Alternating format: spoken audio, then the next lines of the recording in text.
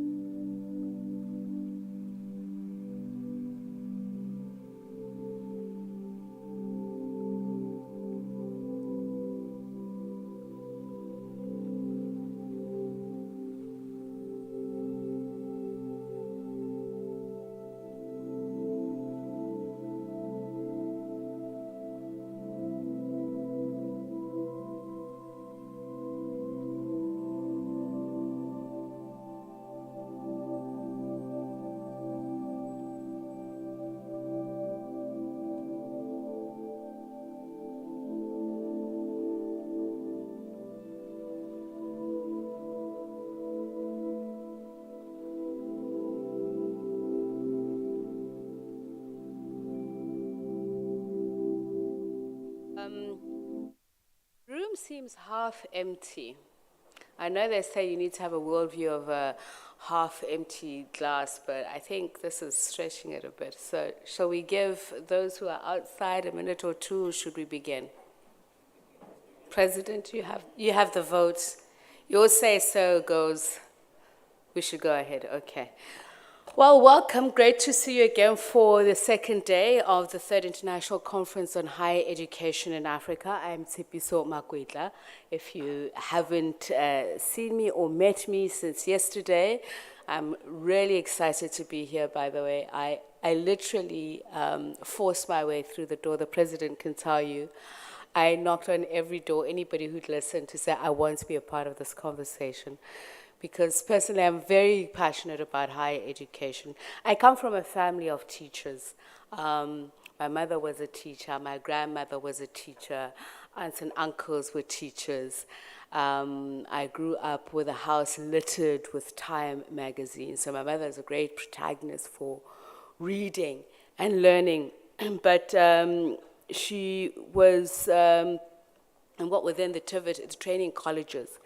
And it was very interesting watching her experience as a black woman. As you can imagine how South Africa was configured then, it was mostly white males.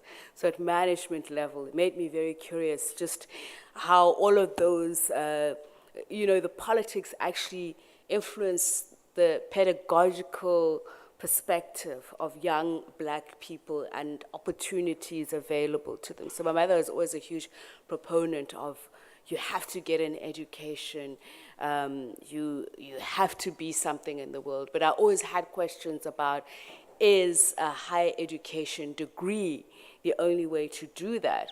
And let me say I was born in 1976. If you thought I was younger, sorry to disappoint you. So that gives you some sort of perspective about why, some say I'm rebellious, but why I'm curious about education and its role in society.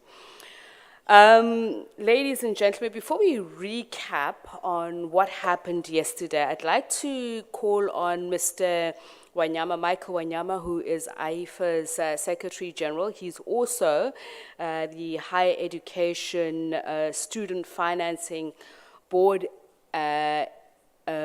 agency's head there in Uganda, to just give a word of welcome, and then we're going to go through the program. We're going to switch it up a bit because we seem to have some people who are not quite here. So, I mean, the discussions are all relevant. You've seen the programs, they are intersecting. So we'll just carry on with it as it is. But let's please give Mr. Wanyama a very warm welcome.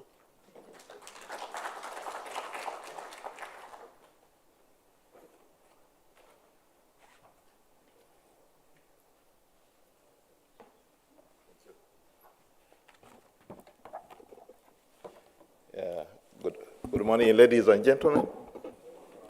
Yeah, I've already been introduced. My name is Michael Wanyama.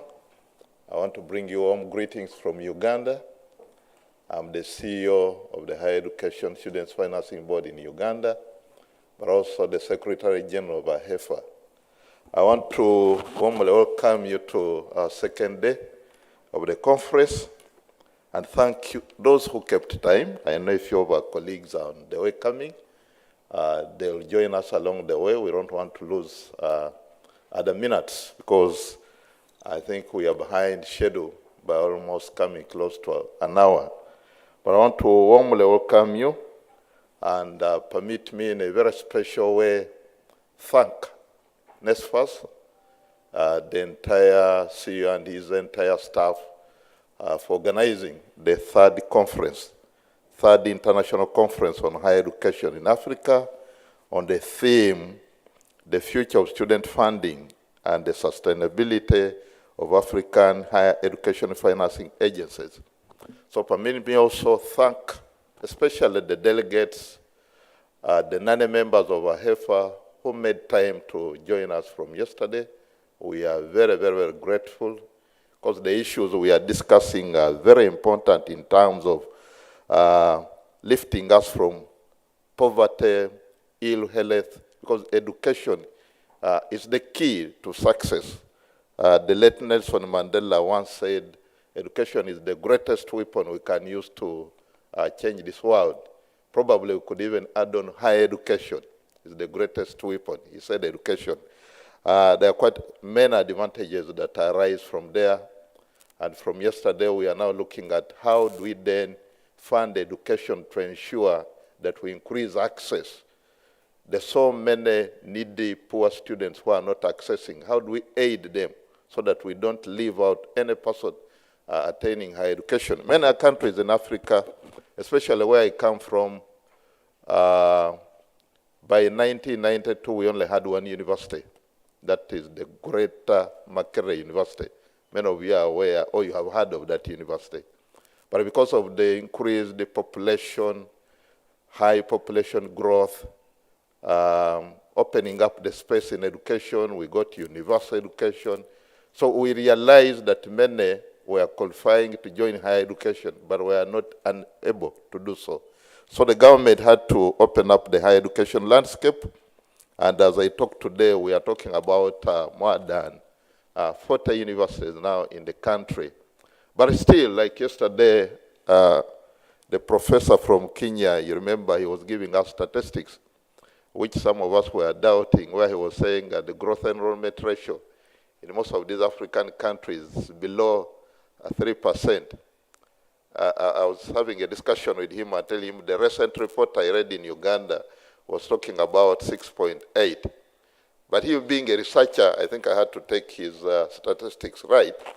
He said we are doing badly. He didn't tell me what exactly is our growth enrollment ratio. But we all agree that in Africa it's below 10%. And I think many World Bank reports, UNESCO reports have said really for any country to take off and realize that economic transformation that we much desire, we should be talking of over 40% growth enrollment ratio in higher education. Countries like South Korea, I think they are above 90. Many developed countries are above 90. So there is a lot that we have to do. And the hindrance, the bottleneck largely arise from lack of fees for our learners, for our parents to support their children. So this conference is timely, and we are looking forward that at the end of the day, we shall come up with the clear proposals, intervention, on what should be done in order to increase access to higher education. Support. You know, at the end of the day, you will realize we are talking of so many models of funding higher education. But for me, I'm looking at it that if we had enough money, all those that deserve and they have passed to join higher education should be joining, rather than coming up with those very difficult formulas, who succeeds, who doesn't succeed. So at the end of the day, let's discuss and see how best we can come up with the solutions, proposals that we can give to various countries in terms of supporting higher education. So I want to warmly welcome you to the second day. It looks like the topics that we are going to discuss are quite rewarding. I can see we're entering into the space of TVET, and you will all agree that many discussants, I think, have argued that in Africa, in order to solve the high unemployment rate, then we need to enter into the TVET space, because we believe this is an area where learners come out with the necessary skills that enable them to fit into the world of work. If you want to leverage and reduce on unemployment, then you must be thinking widely in terms of funding the TVET courses. From where I come from, we see many of these learners getting employment immediately after qualifying, while the other courses, it takes you time to get employment. So I think today we are going to have a very rewarding discussions. We want to welcome all the discussants of today. Allow me also in a very special way thank the discussants of yesterday who gave us quite rewarding information and knowledge on a number of topics that were discussed yesterday. So without much ado and without wasting time, I want to recognize all the protocol that was used yesterday. You are all most welcome, especially the chairpersons of the board in this house from various countries, the PS from Zambia, I do special recognition to you, AHEFA members, the delegates from various universities, various funding entities, banks if they are there, various organizations that are here. On behalf of AHEFA, I want to say you are warmly welcome. And I want to usher you into the second day of our conference. Thank you so much for listening to me.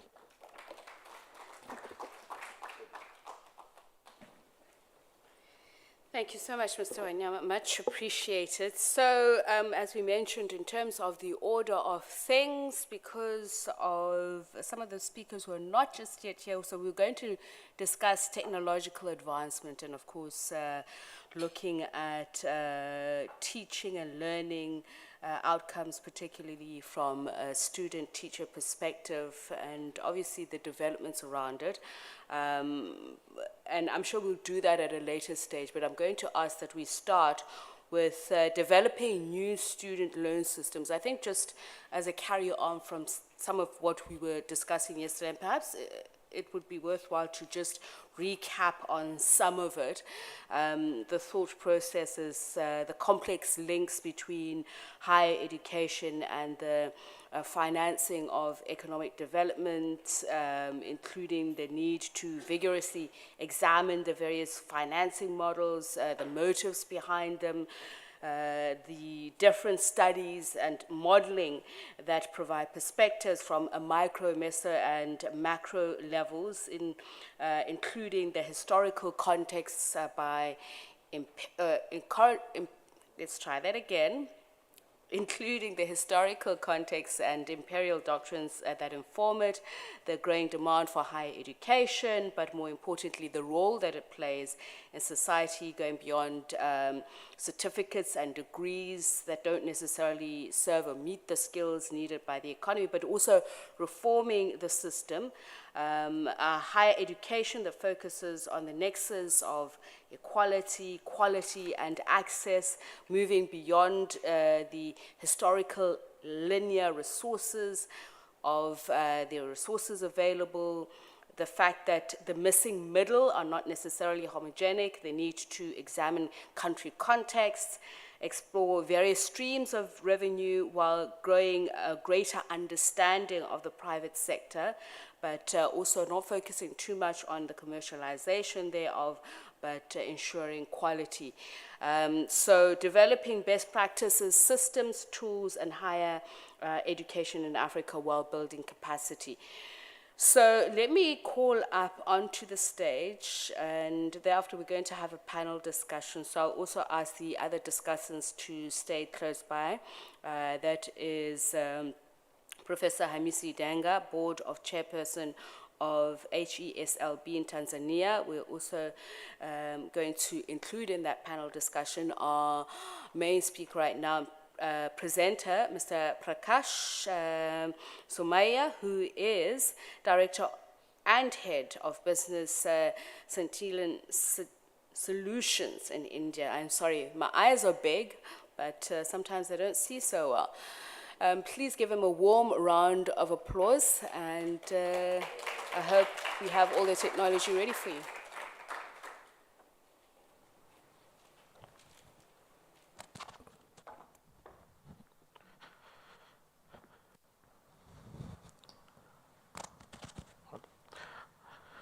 So, good morning, everybody. I hope I'm audible well.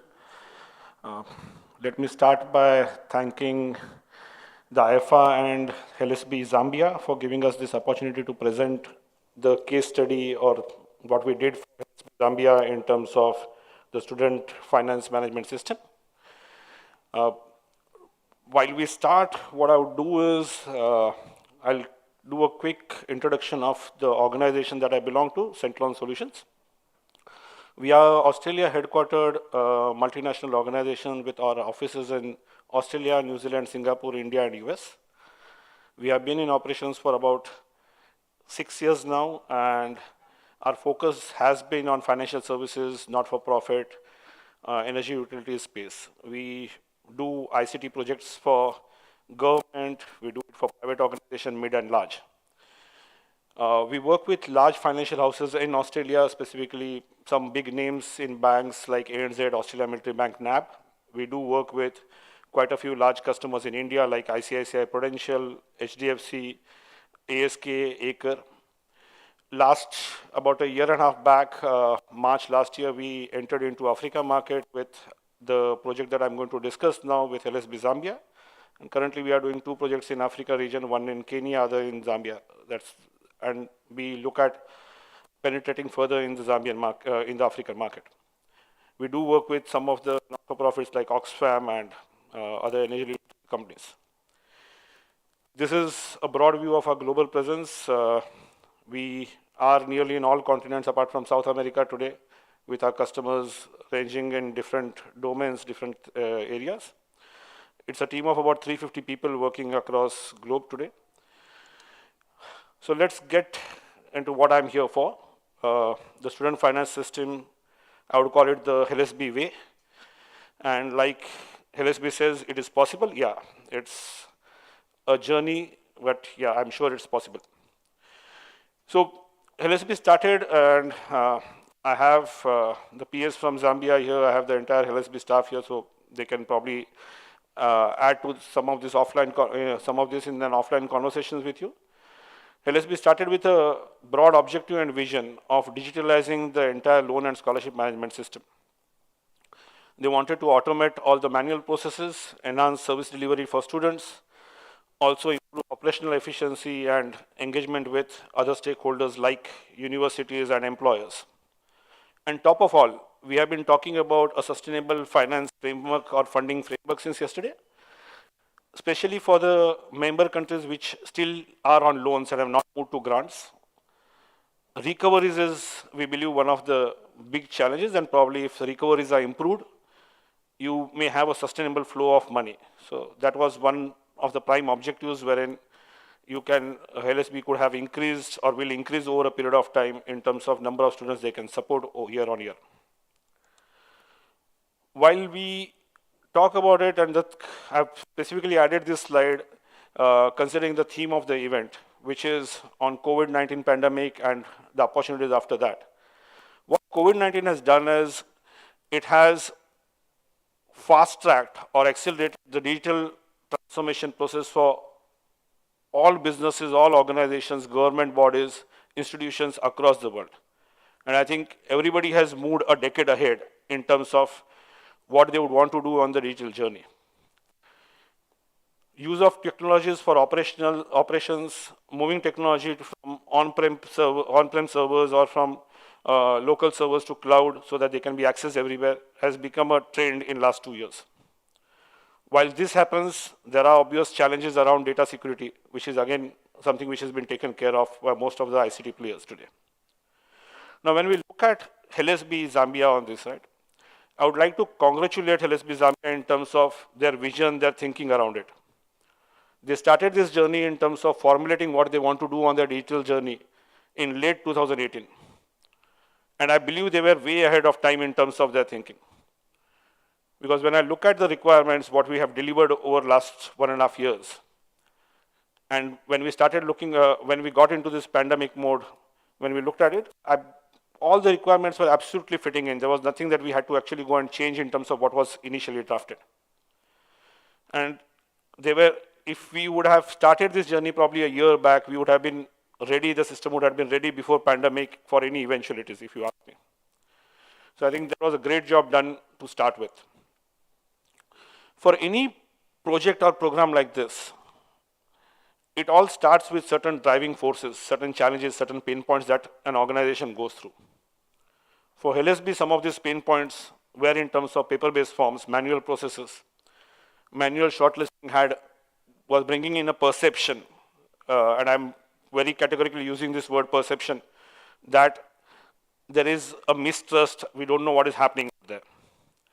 The students for whom the loans were getting disbursed to the institutions, to students as meal allowances or project allowances or book allowances, were not very confident of what LSB is accounting on their side, because they get some money in the account, but they don't know what is getting accounted, what they would have to repay after 5 years or after 6 years when they complete their program.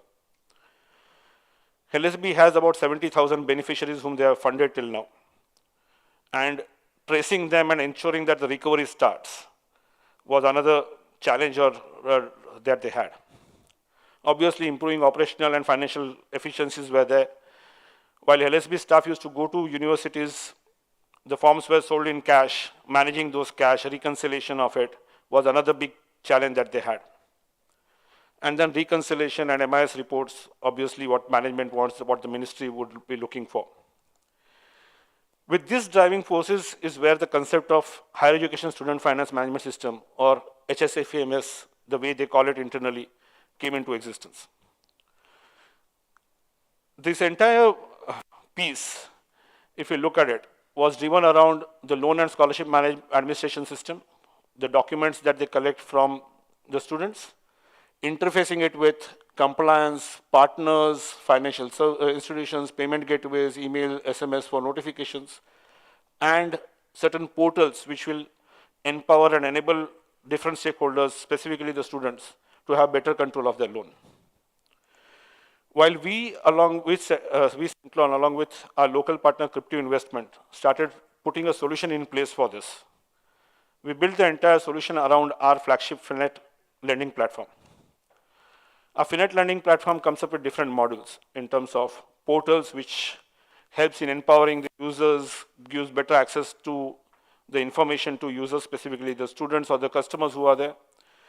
The loan origination piece, wherein you can automate the entire shortlisting process, the due diligence around whom should be given loans, who should not be given loans. These are all rule-based things, and have third-party integrations to validate certain information that comes in. A digital onboarding which allows the students to digitally sign the contracts and get onboarded. So there is always a digital trace. You don't now need to rely on paper for student signature, put it in a file, put it in a warehouse and track it. And finally, there's a loan management system called InvestFact, which gives you a flexibility of coming up with innovative products, and we'll talk about it later in the session. Takes care of the entire GL and accounting, specifically around interest and charges, the entire loan lifecycle management. It's not a short journey, right? Student is studying for 4 years, 6 years, 7 years as per the program they enroll to.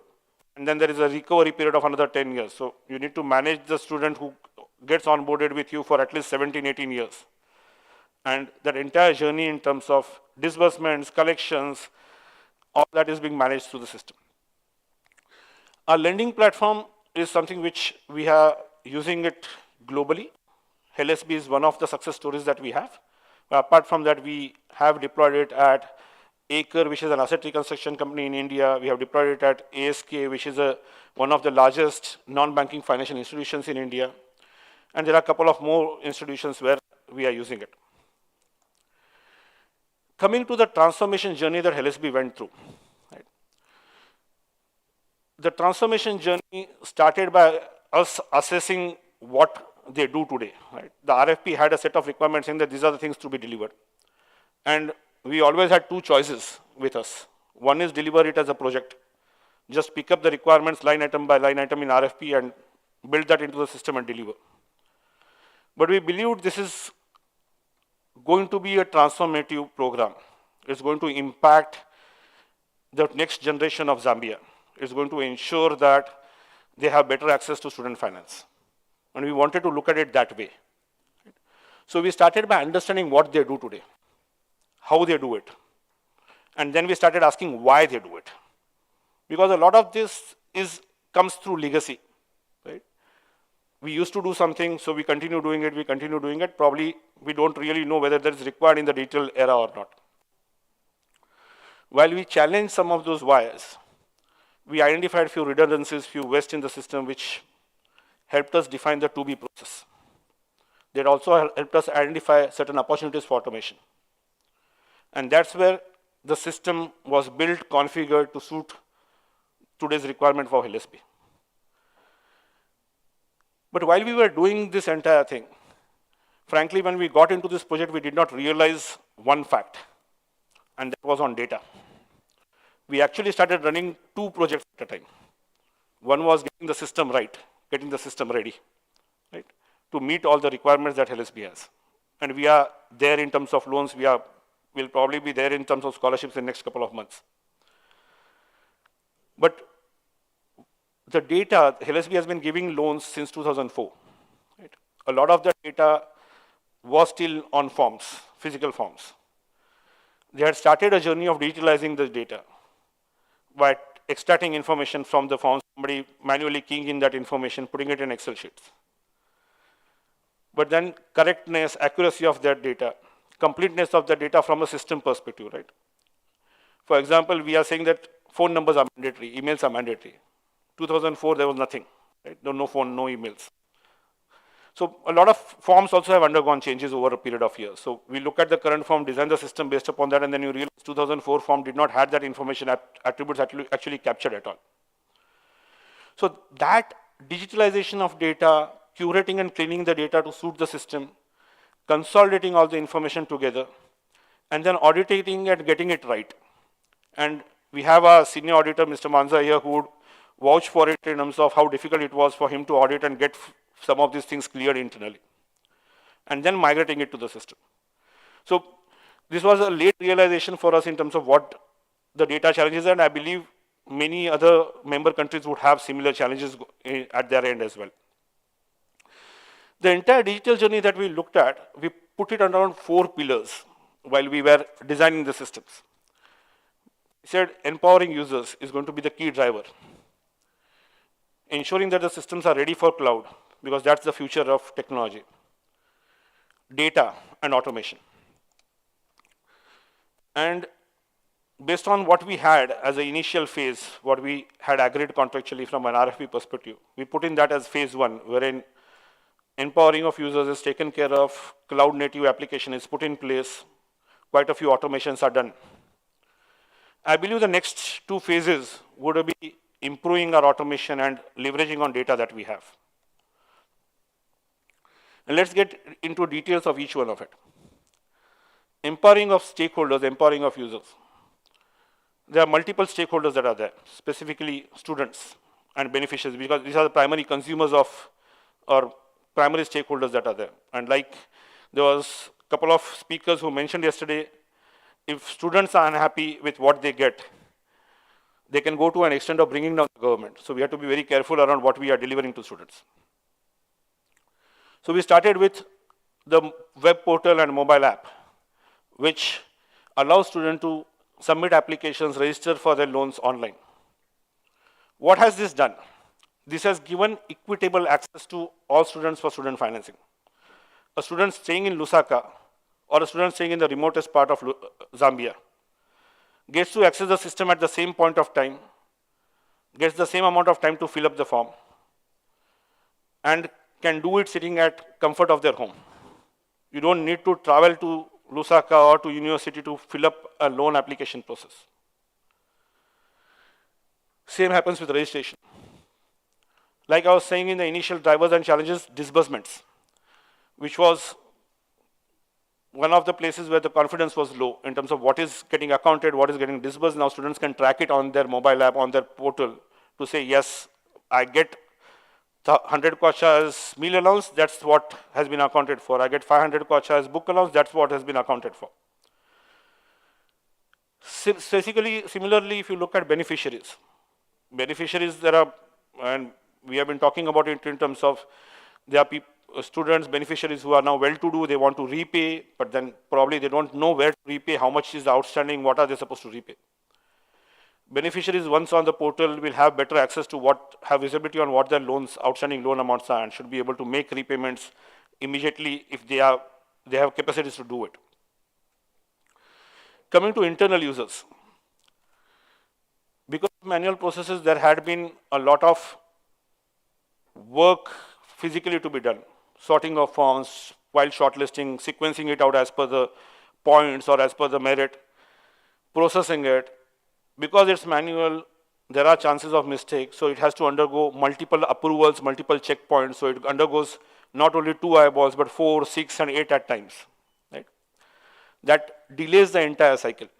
And there's a lot of monotonous work that comes in.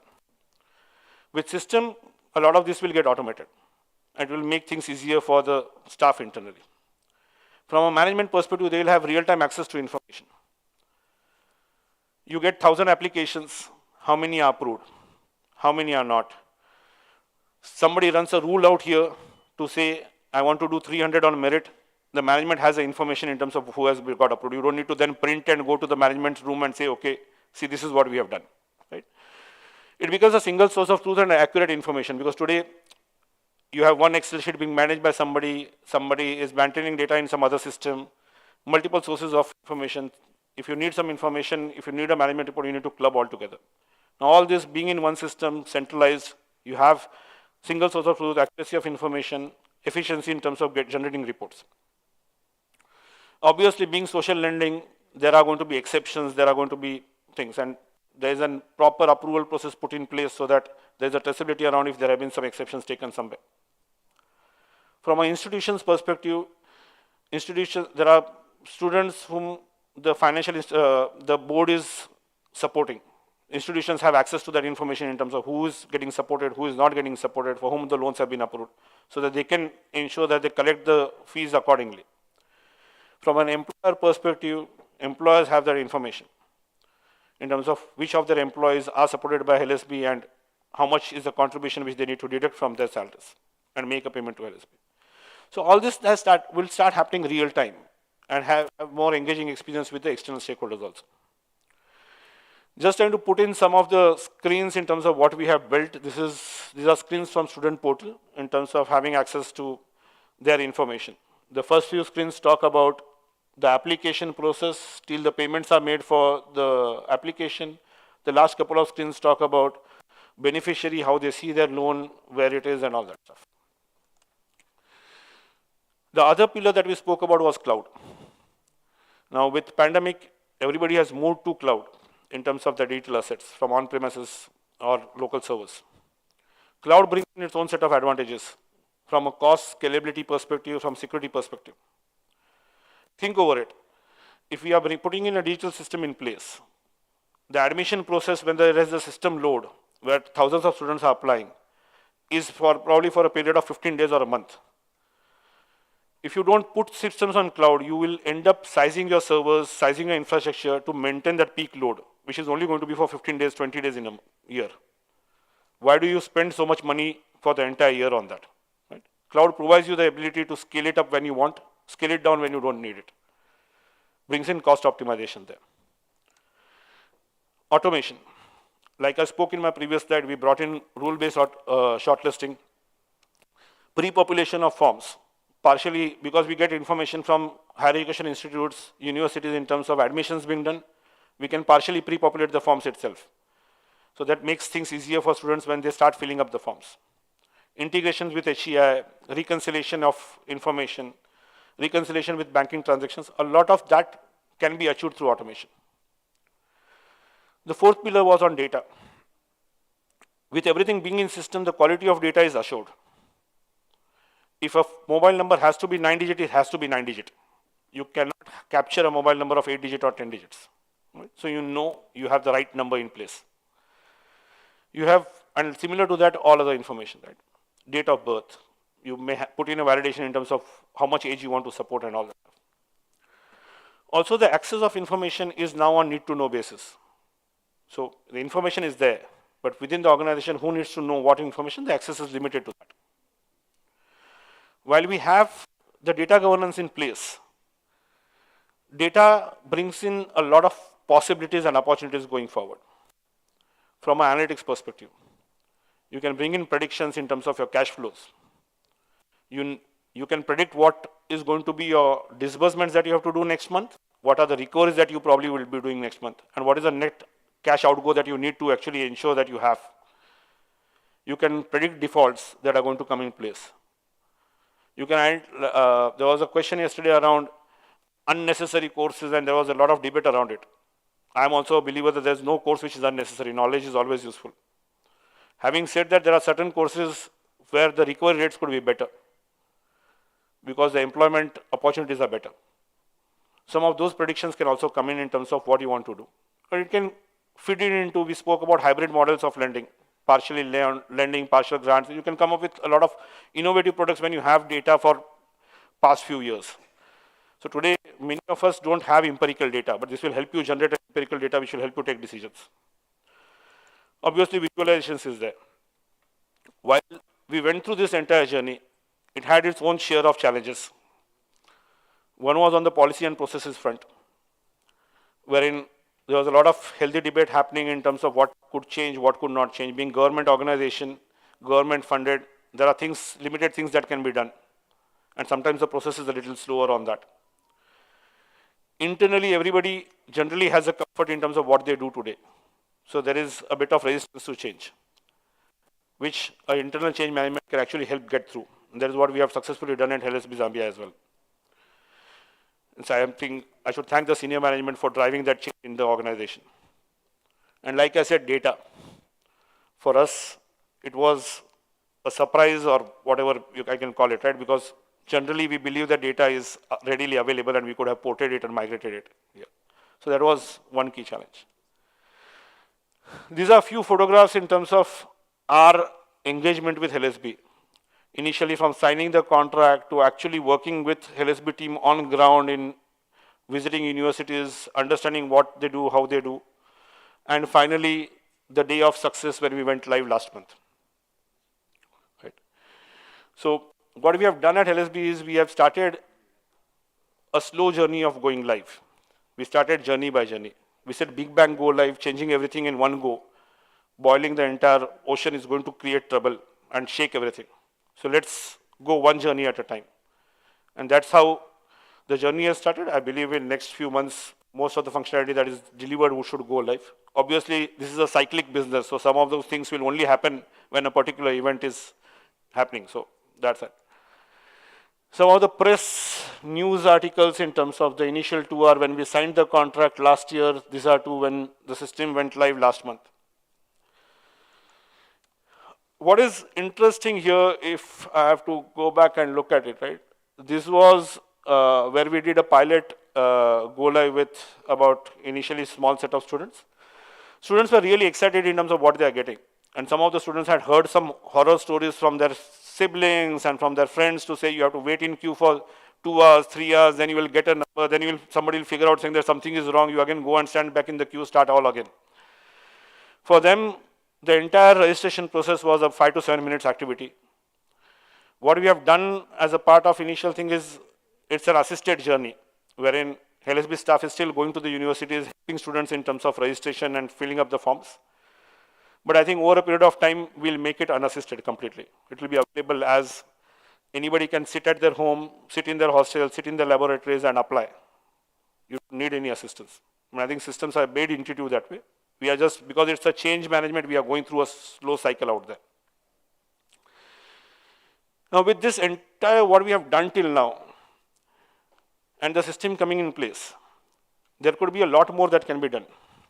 And it's limited to what imagination, what you can imagine or what human mind can imagine in terms of doing it right. We can further empower stakeholders by introducing channels like WhatsApp, wherein you can actually apply through WhatsApp. You can check your balances on WhatsApp. Right? WhatsApp for business is something that allows you to do that. You can bring in chatbots. For students, this is the first loan of their life. Right? If the financing institutions start integrating with credit bureaus, the beneficiaries who start paying loans start building their credit history from day one, right? As soon as they get employed. That would help them in their future in terms of when they want to get a car loan or want to get a home mortgage, because their credit history is already built. It's not that they have come for the first time to take a loan from the financial institution. So we can do enormous things to empower the stakeholders. From automation perspective, the systems can be further integrated with the accounting systems. It can be integrated with ERP to ensure seamless movement of information. We can extract information from the documents to pre-fill the forms further than what we are doing, more than we are doing now. Integration with HES to reduce cycle time, and many more things can be done on that front. What I'm more interested is in terms of leveraging this data. Predicting of cash flows, predicting of defaults is something that everybody does. All financial institutions, you go to a bank, they know, they put it in place. But from a student financing perspective, some of the interesting things that can be done using data are way different than what a bank would do. We spoke about unemployment yesterday, because of which students not being able to pay back their loans. You know which course the student has done. You know what program he has done. You probably have the information of the scores that he had. Can there be an integration done with the job portals and employment exchanges to help students get a better job? You know a particular student is not able to make a payment, beneficiary is not able to make a payment because his income is low. Can we have integrations done with e-learning portals to upskill the student so that he or she increases his skills and probably can be better paid? Right? The amount of information that the financial institutions have or would have is enormous.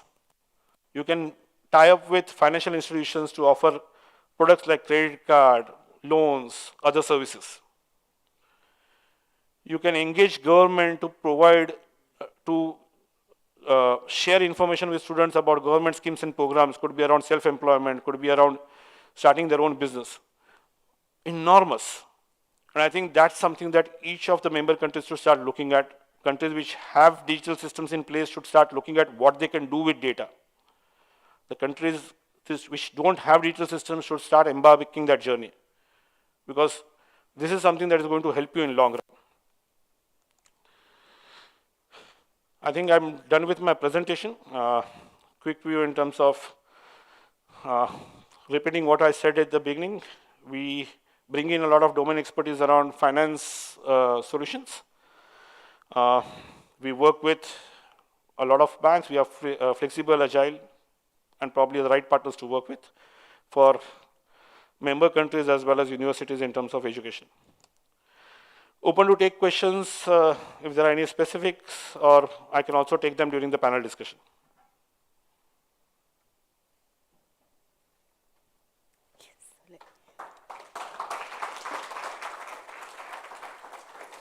So before, in case you have any specific queries, I'm here today. We can have some catch-ups during lunch or during the dinner. I also have my colleague Tina here, so you can reach out to her as well. And I'm open for setting up any meetings if they want to do on Thursday till around 2 p.m. So, thank you. All right, thank you, Mr. Somaya. I actually wasn't chasing you away. It's just that we have an order of things, so we will certainly allow for a question and answer session. As I mentioned earlier on, that we were going to invite Professor Hamisi Dihanga, who's board chairperson of HESOB in Tanzania, to join us for that conversation. So if I could just ask you to please come up. And Mr. Somaya, you can also come back up. I wasn't chasing you away, as I mentioned, so that people can engage with you on your presentation. And if we can just get the roving mics going as well, so that people can be able to raise.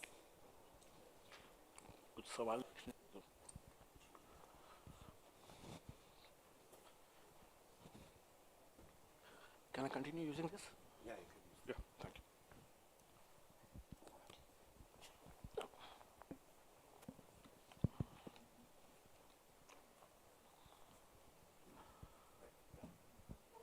you. Okay, so while we're waiting for you to gather your thoughts, Prof, do you have any contribution on the presentation that you've just seen, anything that you might want to add? You can use the microphone, please. Thank you very much. It's on. Thank you very much for the opportunity. First, I would like to thank you for providing this support. But also, I wish to Prof, thank can I ask you Somaya. to hold it closer to you? Oh, okay. That's it. Thank you. To Somaya for the presentation, which I think most of us would say we are somewhere in that journey, somewhere. And all of us probably would wish to get to where we wished to be. But where are we now, I think, is something that we could probably be looking at ourselves and try to see where we are as far as the whole integration, which has been said by Somaya here. I think all of us are somewhere in some places within the system itself. The integration certainly will be something that we'll all need to bring in on board and get there.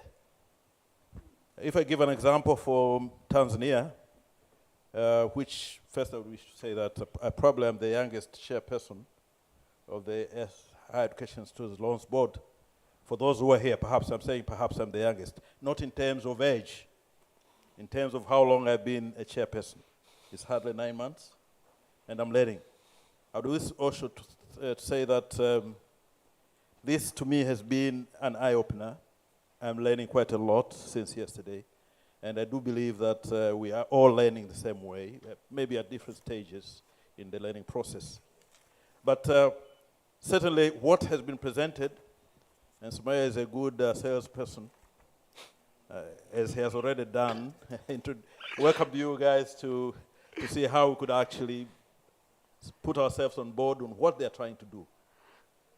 But for Tanzania, for example, where we started, the board was opened way back in 2000, I think 2004, 2005. As for everybody, we started manually putting things in, manually entering, manually. But at least we have made some progress now. We are on now online type of application for student loans.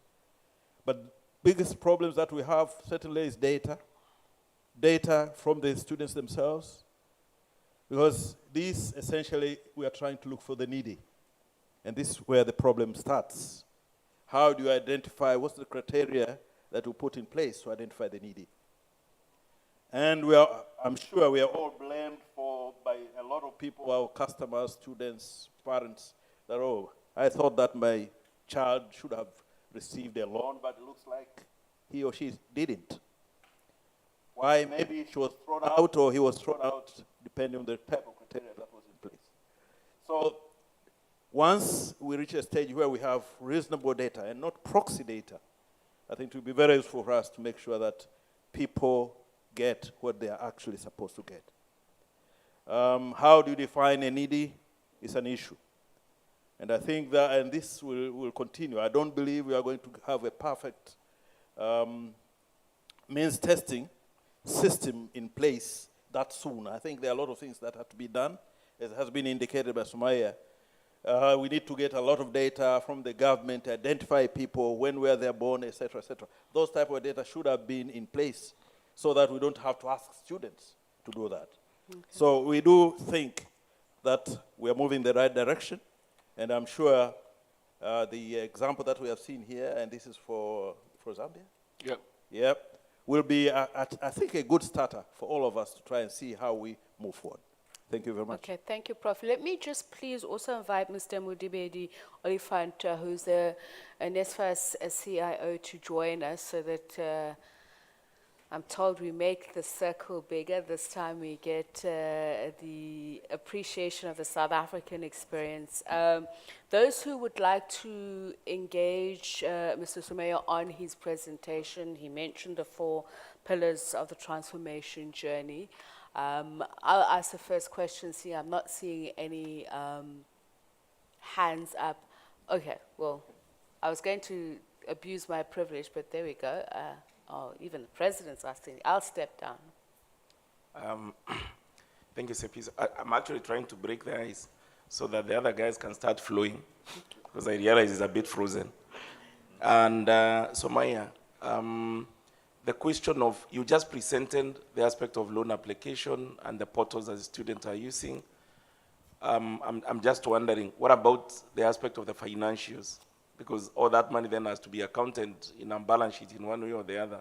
So the aspect of financials, the aspect of even procurement on board, the aspect of HR management, kind of a ERP. Does this software give that kind of, a 360 view of the state of the company? And then, I don't know the state of Zambia in regard to GDPR on data protection, whether the law is there. So if it is, you're already collecting, started harvesting quite a bit of data. So how are you going to manage, and I heard you talk about data governance, but I'm more keen on data protection of the student. And then finally, most of these institutions of ours are public institutions, which means we are bound by Public Procurement Act of Government. Why I'm asking this is that we did an expression of interest, an international tender to upgrade ours about like 6 months ago. I never saw the name of this company among the people who tendered. Thank you. Well, that's So- certainly a way to break the ice, Mr. Suman. Yeah. So let me try to answer the questions in the sequence that you put in front. So when I spoke about different modules of FinNet, I did speak about the loan management system, which takes care of the GL and the accounting specifically towards loans. We don't get into the entire ERP space because the ERP or the accounting system would then have your salaries, your other expenses, and everything to be accounted for. So we don't get into the space. We have restricted our stuff to specifically around the loan management, and we feed the ERP or the accounting system with the information that they need in terms of managing the portfolio and getting a better view of the entire institution. On the GDPR, we have a layer of data protection put in place. Obviously, not all GDPR related compliances are right now in place, and we are working towards it to get in. The third question that you said in terms of you did an upgrade or you put in an expression of interest about 6 months back, yeah, I think we missed it out. We were focused on getting our Zambia project live and in shape, so we were, though sir did mention that I'm a good salesperson, but my focus was on Zambia to get the LSB's thing live. So we probably missed out, but yeah, if there is still an opportunity open, I would be more than interested to work with you. Can you please answer the question, which I'm also very interested to hear about, that the President asked, particularly about procurement, the human aspect of it. And he said he'd like to focus a little bit more on data protection rather than data governance. I think those are very interesting questions to respond to. So data that is there in any of the systems is secured, right? It is protected, and like I said, the access to the information is on need-to-know basis through the application. Access to the databases is obviously not available to anybody because the passwords are encrypted and you cannot just go and access the database directly. What further happens in terms of, like he rightly referred to GDPR, wherein there are specific rules around the students themselves can come and request for deleting all the data from the system. Right? The data has to be maintained in some certain data has to be maintained in certain formats. Some of the personally identifiable information has to be masked and truncated. Some of these things are something which we are in a process on building on the system, and we'll get there soon. Mr. Oliphant, I'd like to bring you in on that discussion, particularly from a South African perspective. I mean, I need not belabor it. We've been in the news, particularly from that issue. I mean, you spoke, Mr. Sumay, about the lack of engagement with external stakeholders, but more importantly, students not having visibility on disbursements. We've had a few scandals here, Mr. Oliphant, here in South Africa. And so digitization is good on one hand, but there is, you know, that vulnerability. And I was actually even thinking, even if we're talking about internet cities, we've said we're doing that to help protect, or rather to help facilitate the ease of doing business with higher education institutions. But it's also the source of surveillance, clandestine in particular. So the protection of information of students is a very important thing. So that transparency. Indeed, good morning once more. Indeed, Piso, this interconnectivity environment that we find ourselves in as institutions and as countries comes with a lot of advantages, comes with a lot of efficiencies, comes with a lot of ease of executing our mandate. But the flip side of it also introduces new risks, new concerns. But those two sides by themselves are not of a concern. Because if you look on the technology, people will talk about the rules and the policies that govern the application of that particular technology or the rollout of the technology. That by itself is not an issue. An issue here that I come across, and if I talk to several other colleagues that are in the technology space about their biggest challenges. It's the matter of the appreciation and interpretation of, let's take a hot topic that everyone is talking about now, the application of the protection policy, personal data policy protection. Let's take it purely as it is, and let's zoom into it, and let's apply our mind soberly so. Let's not hide ourselves in the legalities. People are saying, protect my information when I give it to you. Good, we'll do that. There is tech. I can encrypt your data, I can do also many things that are available. But let's be honest, the gadgets, the outpoints that we are all using, we already have given our data. The students are on Twitter, they are everywhere, they're already pushing their data to platforms that they don't even know where the data is residing. They are sending their secrets, doing everything on their life because they live online, they live here. Most of these generations we are saving, they are what you call natives in terms of digital readiness and maturity. They live online. So their entire lifespan is already online. And everything they do, everything they say is already online. Whether you want to pick it through voice, through video, but it's already online. Tick. That's the reality that we're faced with. But when you tweak it and turn it, when it comes to organizations like ours or banks and everyone, then people wear a different attitude now because they're coming to organizations. Do you protect my data? The same data that he just gave away for free without even thinking about it. But when he deals with me, he wants me to protect it. Obviously, because of the nature of the environment, we'll have to apply technology systems and everything to protect that particular data. So I'm painting this picture so that when we deal with these concerns, when we deal with these issues, we deal with them from a holistic perspective. In terms of technology, yes, there are capacities available. He's taking us through their capacity. You'll find that all modules are there to protect data. What I find as a challenge is the maturity of us appreciating that particular aspect. Why do we protect data? We protect data because of 1, 2, 3 reasons. How do we protect data? We protect data in this particular format. So that for me introduces then the issue that we normally go back to, which is the legislation that we have in place. That either we misinterpret it or we over-define it, but is it assisting us to go where we need to go, or actually even including and introducing other impediments to prevent us to achieve the mandate that we want to achieve? Can I just approach you along there, Mr. Oliphant, and just stick back to the issue of procurement for me, because it is of great interest to me, and I understand that human beings may not necessarily adhere to, say, their PFMA. Yes. So digitalizing it is not necessarily going to change anything. But I want to understand how digitalizing affects, say, as we spoke about the authentication process, even the loan and scholarship processes and how they interface. Because as you say, people will be selective about the weaknesses in the system. But what are you doing, say, for instance, as NSFAS, to make sure that you don't come up against such challenges? Absolutely. Thank you. We have, as locally, as NSFAS, developed a transformational agenda in terms of the organization.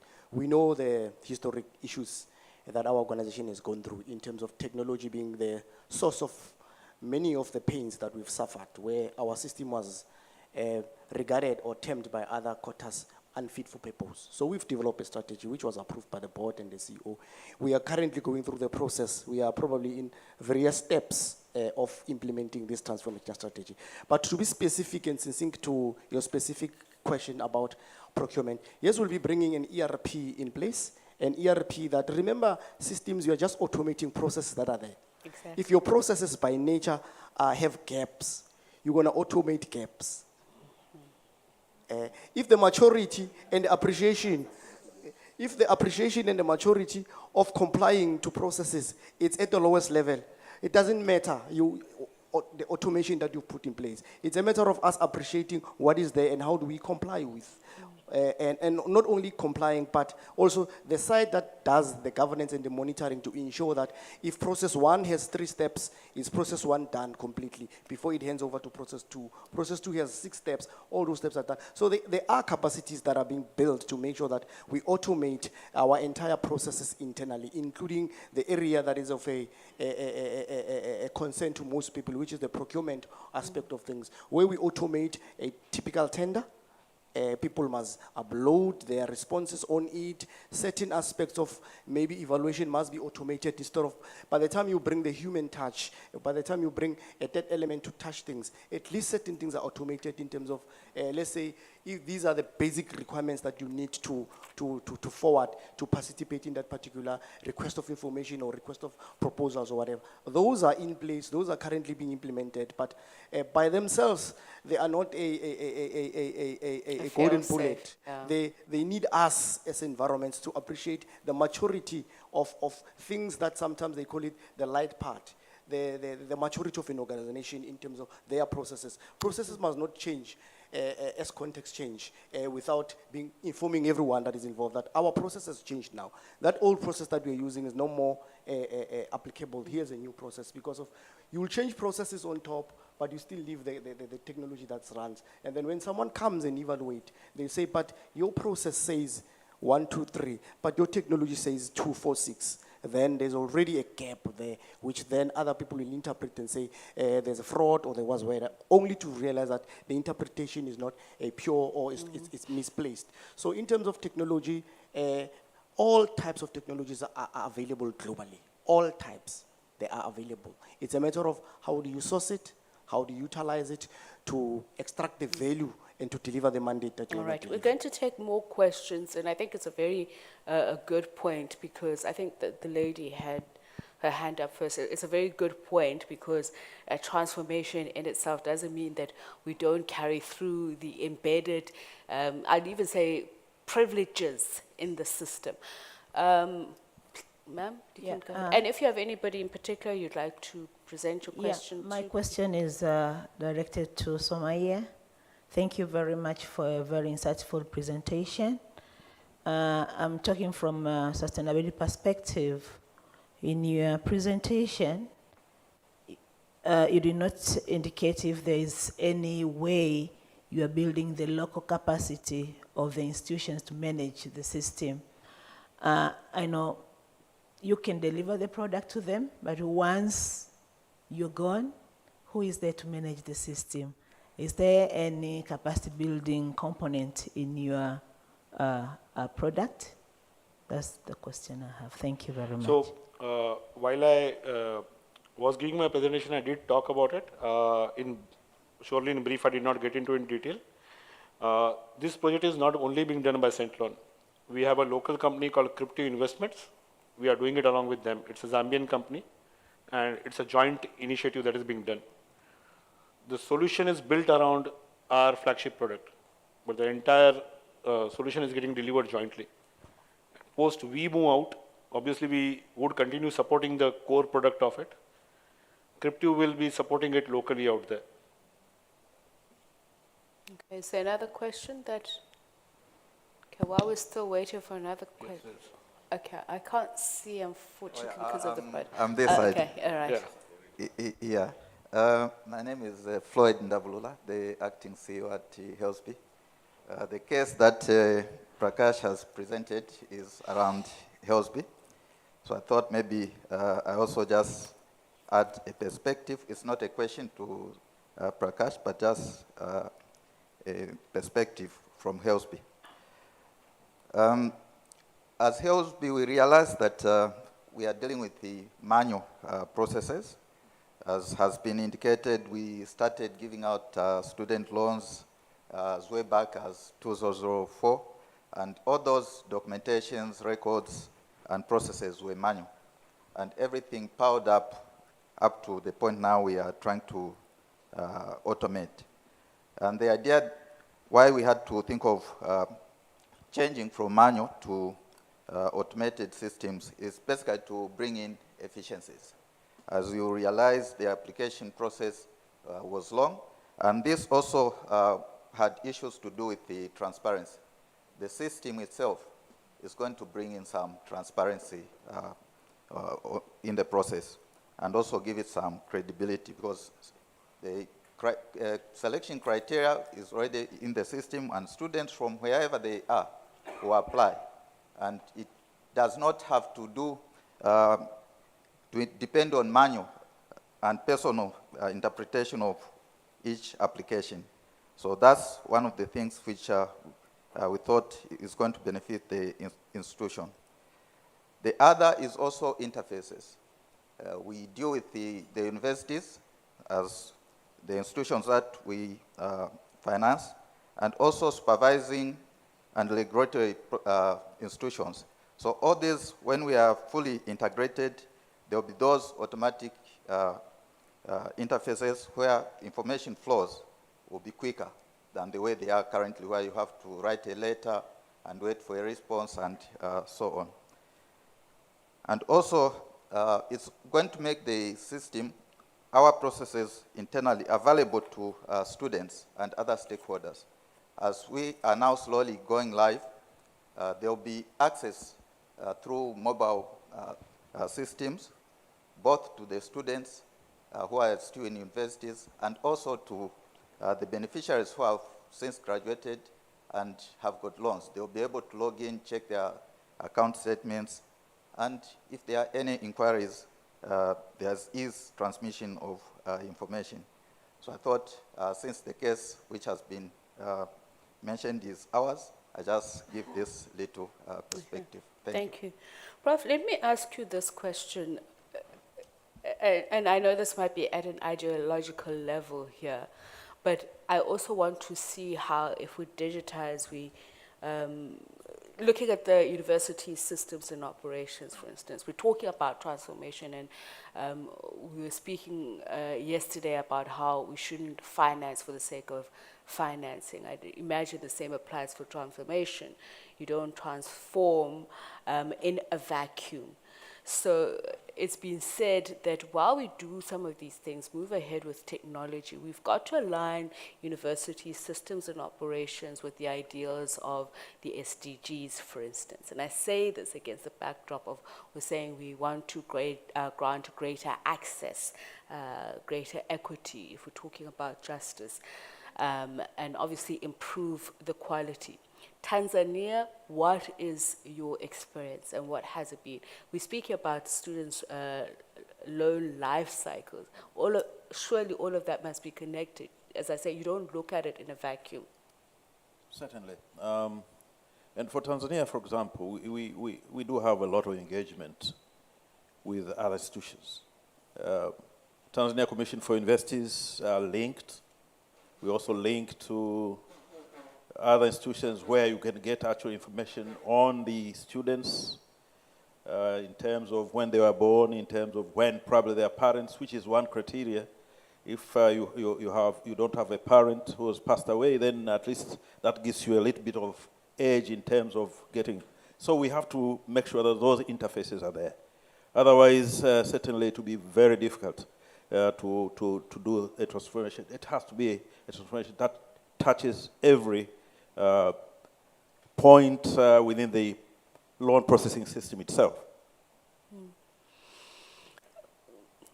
Mr. Oliphant, you seem to want to add to that?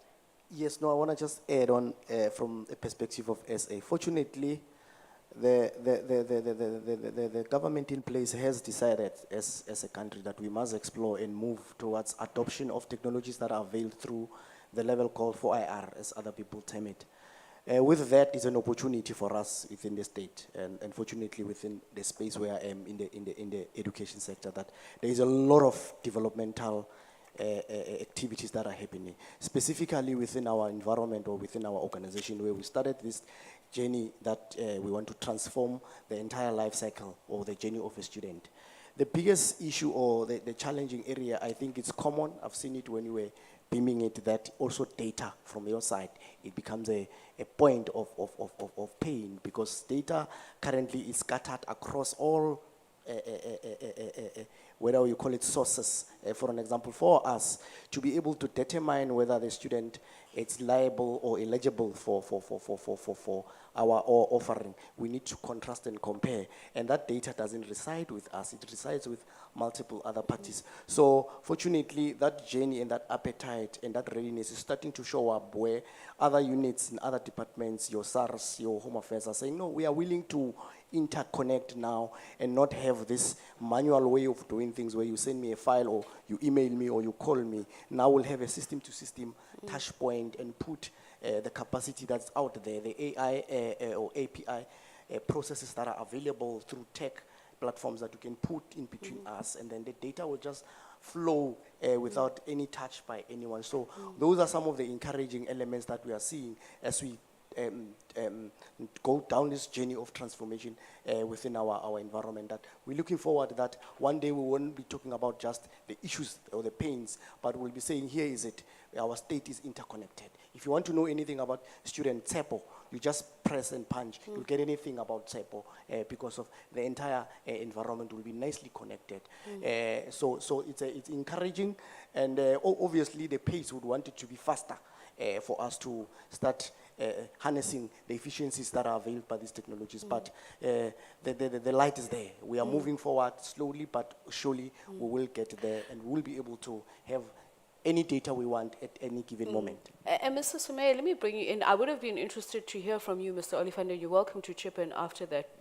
Just looking at it historically, we, NSFAS, for instance, is obviously a public entity that is post-democracy, or in the democratic era of South Africa.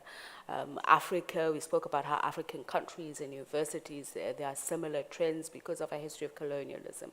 And I'm wondering, from a Zambian point of view, obviously your democracy in Zambia is far more mature than ours. But in the harnessing of that data, I'm just trying to see if there is a difference in thinking. And I'll tell you where I'm coming from. The WEF, I think in 2020, said there were something like 1.5 million new digitized jobs across the globe, which had 70% of educators and students who are ill-prepared. So the people who staff the kind of technologies that we're using and the algorithms that are used to determine some of these decisions. As you said, there's a formula, its application is important, but what informs it? If you can just speak to me about that, Mr. Sumay. Do you have that experience in Zambia? Have you noticed any of those, or is it because it's still new in the works? Frankly, it is still new in the works, so we have not got to that stage in terms of data, and that's what I said. The data would be the third phase where we'll start leveraging the data and taking a lot of decisions around it. Having said this, globally, what happened in World Economic Forum in 2000, like you rightly mentioned, there are a lot of digitalized jobs coming in. Students, or basically the individuals, younger generation is getting aligned to it. And like he mentioned, data is being shared for free. Institutions are, regulated institutions, government bodies are still trying to ensure that they protect the data. But as individuals, we are still not very careful about the way that we share data with Google, with Apples, with Facebooks and Twitters and WhatsApps of the world, right? So it's going to be a balancing act going forward in terms of what individuals do vis-a-vis what the institutions can do. We can protect it to an extent, but if the individuals are still not careful about what they do on social media or what they do on some of these portals or on the Android operating system or the Apple operating system, beyond a point, institutions cannot get into their phones, their devices, and try to protect what they are doing. Okay. I'll take questions. Mr. Olifante, I guess the point that I was making is we can talk about constitutionalism or a transformative agenda, on the one hand, but the algorithms of these, programs that we're using, do they achieve that? Do you get what I'm saying? Yes, no, your question is superly loaded. The reality here is that those algorithms, a bigger percentage of them are not developed, designed, or programmed by us here, especially when we buy endpoints in technology. He spoke of Azure. I'm a mixed breed in terms of our cloud technology spread. We're going Azure, we're going AWS, we even probably will bring Huawei. But by you taking your entire lifespan and putting it there, yes, you'll be told of what is available, what is capable, and all those good things. But the reality is that those algorithms that are running in the background, you didn't go in there and read them line by line, code by code, and understand them, what are they doing. So you'll find that there's multiple other opportunities to find that either those algorithms are moving data outside of your country, you don't know. As all those algorithms giving you only what they promised you, or they're giving you extra that you didn't ask of, you don't know. So our challenge as a continent, outside adopting this latest tech, teaching and applying skills, is also developing our own. Because for now, you look at from student origination to probably the disbursement part. Where is our tech layer? They own all the stacks. Where it's something that we own. I'm going to buy an ERP. Who did the ERP? It's another external region that owns the ERP. So the entire lifespan of my organization is going to be sitting on an ERP and a platform that I didn't build. I probably configured one or two things. So that is also one of the aspects that these algorithms that we are buying, do we know them? Someone was debating certain things that were happening here with an AI advancement, that look at this thing now, it's aggregating me, but it's a reality of the global world. But so your question is loaded. On those algorithms, yes, the ones that we own, the ones that we have capacity, we can go in there and understand what are they doing. But like any other thing, the owner of the product is the one who knows better about the product. But it was deliberately loaded, and I'm glad you got there. We're going to take one last question, please. Okay. We've got a gentleman here, and then I'll allow you to please make a brief comment as well, sir. Is this on? Yes. Okay. Good morning, Madam Moderator. I have two questions directly to Zambia. They are not rounded questions, they are straightforward questions. But before I do that, maybe I should just give a bit of experience. You spoke about the convention of fiscal file into electronic format and so on.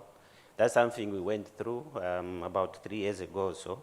We have to convert about 120,000 fiscal file into electronic format. It has helped us a great deal in terms of recoveries and so on. And also having data at your fingertip, basically. And then the implementation of loan management system and so on, and online and so on. But my question is, the link between, is it the Centurion solution and the loan board? It's a bit braille, that line there. Does it mean certain function from the Zambian loan board has been outsourced? Or yours was simply just for the implementation of the system on their behalf and the running of the system, the loan management system? And then the second one, we are talking about data and confidentiality. The challenge we have in Namibia is getting data from the revenue authority in terms for us to validate the income. The law there does not allow, and neither our own enabling act is not really specific and so on. It's not really a straightforward matter of just amending the act and so forth. It's something that we've been battling it for quite some times now. How do I validate that if an applicant is saying my parental income is this much, that's what the payslip is saying, but experience has taught us that payslip can be manipulated and so on, and somebody devaluing their own income so that they qualify. How do you deal with that when you talk about the need student and mean testing? Thank you. All right, thank you very much. Sir, if I could. Hello, good morning. We're talking Zambia, and I just thought I could bring to speed certain things that government is doing that show you that what the loans board is doing, government is going e-governance. And e-governance has built what we call the Smart Zambia approach, which means all technologies being developed which are government related or in a way fall under Smart Zambia eventually. For instance, right now with my laptop, I can't access my personal mail because this laptop is for duty. I can only access it when I go to my mail on GRZ. Similarly, I want to ride on what Professor said. I think the difficulty we have is we want to be part of the global village, but we are afraid of the price we should pay. So we must decide how far we want to go. Do we want to remain Africa, which is always full of questions and no answers? Do we want answers and take the risks that go with it? At which point is the person an individual when you are willing to be on a smartphone, which accesses everybody else your information anyway? By the way, how many of us understand the extent to which our personal information is all over the Google and all these other search engines? So for me, some of our fears are exaggerated by those who play a lot in the political space. Now, getting back to the questions around what we're going to do. For us, we're going digital even in terms of registration card. We want all government systems linked. Like he said earlier, when I access Joe Kamoko, I should be able to check his revenue, his education background, his parental status. Are they dead? Are they alive? Do they have an income? I think the difficulty we have in Africa is with different systems that don't talk to each other. And some people feel they are the custodians. No, government information put together is meant for the development of the people. So for us, we're going to a point where Smart Zambia will have authority over a lot of us. And obviously, we are aware of the risks that go with it. There will be a few of those files you keep for the sake of national security, blah, blah, blah. But we're going digital because we want HELBs and others to have access to one set of information about one citizen. And we all agree today that people have become very complex. They can be one person with several identities. So for me, I just wanted to appreciate and encourage Africa to realize that the steps we've taken this far, we can still take the safeguards, but let's not continue being hesitant and viewing the digital space with so much superstition. The difficult, my generation, and those in this room, most of us were born in BBC. And we rarely use our phones for serious things beyond sending a message or receiving a phone call. Now you discover on this phone, you can do 1,000 things. So I want us to encourage that what we've started as countries, what South Africa is doing, even just creating this forum, you are creating an opportunity for us to rethink whether we are moving at the pace the world is moving. And if we are claiming you are part of the global village, can we wake up and stand up and claim our rightful space? And I thought I should speak in that fashion. Thank you very much. And I think what you're saying is the intentionality behind it. So move forward, but with a clear intention. I'm going to ask my panelists to, in a minute. Can I just answer the question? You are going to, please. What we're doing is that we're going to get final statements. Okay, so you'll have the opportunity to do that. Prof, let's start with you.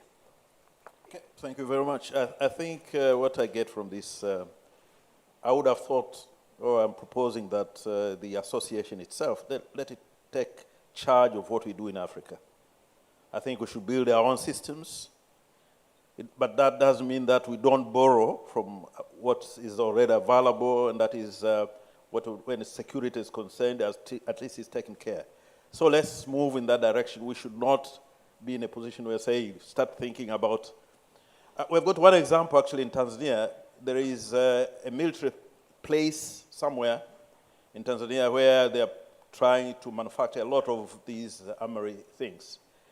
And actually, they don't even allow people to go there. But we're saying, look here, but these guys, they're using satellite, they can see you, and you have a precision of 1 meter. They know what you're doing. So we are trying to avoid things which actually, they are already there. People know what you're doing. And therefore, we should certainly take care, make sure that there is security concern that is taken care. But let's move ahead. All right. Thank you so much, Prof. Mr. Somaya. You can answer the questions, and then you have your final statements. I'm sorry, program director means also time management. Yeah. So I this think is me. that helps. So to the CEO of Namibia board, for Zambia, we are not outsourcing, or they are not outsourcing anything to us. We are the system implementators there. We are implementing the loan management system for them. The entire process and everything is going to be managed by the board, by the institution, so there's nothing that is getting outsourced, just to clarify his point. On the closing remarks, I would like to add onto what PS said now. The amount of information that is available today about us is to an extent to say Google knows that 50 people are sitting in this room, right? And they are sitting at a proximity of 2 meters, 3 meters where we are. We use Google Maps, we know whether there's a traffic on the road. How do you know? Somebody who is ahead of us is sharing the information for us, and we are sharing the information to somebody coming behind us, right? So if the information to that level of precision is available, it's just we trying to be oversensitive or trying to create an impression to say my data is secured and I want to hold it back, right? Smart Zambia is, in my view, one of the very important and great initiative. It will bring in a transformational change in terms of what is happening. Like the CEO of Namibia mentioned, saying that access to certain information is not available, platforms like Smart Zambia will bring in that access to that information. And what we need is, at least from a government perspective, a single identity which helps you look at 360-degree view of a citizen in terms of what they have done, what they have received from the government programs and facilities from their birth till their death, including what their parents have been benefited, what they have been benefited, and that's how the new age innovative programs to benefit the next generations are going to be designed. So till as citizens we are willing to share that information and contribute to platforms like Smart Zambia, funds are always going to be in scarcity. The resources are going to be scarce. If that innovative products don't come in, innovative solutions don't come in, we'll always be in a situation where the needies don't get what they deserve, and somebody keeps on getting repeated benefits because they have better access to systems. Thank you so much, Mr. Mudibe. Thank you very much. I think, colleagues, we all aware that the problems are known, we've defined them, and we know them. But the interesting thing is that the solutions are also known, and the technology is available. So I will encourage all of us that let's not stop in our aspiration, in our journey of digitizing our regions and digitizing our countries. Let's go on. It's not going to be a linear process.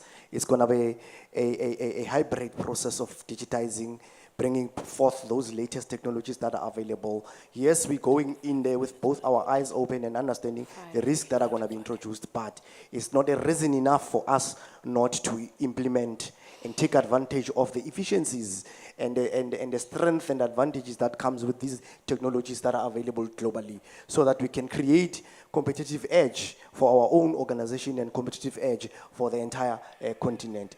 Thank you very much. Thank you very much, Mr. Mudibedi Olifant Nesfas, CIO, and thank you as well to Mr. Prakash Sumaya, Director and Head of Business, Sentinel Solutions, sharing with us the Zambian experience, Professor Hamisi Denga, Board Chairperson of HESLAB in Tanzania. Thank you very much for interesting discussion, and unfortunately we are trying to catch up on time, so our rest break is going to be 5 minutes. You get 5 minutes to stretch your legs, and when we return, my colleague Victor Khomeson is going to take over.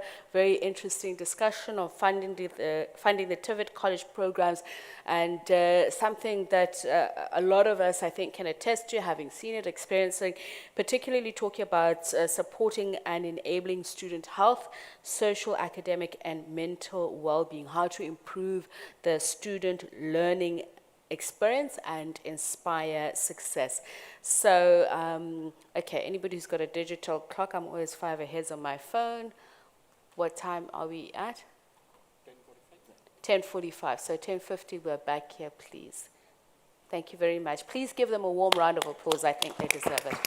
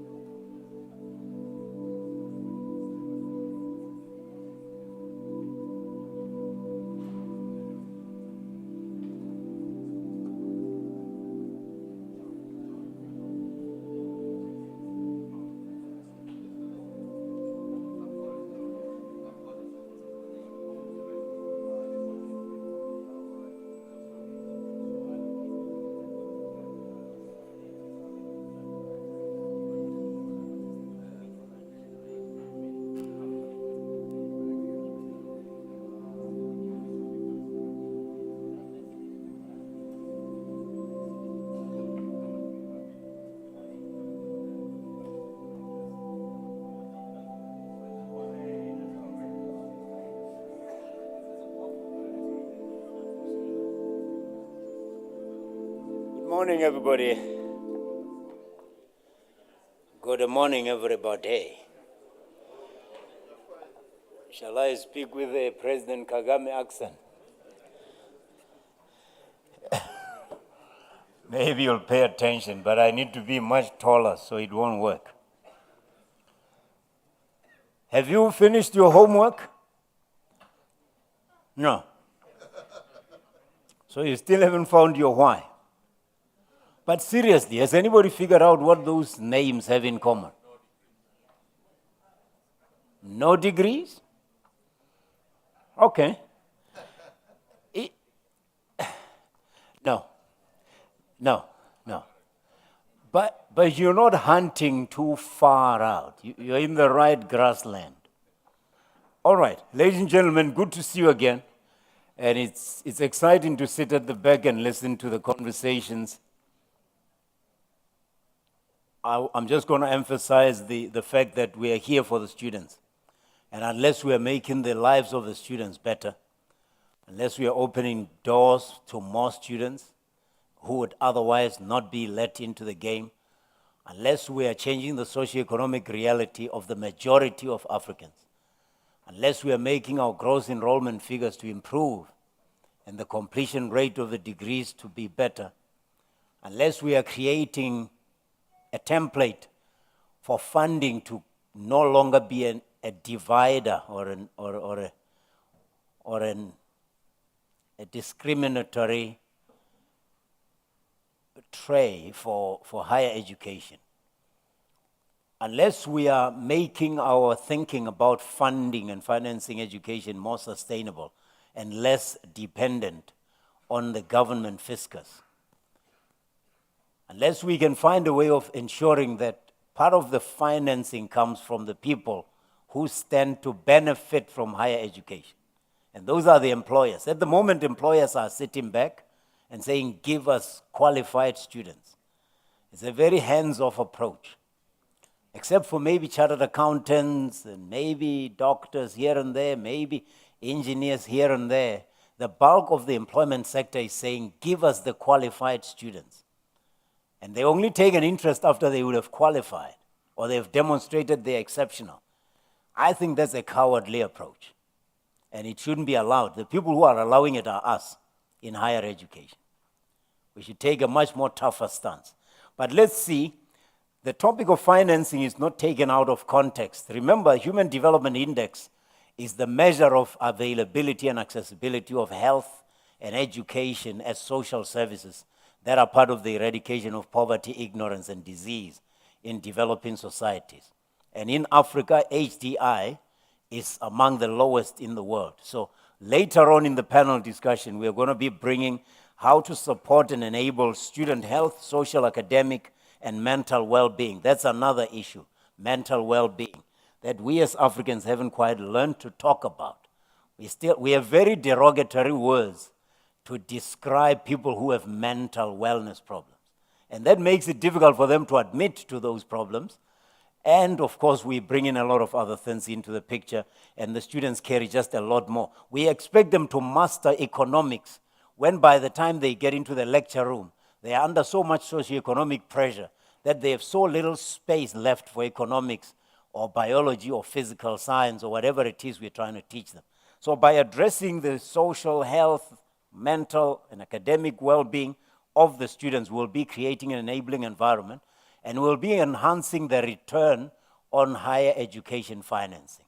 So if we are investing in students, we better ensure the return. And the one way to do that is to make sure that the people we are financing are in a socio-economic, mental state to receive the funding and put it to best use by producing optimum results. So let's set the scene to talk to us about funding of the TVET college programs. Let's welcome from Vembe. Vembe is where South Africa ends. So if you want to be as close as possible to SADC, you need to be in that Vembe region of Limpopo. The district rather. She's from the Vembe TVET College, and her name is Basani Hlekani. So she traveled about the longest distance of most South Africans to get here. So let's she's on that Cape to Cairo route.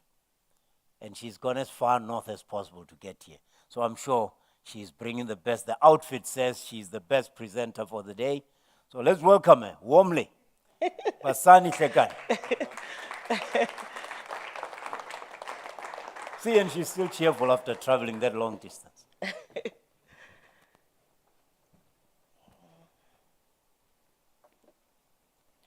Good morning to the President of AIFA and other CEOs and also your committee. Good morning to the colleagues from our African countries. It is a privilege and honor for me to be here, and let me say all protocol observed.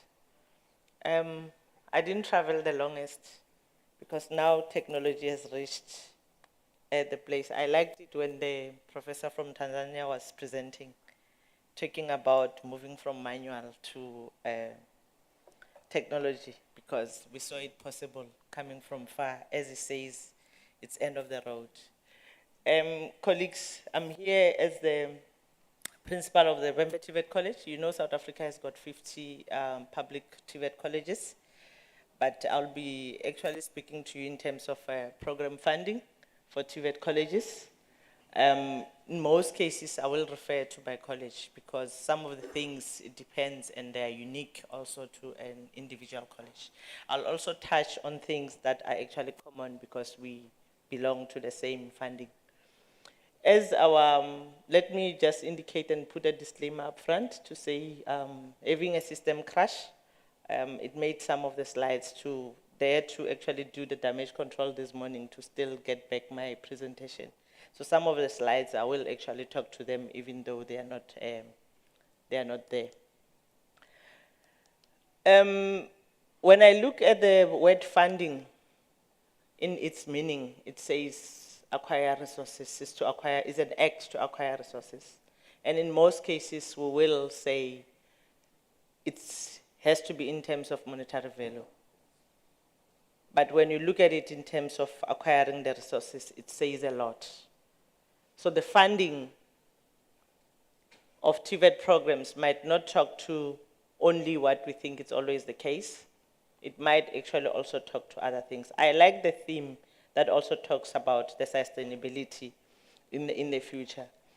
I might not also touch much on the students because I believe that NSFAS is better positioned to actually touch on the student. But as I talk to funding of programs, obviously the student element will come in, but in terms of allowances, I'll just give a highlight on how the students are funded.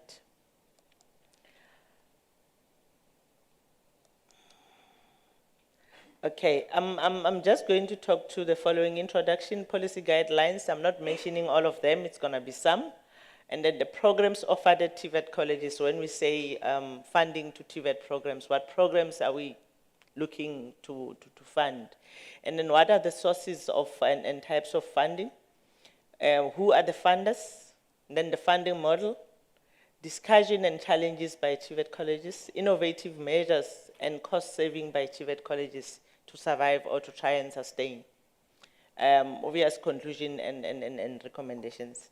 And let me also indicate that the presentation, it did actually tap on something that has been researched, but it's based on the practical experience and what as TVET colleges. You know very well that the funding model and policies and guidelines are done by the department, but we are the user, we are the beneficiary, and we are the ones who are experiencing the use of what has been developed. So I'm going to share that experience to say, how do we understand the funding that the department says it's for the colleges? So I'm not going to read word to word, it's just to indicate that the funding of education and training is affected by several important considerations, including the economic and social relevance of education and training, the budget constraint faced by the government, and the division of payment between government on one hand and private households and business on other hand. The funding of TVET colleges comes in various forms, where namely we've got a public funding, which is from the department, the provision of grants to institutions, payment of tuition fees by the students, which I think in South Africa, it's also we call it tuition fees by the student, but in most cases, our student in South Africa, it's minority who pays for this tuition fee because NSFAS has been established to assist those. So looking at what he has said to say, I'm coming from almost the end of the country, it tells you it's rural, and we've got so many colleges that are actually placed in a rural space. So most of them will be part of that assistance by NSFAS. Private entities do come on board, but at a minimal level. So there's a need to substantially increase the funding for TVET colleges in the light of the high level of enrollment in institutions. I'm not going to read word to word, I'm just going to skip because there's something that I call a funding grid, which is going to explain all the narration that I actually pose on the. Sorry, it's a little bit slow. Yeah, I'm pressing. Okay, the policy guidelines I just named for you to say colleges are established in terms of CET Act number 6 of 2016 as amended.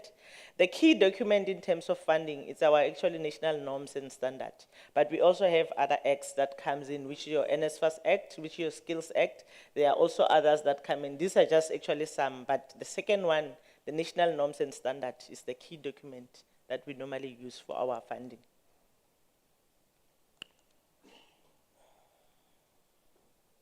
Programs that are offered at TVET colleges, that TVET colleges in South Africa are looking for to be funded. The first one is National Certificate Vocational. These are actually year programs. These are the programs, I think number 1, 2, and 3. The Report 191 NATED programs, it's 190 and 191. Those are trimesters and semester programs. We've got pre-vocational programs, which we call,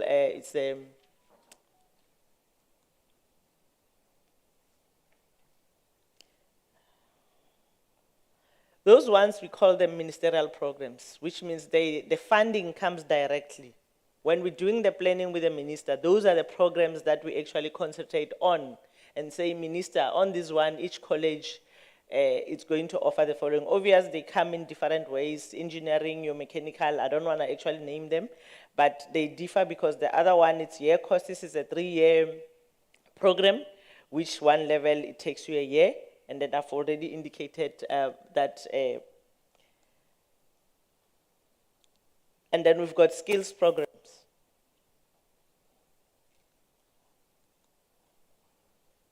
Just want it to be stable, it's moving fast.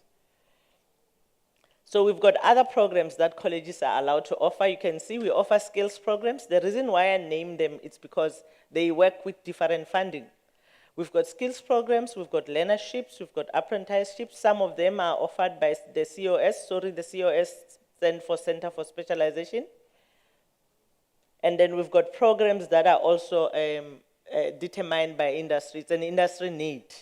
So the industry will approach a college and say, we want employees in relation to these programs, or it's for their own employees that they want to upgrade them on something. We also have community needs-driven programs. So when you look at those programs that are there, they are actually being funded differently.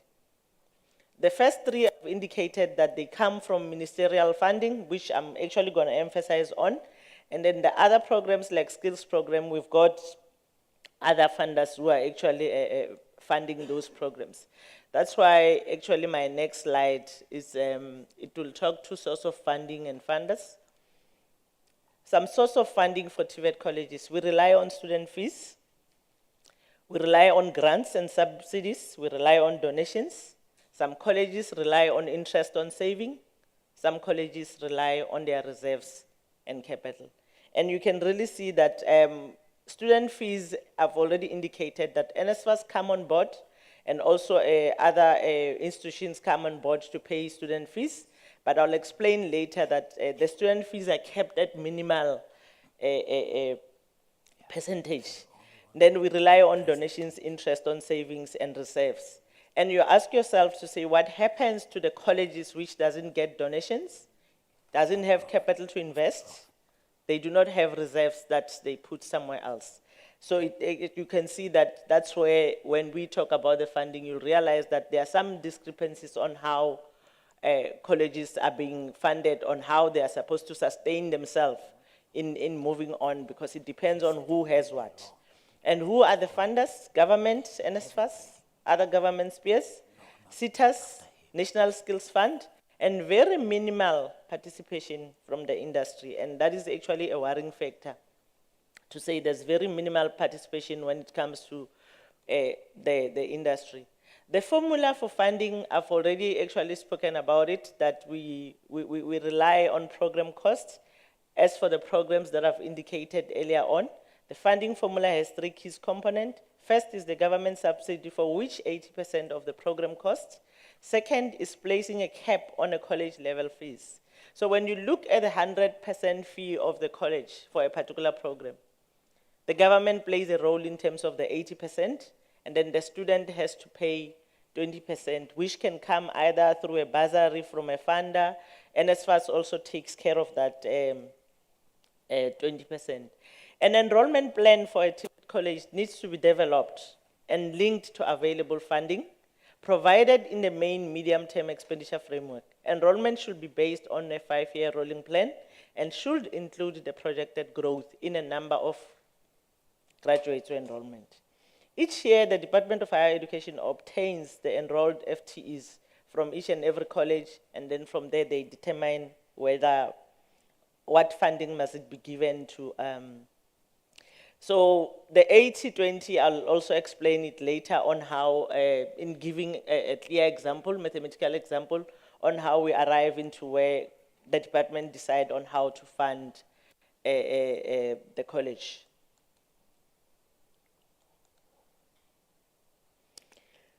80% of the state funding includes the following: compensation of employees, which was kept and it's still kept, which means the department decide on how much are you supposed to utilize. So we are saying, earlier on I indicated that in terms of the program cost that is given to the college, 80% of it comes from the department, but it doesn't come as like a freelance. They dictate to you on how are you supposed to utilize it at the college. So there's a percentage that was kept. The reason why I said which was kept, it was basically 63% of the funding that the department gives you.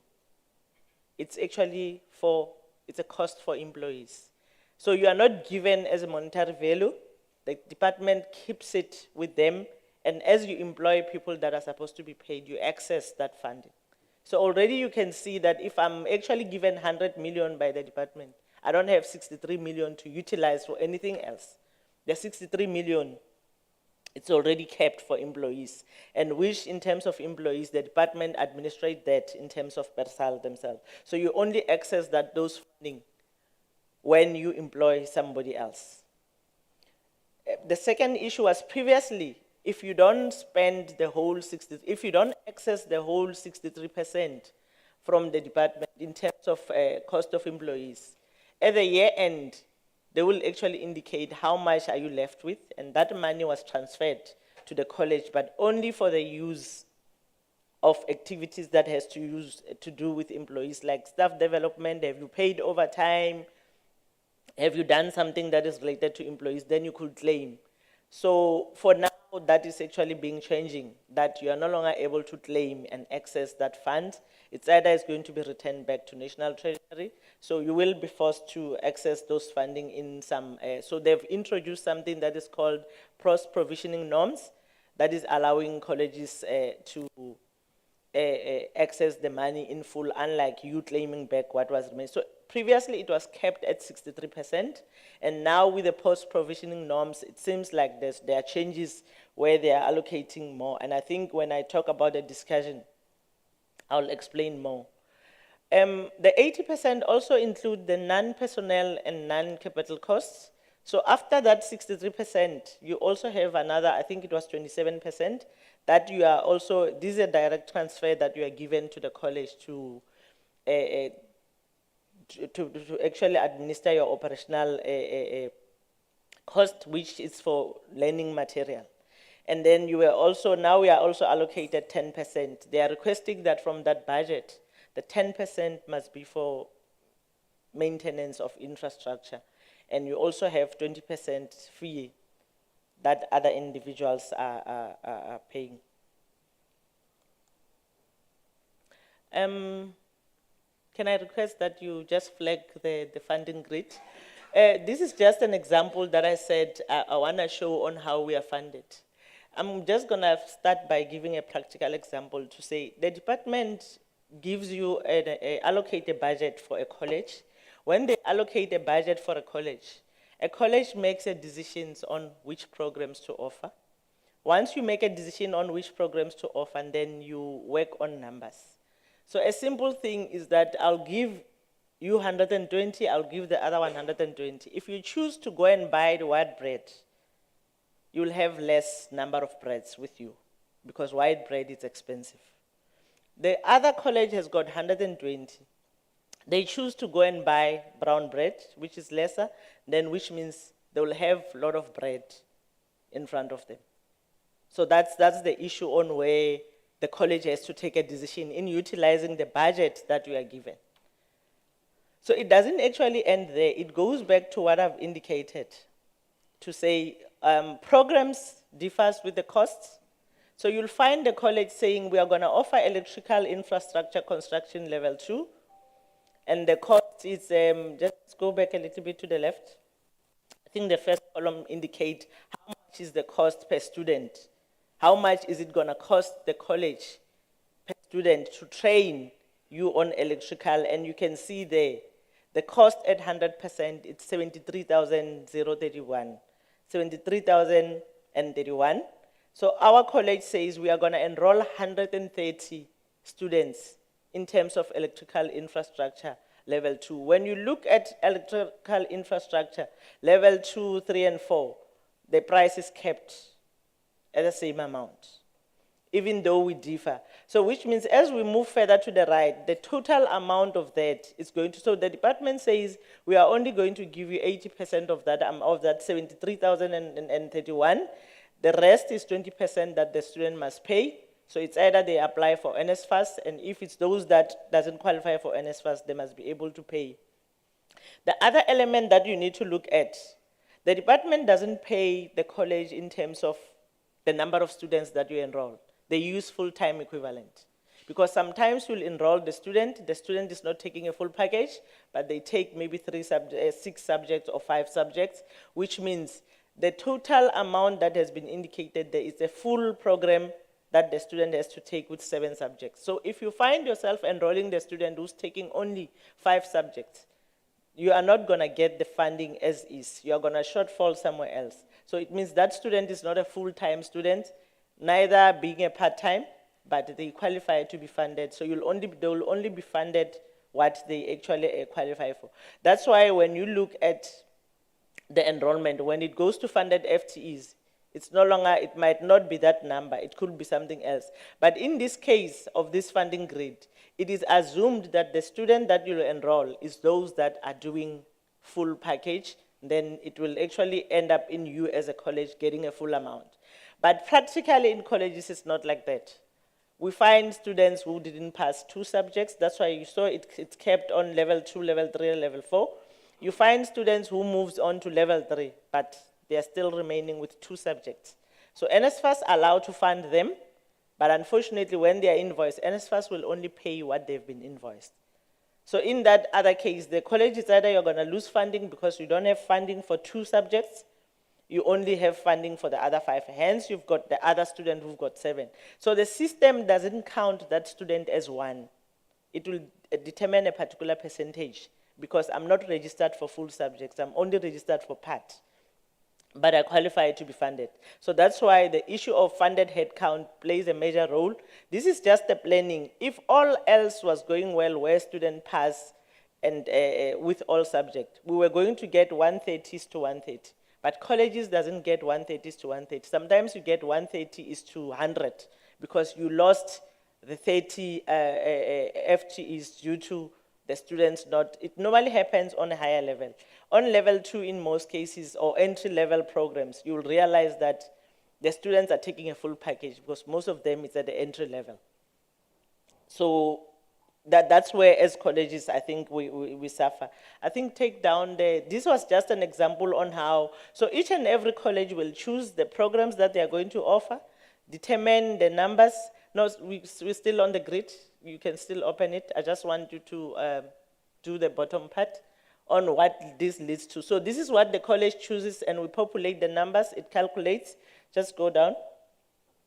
Just go down. Just continue going down.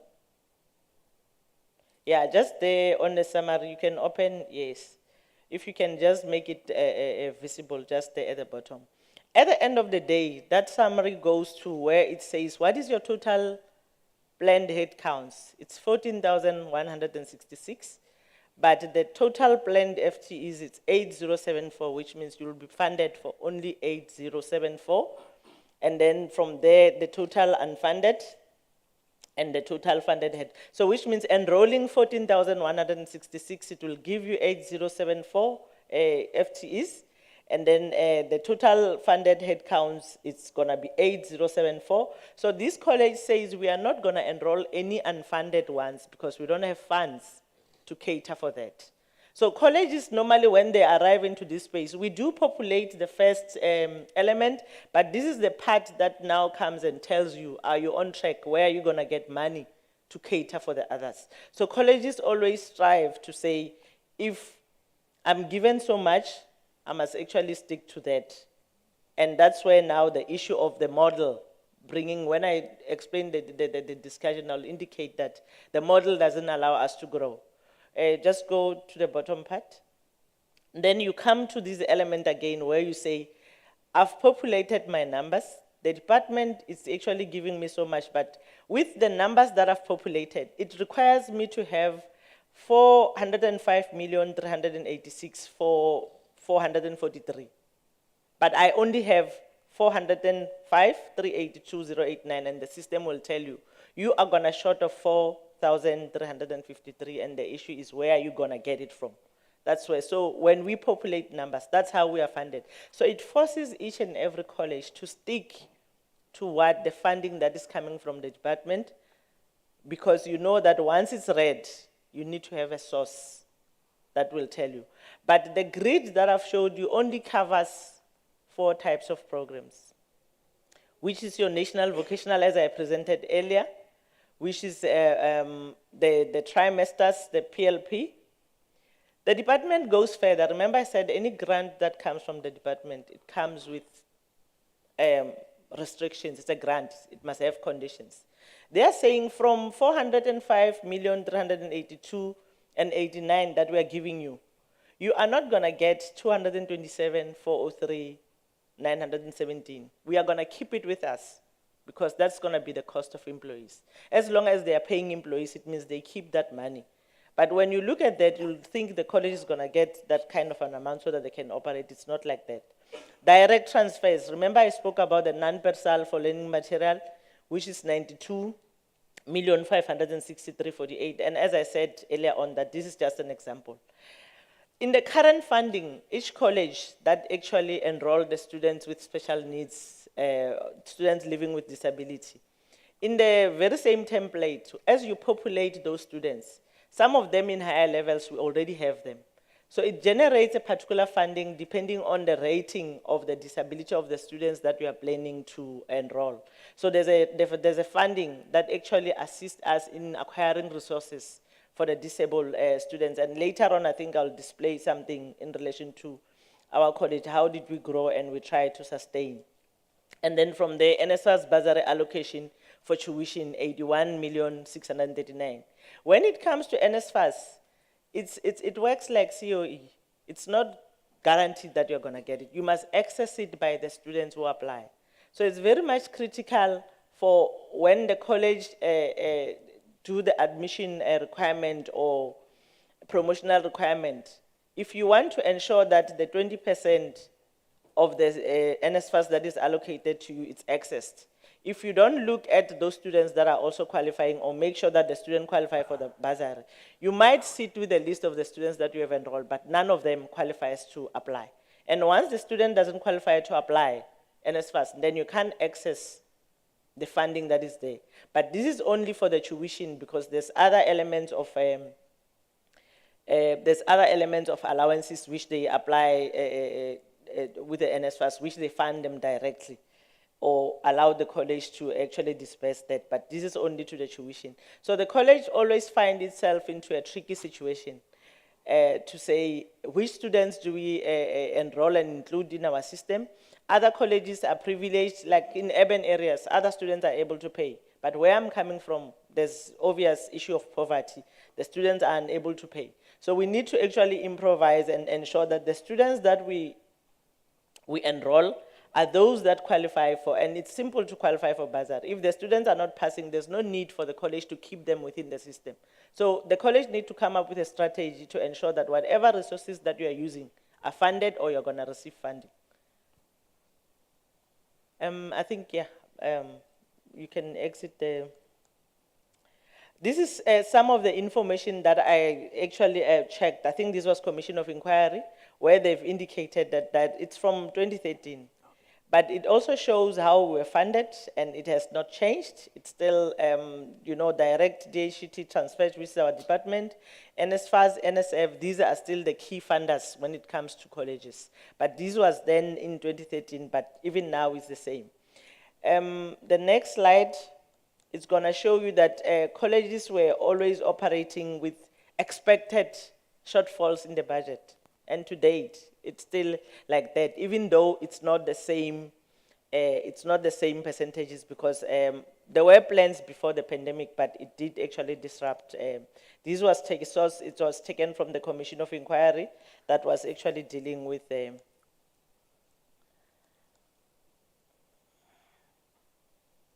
okay, I've already dealt with this slide. Discussion on experiencing and challenges. As we are the beneficiaries of this, what is it that this model that the department is using? Some of the things I've already explained. As colleges, we accepted the model with consents, and we have to make funding decisions on this, including types of students we enrolled. I've already spoken about that. The model that uses the program cost to determine how many number of students the college must plan for enrollment. The higher the cost of the program, the lesser the number of students that college is going to experience. But without reading, here is the challenge that we obviously I indicated, that it actually block us not to grow. You will never increase numbers because you are kept by the particular budget. And if you are not sure where to get other funding, then it means you have to stay within that amount. The other challenge that we experience is that as much as, like, for example, where I'm coming from, it's an agricultural area. And the primary agriculture, it's one of the expensive programs per student.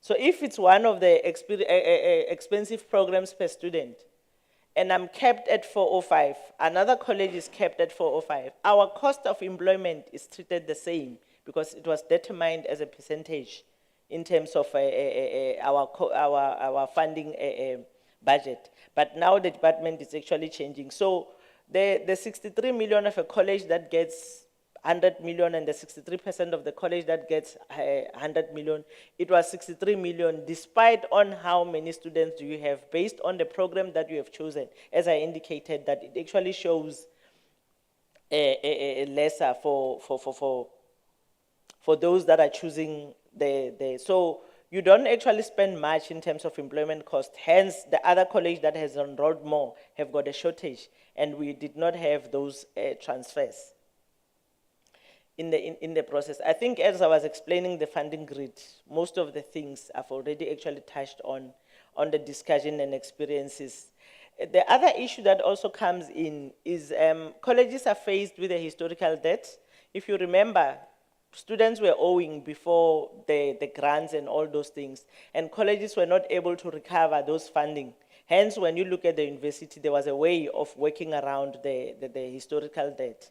If you look at the model that also the department is actually funding, when I'm saying the colleges are not able to grow, it doesn't cover the issue of an infrastructure for that particular college. And that's one issue that we're complaining about as colleges, to say some colleges inherited old schools, inherited old old colleges of education, but the funding doesn't come anywhere to give you infrastructure, but it covers for the dilapidated infrastructure. And I was teasing the finance manager at the department to say, when you give me the grant to renovate, what is it that I'm renovating? Because everything needs to be demolished in the process. So don't you think you must give me money to cater for new infrastructure? Because in some cases you find that it's prefabs, asbestos, and the department says you can only renovate with an additional grant. And those guys are saying, how do we renovate asbestos and prefabs that are actually within? So these are the things that we are experiencing as the receiver of this grant in colleges when we are actually operating in the process.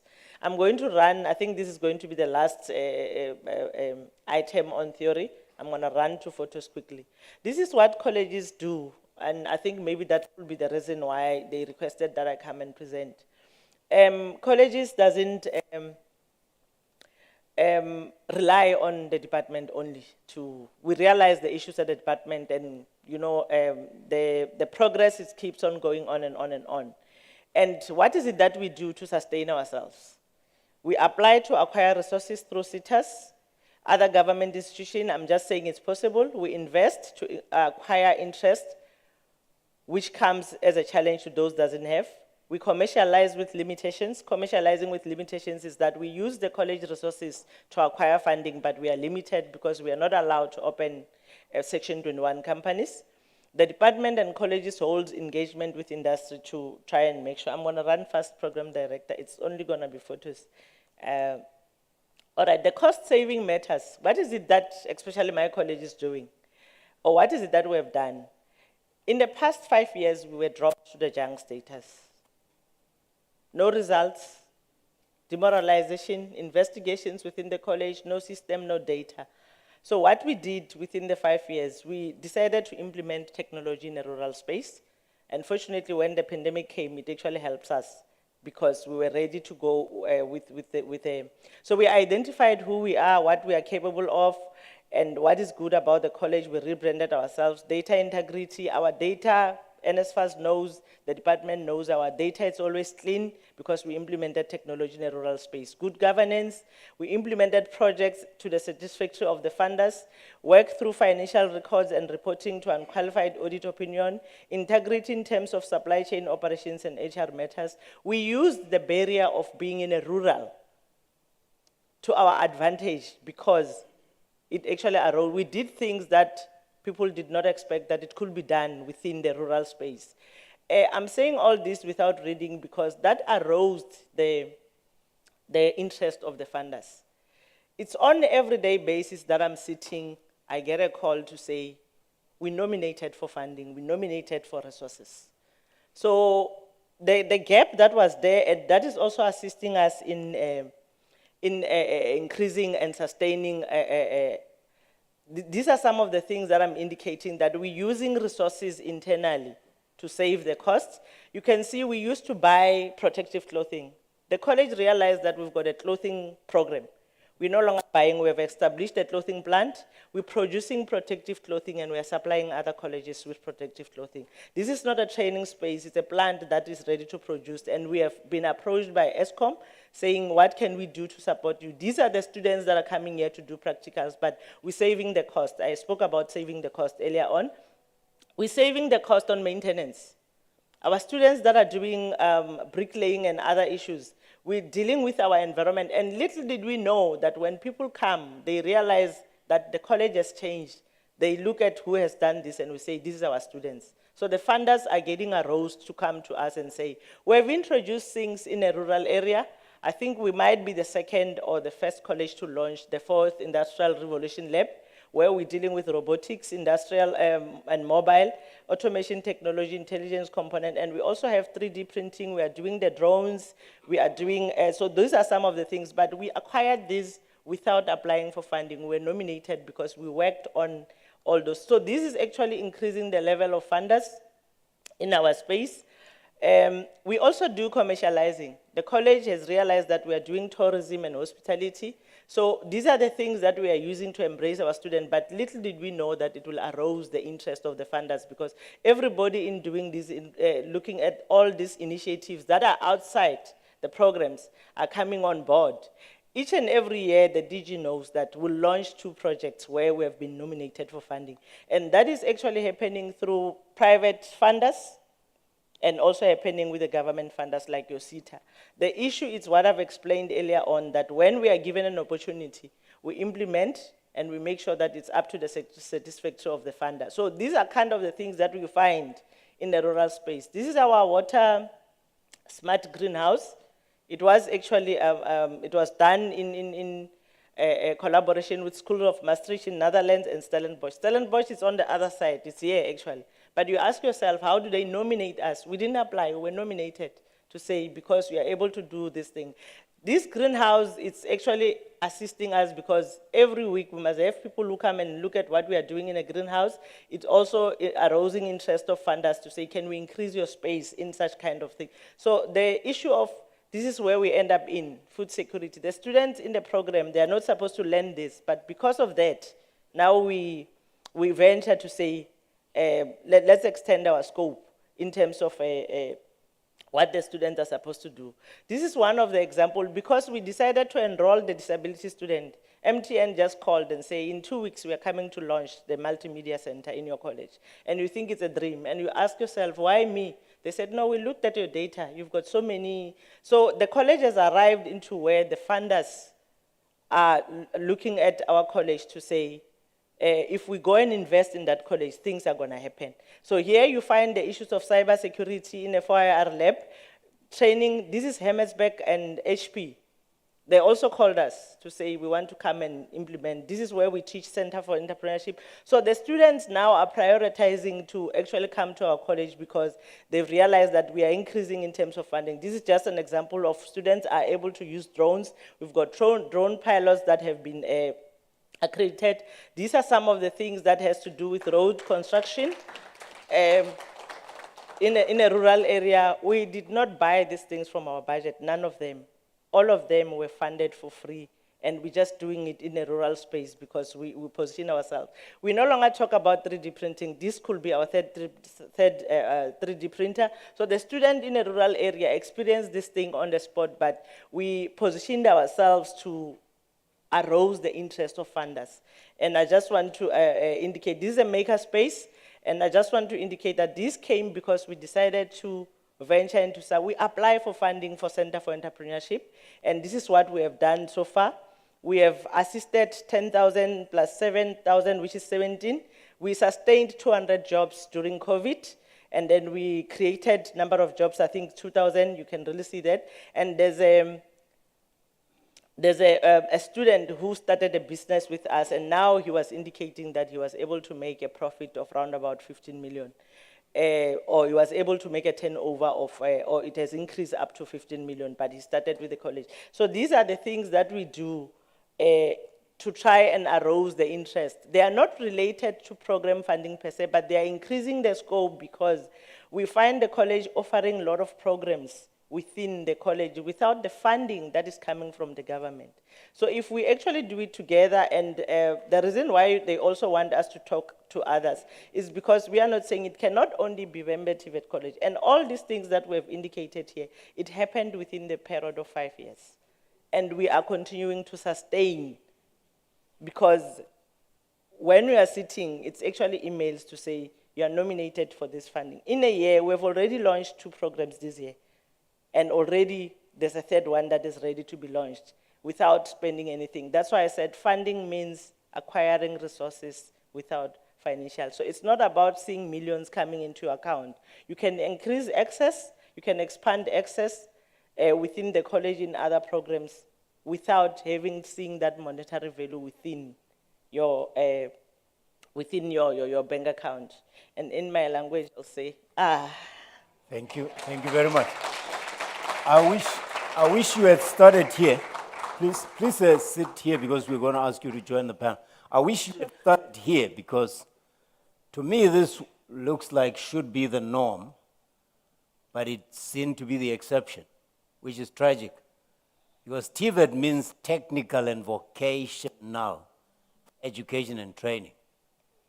So what are the other TVET colleges doing? This looks like the norm to me. Not only for TVET colleges, but for other higher institutions, higher education institutions. That the financing should be a trigger, seed capital for the students. Beyond that, they should be able, universities should be able to fund themselves. Research should be able to fund itself. Otherwise, what are you researching? If you have to keep on getting capital injection, are you really finding solutions? Are you answering? Are you uncovering any new knowledge? Or are you indulging in a vanity project?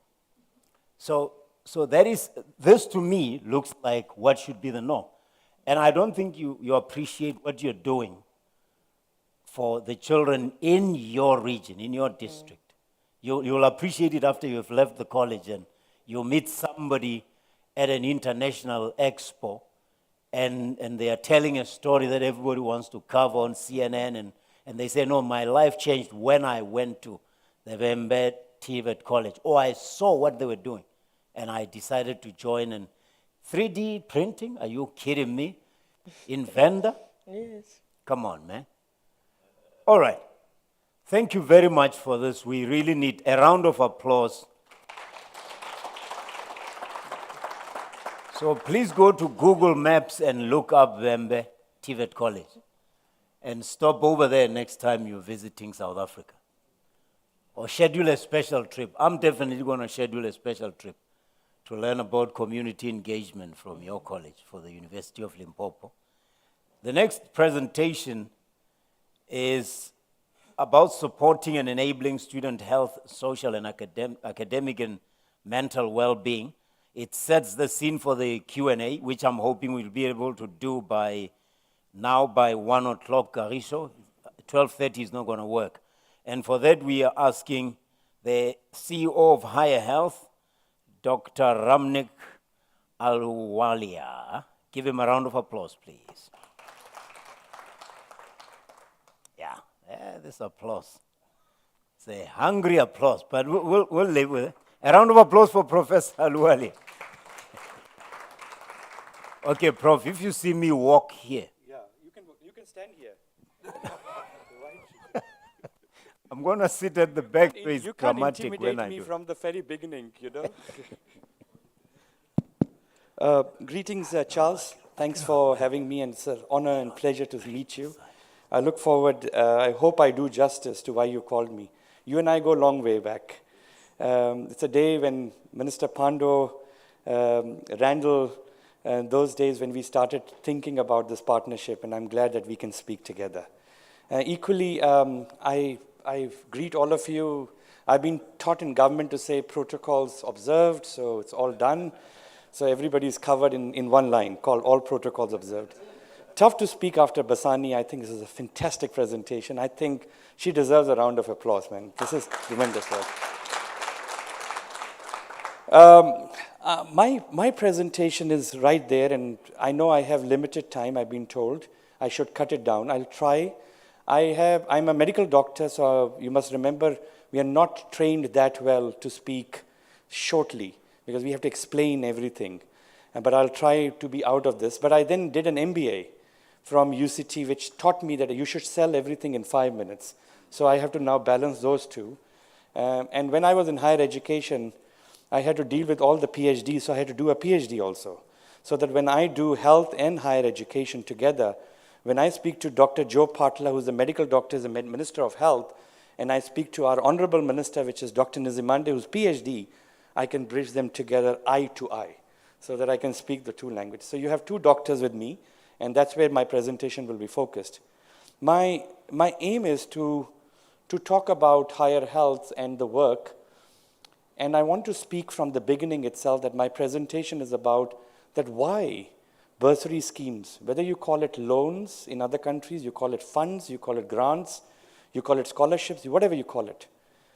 It is putting a money to build the most disprivileged in the continent to get education or skills in the country. All of you have a mandate from your prime ministers, from your presidents, from your own nations, national plans, strategic plans, that you have to build what is called a skills economy for Africa or for your own country.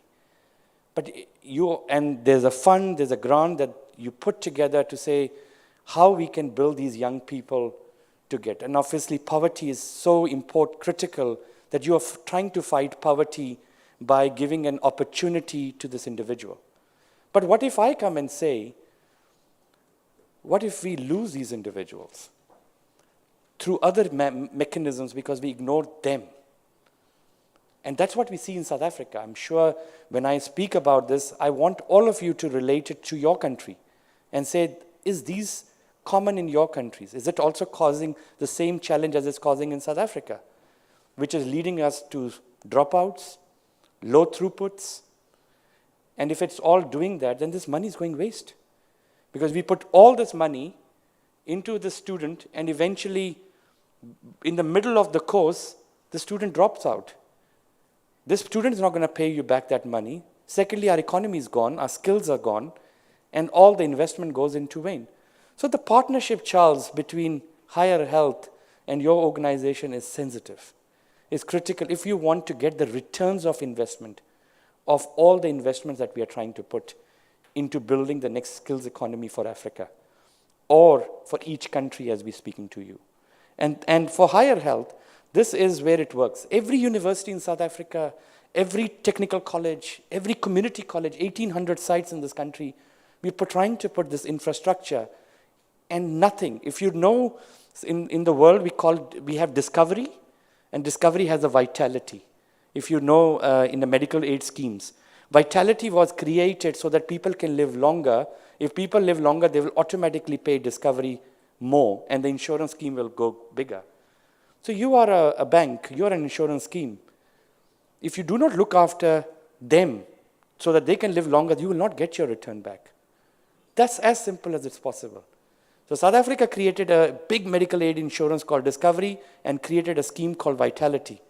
I'm saying if you have NSFAS, then you have to have Higher Health. That's what South Africa has done. And that's what I'm trying to teach you why it's so critical. Higher Health deals with all this. Number one, if I tell you 1 in 3 girls in South Africa get raped before the age of 21, and they are within our post-school education, we bloody have a problem. How do you expect that young woman to graduate, though you can put as much money, while the stressor remains next door in the same classroom or a staff member, and then you're expecting that money to be going and you're expecting an outcome? It's not going to happen. We're fooling ourselves if pandemics remain or health challenges remain or social challenges remain. If mental health is as big as we think, and it is, if WHO's latest report says 1 billion people live with mental health, it's the biggest pandemic in the world. And academic stress is the biggest. It starts at that age of 18, 20, 21. And if we don't act then, we lose. So what's the point? How do you expect a student who has so much of anxiety, so much of stress, and you know he's not going to excel in the exam, he's not going to put that energy, while you keep putting the money on this child to say, we'll hope he will give us the skill economy? It's not going to happen. Which means you need to fix him first, put the money, and then you have an economy. As simple as I can tell you. If we think in South Africa, if 1 in 3 girls across our TVET colleges, our CET colleges, even in our universities, become pregnant on campus, this is the age of sex. This is the age of growth. You can't stop them. But if they don't know what is contraception, and they don't know how to look and protect themselves, they're going to become pregnant. And the retention rate after pregnancy and dropout is only 10%. Means 1/3 of your economic dividend as a woman, you lost there and then. You can put the money, but you're not going to get your return. And there's a problem in Africa called teenage pregnancies, youth pregnancies, unplanned pregnancies. South Africa and Southern Africa, people who are from Southern Africa will relate this problem for us called HIV, TB, STIs. These are big killers. They are young diseases. 80% of the new infections come from young people. And they are all around us. How do you expect them to graduate? Again, if they are living with pandemics. If I tell you only 30%, as per the higher health study of the biggest study in Africa, that 5 to 7% of our population is LGBTQI, and only 30% of them graduate. 70% drop out due to stigma, due to health issues, due to other matters. 70% economy gone. Boom. So all the investment that you keep putting, if you're not looking after it. Drugs and alcohol, I'm sure when you go to Kenya, you go to Tanzania, you go to whichever country, you do not deal with drugs and alcohol, I can tell you, you're losing. The biggest dividend remover from a student population, peer-to-peer influence. Naive, this is first time leaving homes, they're coming into the institution. You're putting in them money to support them. But this takes them away from you, takes them away from your returns on investment. And I'm going to be honest, 17% of African population is disabled, 17%. All these diseases that I'm talking about in the slide end up with disability. What do they end up? Disability is not having legs and arms. Disability means inability to function. Is whether you can inability to study, inability to excel, it's whether psychosocial, whether it's social, whether it's other measures. And all this bogs down, and obesity, these are other things that are coming up, physical well-being, but civic education. Build a citizen for the country. Because all these issues are linked to civic values. So higher health works on all these parameters. And how do we work? And exactly I'm going to speak. I'm not going 30% is for this market or 30% of? No, the overall, the world population in youth, 5 to 7% is living LGBTQI. They are hidden all over. But South Africa proves it through its own study. Do you understand me? But the study is confined to South Africa. But when you compare it to the world data, LGBTQI population is approximately 5 to 7%. All right? And our study shows in universities in South Africa that only 30% of them eventually qualify. And I can tell you as a doctor, they're the most super intelligent brains. But obviously there's stigma, there's taboo, they're still there. You do not know them, you fund them. But the question is, how do we get returns from them? Do you understand me? Can't lose them. Do you understand? They are also hope of a mother who are trying to build a nation. You understand? Let me not go into this issue too much, but my aim was to tell you that a human population that you are funding, you need to get returns from them. And the world needs to get a return. That mother needs to get a return. That child needs to get a return who you are building for eventually. I'm not going to take you all through these slides. I built so many for them. I don't have time. 70% of our students who enter do not have parents. That's the reality. 70%. One parent or two parents. Single mother raised. And these are big challenges. Because you need two parents to work or two parents to groom a child. And when they enter into our universities, they do not have that. 45% of them have no family members who graduated. They have actually nobody to support them. And 79% of our generation is actually black African students, which obviously face the most among all the other systems. But what do we see in reality? And I want to give you this data, and I want you to all think. If this is South Africa, then I don't know how is Kenya, how is Tanzania. You need to answer this question. That only 50% of our students eventually graduate. 50% drop out. They can't cope. What are we producing? If only below 10% of our students are entering into higher education or post-school education, first, out of the whole population, because Africa doesn't have the appetite to take everybody out of matric into a post-school education. Only 10%. And then only half of them just drop out. And from the remaining half, only 25% complete their education in time. Only 25%. Other 75% can take as high as about 5 to 10 years to complete their education. What are you doing? Putting money, putting money, putting money, putting money. But where's the dividend? Where's the skills? Where's the economy? And what I'm trying to tell you is money needs to be balanced with other issues. A comprehensive 360 view of a child, of a young person. And that's where the economy lives. Not one-sided.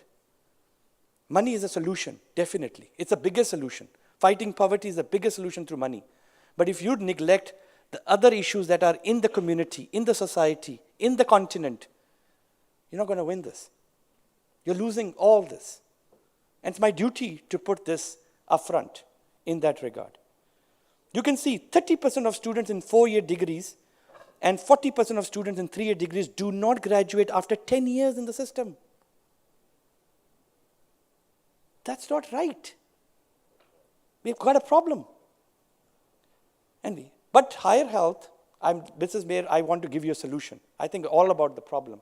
But the problem is not if we do not give you a solution. But we in South Africa are now committed. In South Africa, what we're doing we've got a co-curriculum program.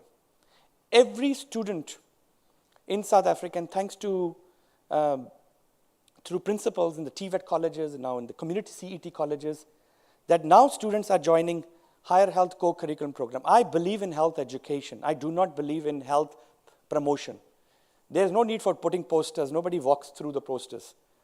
Education is the right way. Build people. Build people on GBV. Build people on HIV. Build people on drugs and alcohol. Build people on mental health. From young age. That's what Africa needs. We are putting 550,000 now students into our curriculum program on health education at young age as they join. So if they are going to join in engineering or humanities or plumbing, they will also join higher health as a co-curriculum. And what will they go? They will get all these curriculums. They will get all these modules. And they will get an extra qualification. NQF level 5 equivalent qualification. It's an incentive to the students, but get them into health education. My question to the bursary schemes is, why can't you put this as part of your giving? You're putting the money and say, but I also want you to complete this course. It's online, it's digital course. They will do assessments while they will learn, because they will learn these problems as your return on investment through a curriculum. You can see there's a module 3 on mental health. There's a module 2 on GBV, gender equality, gender diversity. You're building a nation. You're building a civic values, civic education. You're building drugs and alcohol fight. You're building HIV. You're fighting the challenges in this country, in our continent, to a population who's going to earn, who's going to become a parent, who actually you are putting all the investment for your continent. And this course is each one, reach one, teach one. It's a participatory curriculum. This curriculum is not about learning in a classroom. This is about engagement with each other. What we do in South Africa is you got 550,000 these people who enter our curriculum, and what they do is they are supposed to reach 10 people in the communities. We are meeting 5 million South Africans through this as another bypassal. Not only for fixing them, but the bypassal is the other issue. So we have a curriculum which is called participatory curriculum, and students are asked to join this curriculum. It's 60 modules, 6 modules or 60 credits, and they get a qualification. Whether you are in humanities, whether you're in CET college, whether you're in plumbing, you all get it. But you cannot do a qualification without assessment. And the first assessment we do is called a self-assessment. So just imagine you have joined a gender-based violence class, and after your 2 hours of your class, you need to do this, called a risk assessment on your own life. You have to answer tough questions at the age of 18. In past 12 months, have you been threatened with physical or sexual violence by someone in your home or outside your home? Yes or no? Are you in relationship with a jealous, controlling, possessive partner or family member? Yes or no? Do you feel anxious and afraid when your partner or family member is in your presence? Yes or no? My friends in India will understand how much sexual violence happens in India. It's not different from us. Have you been forced to have sex against your will? Yes or no? Just imagine you've gone to a mental health class. Now you finish your mental health on full curriculum, and you have to answer this. Have you lost interest and motivation in activities you used to enjoy? Do you avoid people? Have difficulty in making conversations? Do you think about a plan, different ways to kill yourself? Have your sleeping patterns changed? Are you hearing voices? When I used to hear voices, my mother used to say, oh, you have got a bad spirit. You should take me to a traditional healer. But I was actually, and most of us are the same villages. But the reality is we need to fix mental health. Do you understand me? Just imagine, we get this right. And if a student answers yes, we link them to care at that age, to a psychologist, to a social worker. Fix them. Your money is protected because you get an output called your alumni who will work for you, who work for the nation, who work for his mother, who work for a family. So micro dividends versus macro dividends, all possible. But if you do not invest, you're going to lose this money. And this is my warning, and I'll do it. Similarly, you go to a substance abuse, you have to answer. These are all WHO questions. One has to do it at early stage. Be brave enough. You say, I'll give you money as long as you look after your life. Because at the end, you want life. This money is for life. This money is for growth of a life. This curriculum has been endorsed by our two ministers. We're very proud of them. It's a partnership with our qualifying body, quality assurance body, health and welfare, CETA in South Africa and higher health. It's alive. This speaks to the 10 soft skills of the private sector. Private sector is very interested because they also want the student that finishes from your grant, when they joins a job in a private sector, they need these skills. Because they want to see that this person will work for us for the next 30 years. So that you know what is the cost of replacing an individual in a business. You have individual, you groom the individual, you build the individual, and boom, 5 years down the line, the person is not well. You lose all your dividends, then you start again a training. They don't want to. They want to take, in Kenya, students from the institutions of higher learning and have them for 30 years. I know he's standing, so it's time. My business is also done. I've sold my idea. Okay. This qualification also gives an extra skills certificate, adds to your CVs of these students. It's very important. It gives extra employability. If jobs are not there in humanities, if the person is not interested in, Higher Health employs 300 staff members and 150 part-time staff members. All of them are from business studies, customer service, these kind of, because they were passionate in this, they had these qualifications, they could join. They could branch out. It's called extra employability. You're also bringing entrepreneurship. You're building leadership in these young people. You're giving them opportunities beyond their thinking.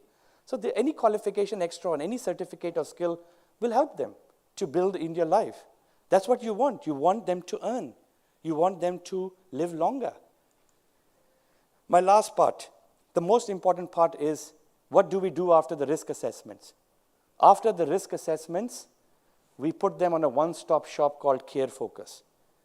From a digital platform, they are linked to care. A psychologist, a social worker, a nurse. If university has a clinic, then back to the clinic. What my brilliant man who will speak with us is Norman, sitting here. Norman, I know you're going to come here. In fact, you should come now because I'm sure you and I have to be sitting on a panel. But Norman does an excellent job. He leads, he's a director of one of our fantastic clinic in University of Limpopo. He sees all these clients who do risk assessments and have identified a problem. He does an HIV test on them. He does a blood pressure check on them. He links them to a mental health psychologist. He puts them on a social support. He helps them with GBV. He gives contraceptions. He gives ARVs on the site. He does everything. But to give everything, he first have to put prevention program. And that is what I'm talking about. So linkage to care is equally important, and that's what we invest in. I gave you this model. You can imagine the impact. 130,000 students joined our gender-based violence classroom last year, 2021 data. 80,000 did their risk profiling. For the first time in South Africa, 8,676 students reported GBV. We want people to report. The reporting means now they're put on psychosocial support. They're put on care and mechanism. 90% of these cases were nothing to do with higher education. It was a partner violence. It was family, domestic, old violence, that taboo that they were not able to study. With interventions, we can get back them to studies. Look at the mental health data. Going fast, see, I'm finishing. Boom, boom, going fast. Look, 24,964 students in South Africa came out and spoke about mental health and were put on care. These are cases of suicides. We were going to lose them. Do you understand me? Linked to put to care. We've got a 24-hour helpline now. Once data starts coming, people realize the problem, more investment companies. Now private sector wants to invest with higher health because they know that if we don't fix this now, we will lose it out in their end. So colleagues, thank you. I just wanted to let you know that it's important and look after this because health, social, and wellness is equally important as much as priority of financial funding for supporting disprivileged and poor students. So money needs to be balanced with wellness. Otherwise, you're going to lose. It's not going to win. Thank you. Thank you. Thank you very much. Look up the stories of the biggest corporate failures in human history. Not one of them would have failed because of financial reasons. They would have failed because they ignored society. They had a betrayal of a staff member or somebody feeling, I'm not fairly treated. What we call soft issues, environmental issues, governance issues, social issues, will always bring down what we consider core. And in our linear or binary thinking, we often believe that, you know, when you have an EXCO meeting, the operations guy speaks and he feels, no, I'm more important because I'm talking about the core of the business. And then the finance person speaks and they believe, oh, everybody should sit down and listen to them because they are dealing with the numbers. And I'm saying, I'm a marketer, you can't even sell a single item. You just know how to control the numbers. But guess what? Human capital people, nobody listens to them. You know, we believe they should just hire and help us fire whoever we don't want. And yet, it's those softer issues of the business that are bringing us down. And we're very quick to say, people are our most important asset. Now, look at how we treat them, you'll see. We don't think we are reciting a poem we read somewhere. So let's bring on to the panel two people so that we can have a Q&A. And hopefully by 1:45, we will be done. And then we can move on to wrap up the pre-lunch session. Fortunately, time is not a very democratic commodity. It doesn't often care for our problems. So let me call on to stage Mr. Norman Letebele, who's director from the University of Limpopo. He's in charge of health there and wellness. Join us on stage, please, Ndate Letebele, and also call from the Student Loan Trust Fund. He is a board member in the Republic of Ghana, and his name is John Boateng, but Dr. John Boateng has the name Kwame. You know, by the way, Dr. Boateng, when I'm in Ghana, they call me Yao. So you get the picture. All right, there you go. Welcome. And I know this panel is not the most, shall I say, aligned or cohesive, but if in the spirit of holistic thinking and sustainable thinking, we agree that we bring people who are running the core business of a TVET college, but she demonstrated that if you just think about what's in the classroom, you're not going to be a sustainable college after all. And her decisions are financial, they are marketing, they are research, they are customer satisfaction, they are social responsibility, they are socio-economic development, local economic development, governance at the same time. So that holistic thinking is important. Prof. Aluwali on the other side is talking about there's no value in talking finance and operational efficiency if the software or the people that we are trying to develop are coping with tons and tons of destabilizing or debilitating factors related to their health, their wellness, their shock. And as I said, he mentioned the LGBTQ. One of the scare topics that we don't want to talk about here in Africa. We hope if we don't talk about them, they'll just go away. Guess what? They're not going to go away. We bury them underground, they become a problem. The wellness issue, and then we have a panel. So let me ask the two gentlemen who just joined us, having listened to the discussions, and what should be normal? Responding to the economic conditions will solve your problems, wouldn't it, Dr. Boateng?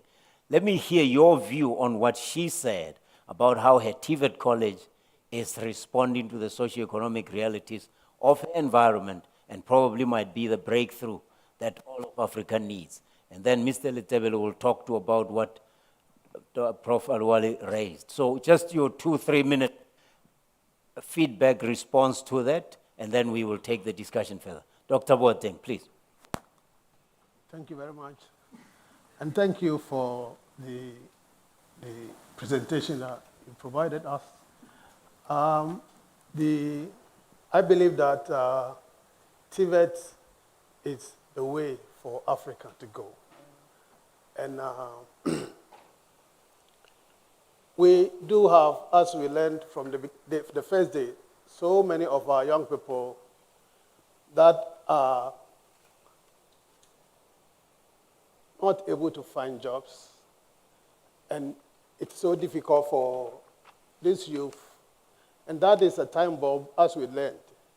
And so having this system in place, and as your college is doing so well, as leading the innovation in this country, it is a great opportunity for other colleges in the country to follow, and also for the rest of Africa. I think it is a great move and a great leadership. And if we invest more in this, I think that is the way to go. We need to ensure that our young people have the skills, the right skills, to be able to continue to provide jobs for themselves. That is the way to go. If they cannot find a job out there, they can create it themselves. And that is how we can address our problems and become like the other industrialized countries around the world. At independence in Ghana, I learned that countries like China, South Korea, Malaysia, Ghana was ahead of them in terms of many things. But now, when you look at these countries, they're far ahead of us. And it applies to other African countries as well. And these countries have done very well because of the attention and then the investment they have made in technical education and training, technical vocational education and training. And I think that is the way to go. And your college at Vembe is laying the good foundation and good path for others to follow. And I'm very impressed. And as I sat down, I could not help but admire you so much for the leadership that you are providing. Thank you. So let me ask one thing, Dr. Boateng. You're from Ghana, and in the past 15 years, Ghana has become not just Gold Coast in mining or agriculture, it has become an oil economy now. And I'm putting you on the spot. Whether it's Kwame Nkrumah National University of Science and Technology, any university, has there been in the university curriculum an infusion of petroleum studies, or do you still just rely on Nigerians and people from the UK to make the oil industry work for Ghana? Yeah, I think Ghana has done so much in the course of these last 15 or so years. When the Ghana hit oil and we were beginning, the number of people, Ghanaians, who were engaged in the process was so minimal. Everybody that was engaged or employed, they were all coming from, they were all foreigners. And I was privileged to be on a team that traveled the country, across the country, and educating people about the need to establish a local content policy that will involve the local aspects in the exploration and also in the taking advantage of the opportunity that the oil industry brings. And as I speak to you now, Ghana has gone very far with a lot of people who are engaged in the operations being Ghanaians. And it has also been a lot of changes in the curriculum at the universities, at the university levels, and also at the technical university levels. And so I would say Ghana has done so well in this regard. So I could expect then, because you did the cocoa cartel, they call it a cartel, I don't.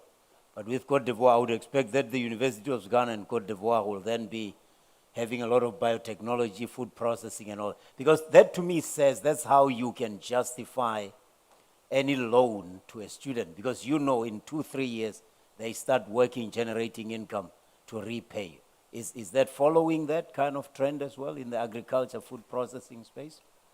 In the agricultural food processing space, yeah, Ghana is doing a lot. The new government, the Nana Akufo-Addo NPP government, are making a lot of good strides.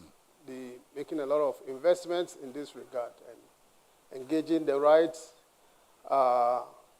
authorities and establishments to see to this. There are partnerships with the private sector and then other foreign bodies that are also in to help, working towards making it possible for Ghana to be able to control these things and make things work better than it were before.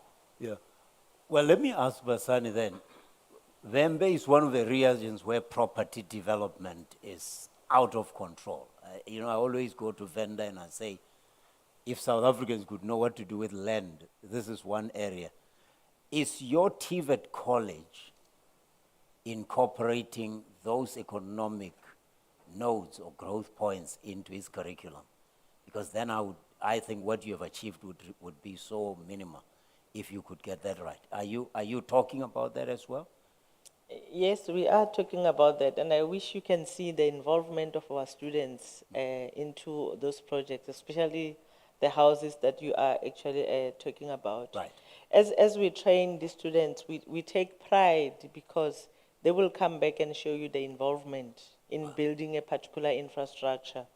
And I think I was at one stage on TV with one of the students who said, all those contractors that you see there, I only trained at the college, but I was an inspector to tell them to demolish, to tell them to move on with what they've done. So we are actually involved, but as I indicated earlier on to say the issues of developing curriculum, it's more on the department side, but the college is able to spice up with what it's required or relevant to the market currently. What we contribute more on, what I like, is that most of our students, due to the Center for Entrepreneurship, they are the ones who team up and go and start those businesses of, you'll find them doing plumbing, you'll find them doing electrical work in small groups. So we do actually contribute a lot, even if you find that for them it's not about winning the contract. But they contribute a lot because you find them to be subcontracted in those, teaming up from a TVET and started a business from a TVET, from our Center for Entrepreneurship. Do you have, and this is not an irresponsible or irrelevant question, do you have anti-Zimbabwean protests in Vembe? No, we do not have, unless if they are community related, but we do not. You couldn't, because if you are producing at a TVET college, young people who can take advantage of the economic development in their immediate environment, there's no sense of anybody taking their jobs, is there? So, and you see, I'm raising a socio-political intra-Africa relation solidarity problem that South Africa is dealing with. And I'm raising it in a country that is the nearest to Zimbabwe. And there are no clashes. They are not You see my point, that what you might think is a very far-fetched topic is actually very close to what we do in these institutions of higher learning. Thank you very much. I had to ask that one. I was just curious because I don't see it in the media. So Zimbabweans will pass Wembe and get to Johannesburg and there are problems there. But the area where they are closest, there are no clashes because maybe there's a bit of alignment between the economy and what the education system is doing. Thank you very much. That is a very commendable approach to vocational and technical education.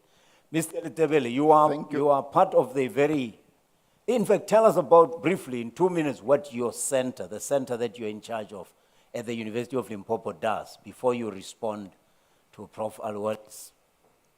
Thank you, Program Director. At the University of Limpopo, we've got what we call Student Health and Wellness Center. And our mandate there is to support the students to make sure that they focus and strive to meet their own academic goals, whilst we are addressing their health and wellness concerns. In short, Program Director, you know, in South Africa, our country, every January, the universities open their gates of learning. And all those matriculants that have made it to the universities, they come onto our campuses. But there's something that we sometimes miss out, and that is each individual student comes there as an individual person. And every student will have gone through so many unresolved issues. So they come to us with unfinished businesses. This student was exposed to a schooling system where teachers were not on class, where there was a lack of sanitary pads, water, toilets, and all that. And the other thing is, this particular individual student could be battling with personal issues. Now that they are in this foreign environment, they are now sort of having freedom, and it's only now that they realize their sexual identity, because they've been struggling. They've been having sexual identity crisis. And then the other thing is their background, socioeconomic background. Some of them came to campus on foot, some hiked, some by buses.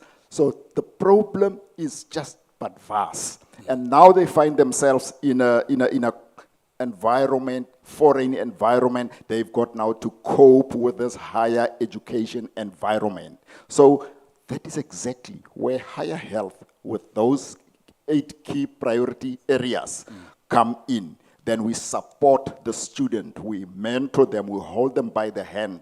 And that is exactly what is happening at TVET, for those students to be so productive, to impact even the communities outside the TVET. So higher health is very, very relevant. You are a trained nurse, right? Professional. Yes, by my background. But what kind of skills do you have in your team to be able to render the service you are delivering, and who else around the university do you team up with to give a comprehensive? Yes, we do not work alone. We've got internal partners, we've got external partners. Our external partners would be your higher health, it's a key partner, the National Department of Health, the Provincial Department of Health, and other NGOs that are bringing certain expertise that we don't have to support the programs that we have. And within the university, the internal partners would be the SRC. We cannot do anything with the students without the consent of the SRC. And we've got other departments like your psychology department, the dietitian, and many other departments there. We're working as a team. We've got a multidisciplinary health team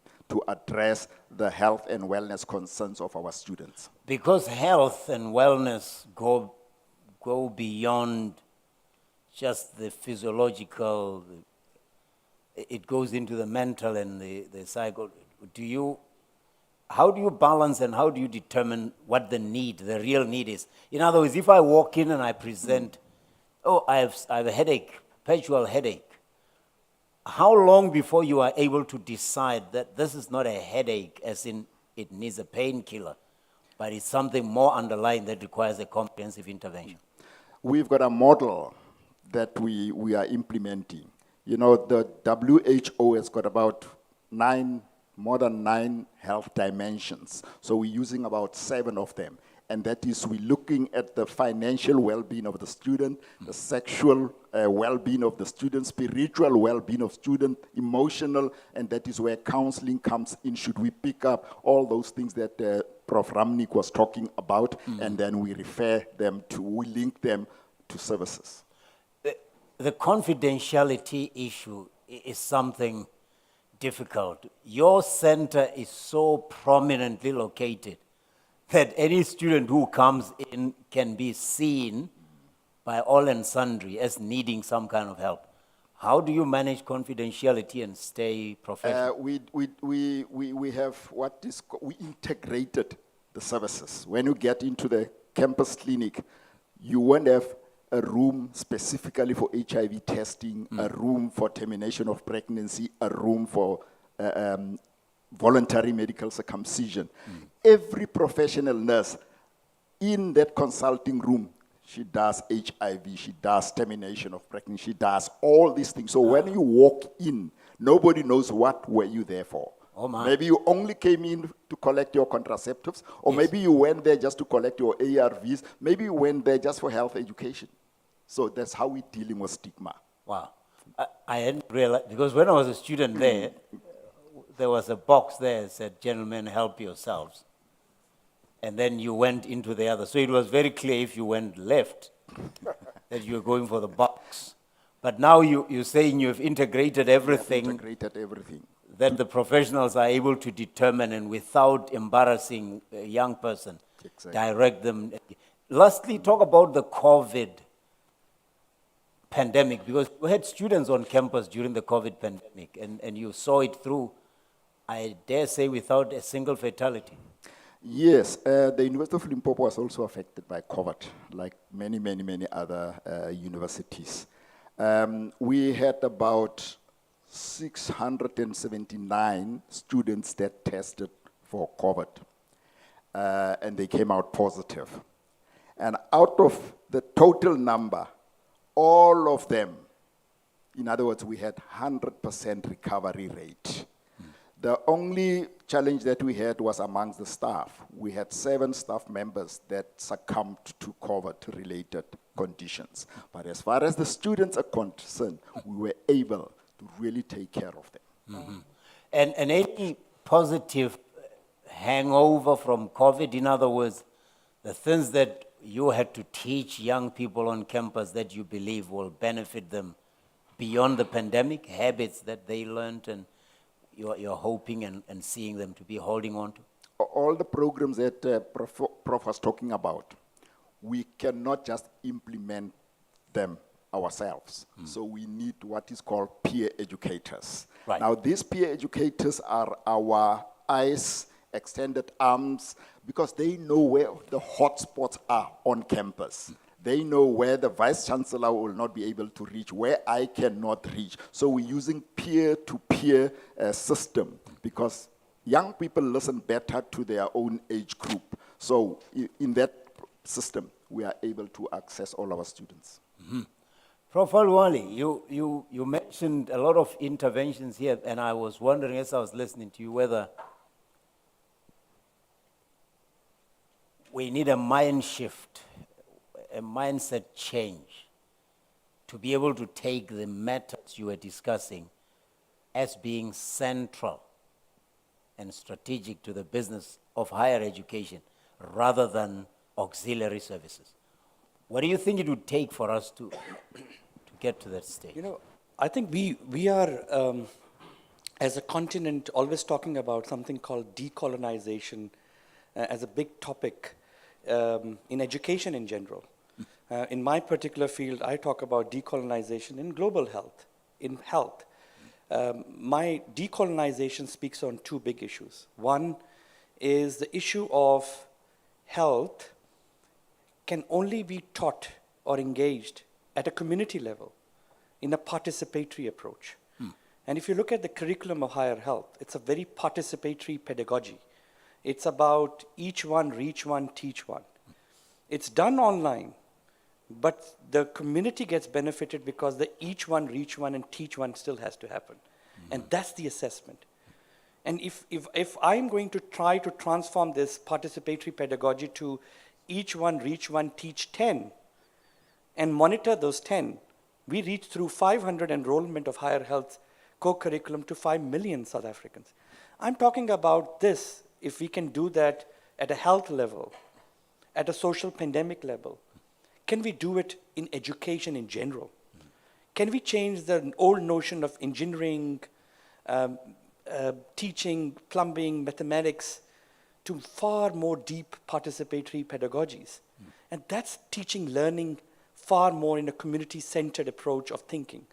Well, health has a role because it's gone to a stage where we do not have a system of health that can actually deal with a population as demanding as now being woken up to so many pandemics and issues that center around, like a mental health as an example. The only way we can do it is through prevention, and the prevention requires preventative education, and participatory pedagogies are the solution to the problem. And that's one way of thinking of decolonization. The other thinking of decolonization from health perspective has been the thinking of about catching outbreaks, catching pandemics, epidemics far earlier than they actually cause havoc, like COVID did. We have a crisis called Ebola in Africa. We're thinking this is a one viral disease or one epidemic that's there sitting centered around in certain parts. Similarly was monkeypox centered around in certain parts in Africa. We didn't take care of them. We didn't put much research into it. We didn't put a more global North partnership with the Global South together. WHO didn't come on party together. We didn't have enough funding mechanisms together. We never thought about it.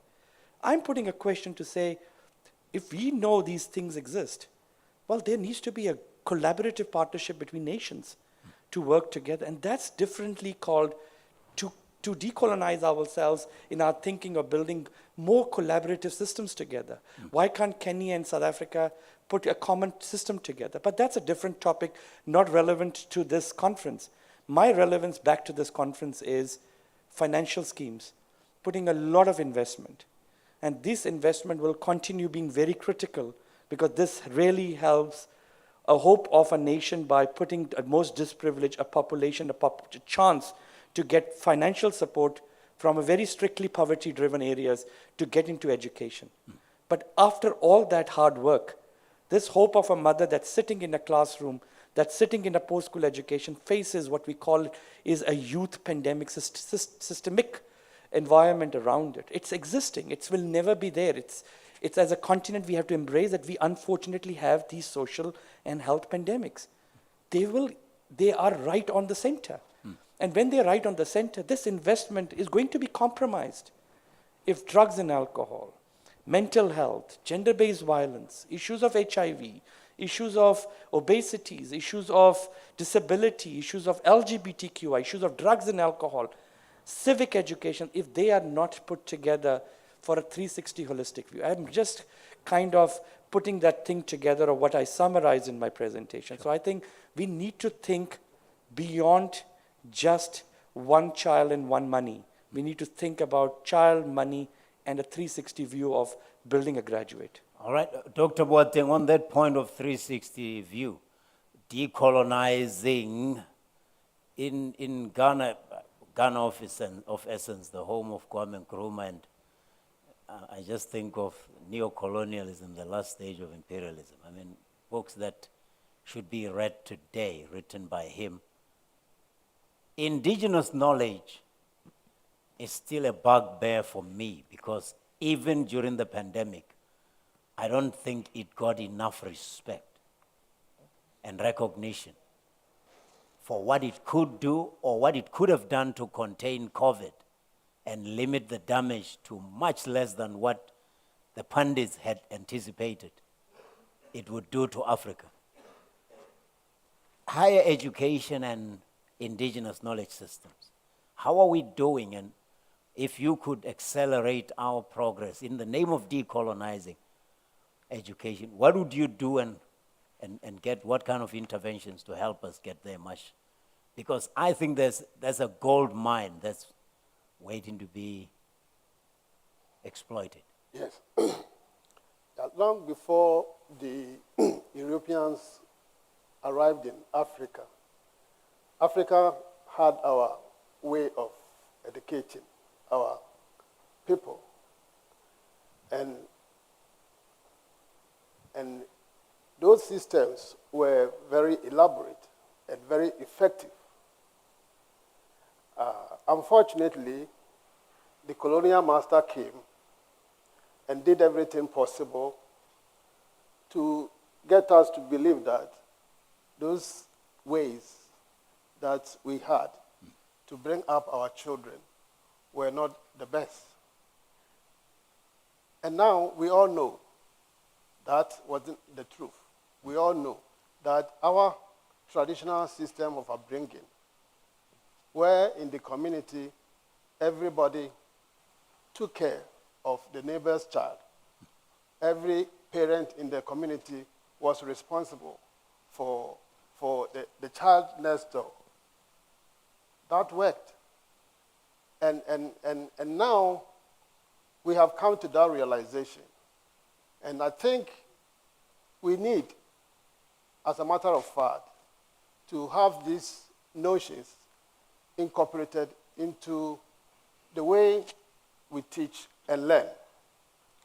And if we could come together and find the best approaches to have this incorporated into the practice of teaching and learning, that is the way to go.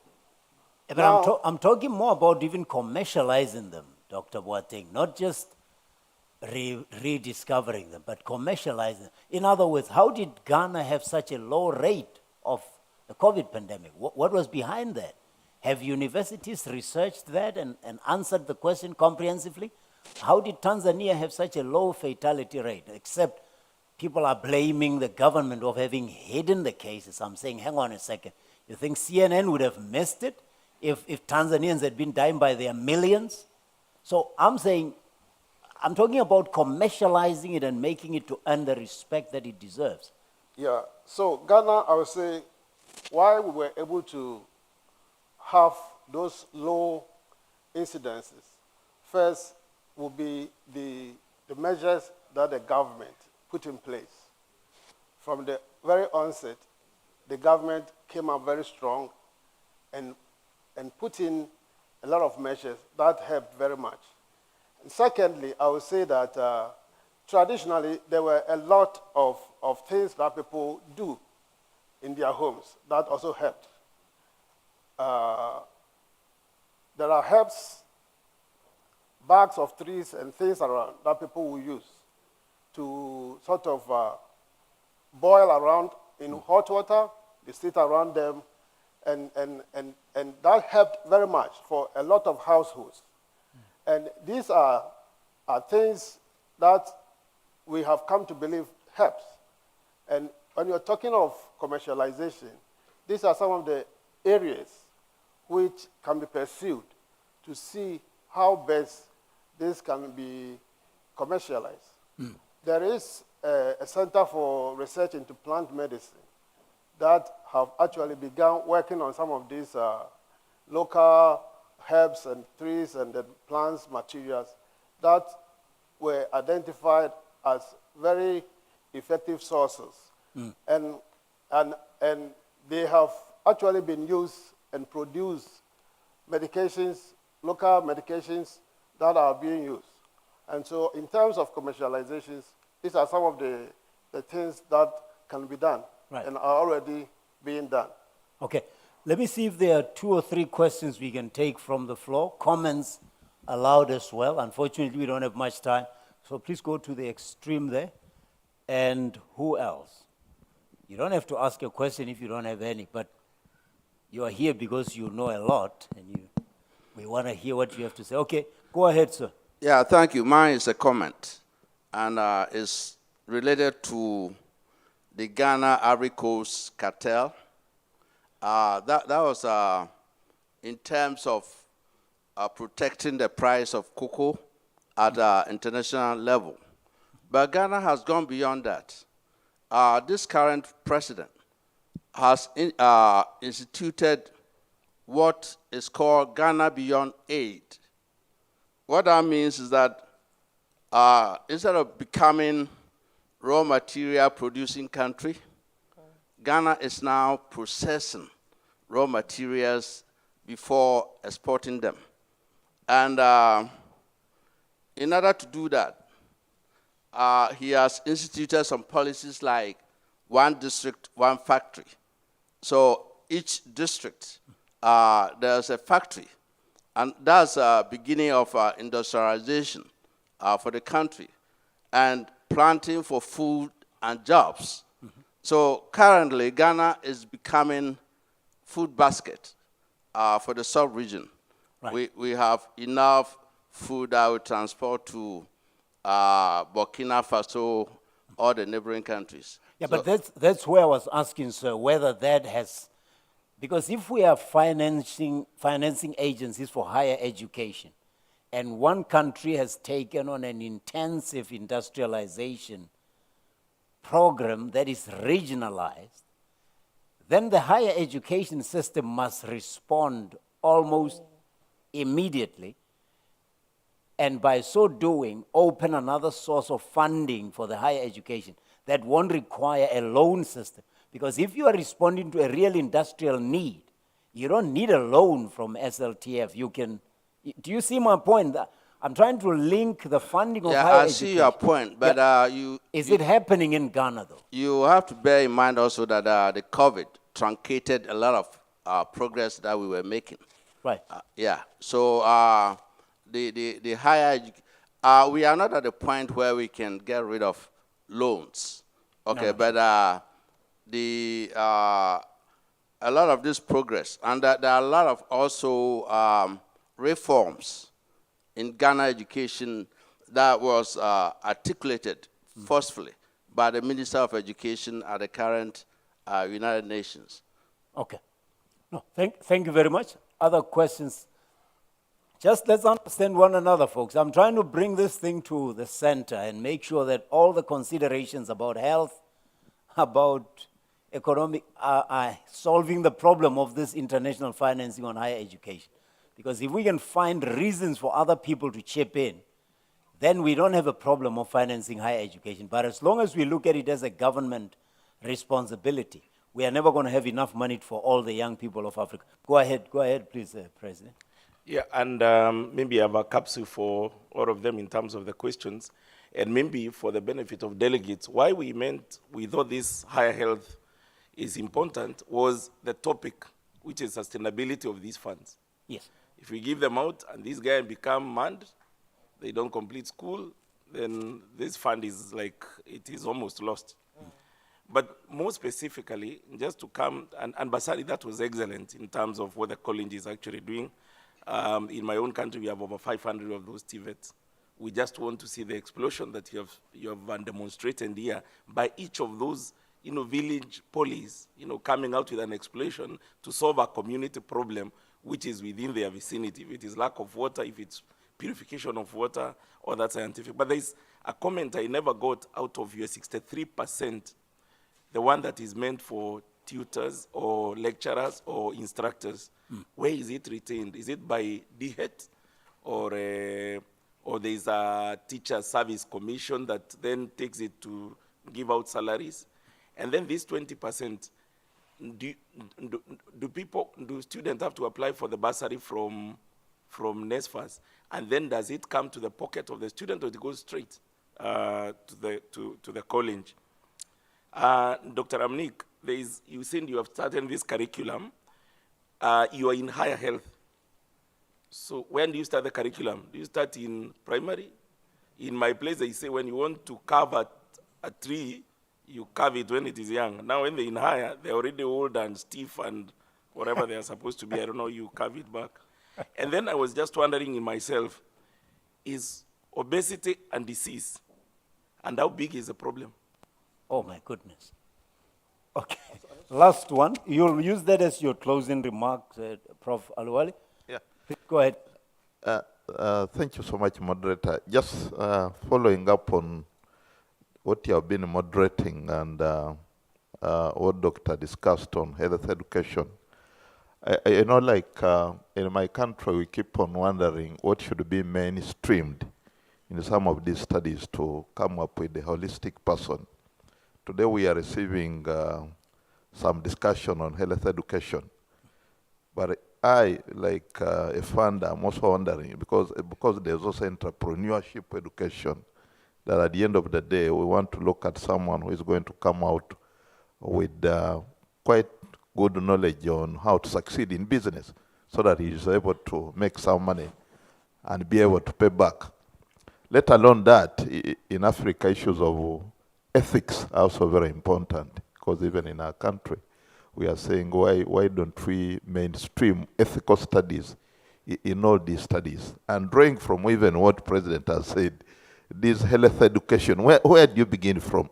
So we as funders, what should we really be taking on as the most critical priority that the person we fund must possess? In my view, I thought all these, because they are quite detailed, health education, if you're a scientist, and it's a whole component of a curriculum. Okay. So why shouldn't we be thinking of mainstreaming a bit of this so that we come out with a holistic person who is able to be of value addition to the nation, be able to pay back? Thank you. All right. All right. Prof. Alwali, which one do you want to outsource? Because the questions are, there are two questions directed at you. Maybe you outsource one to Mr. Letebele. But as your closing remarks, please. It's lunchtime. Well, the organizers decided it's lunchtime. No, I'll be brief, Chairperson, and my closing remarks will be to answer only those two questions that have been posed to me. I think I'll start with you, sir, the last question, because it has a relevance to what Charles has asked anyways.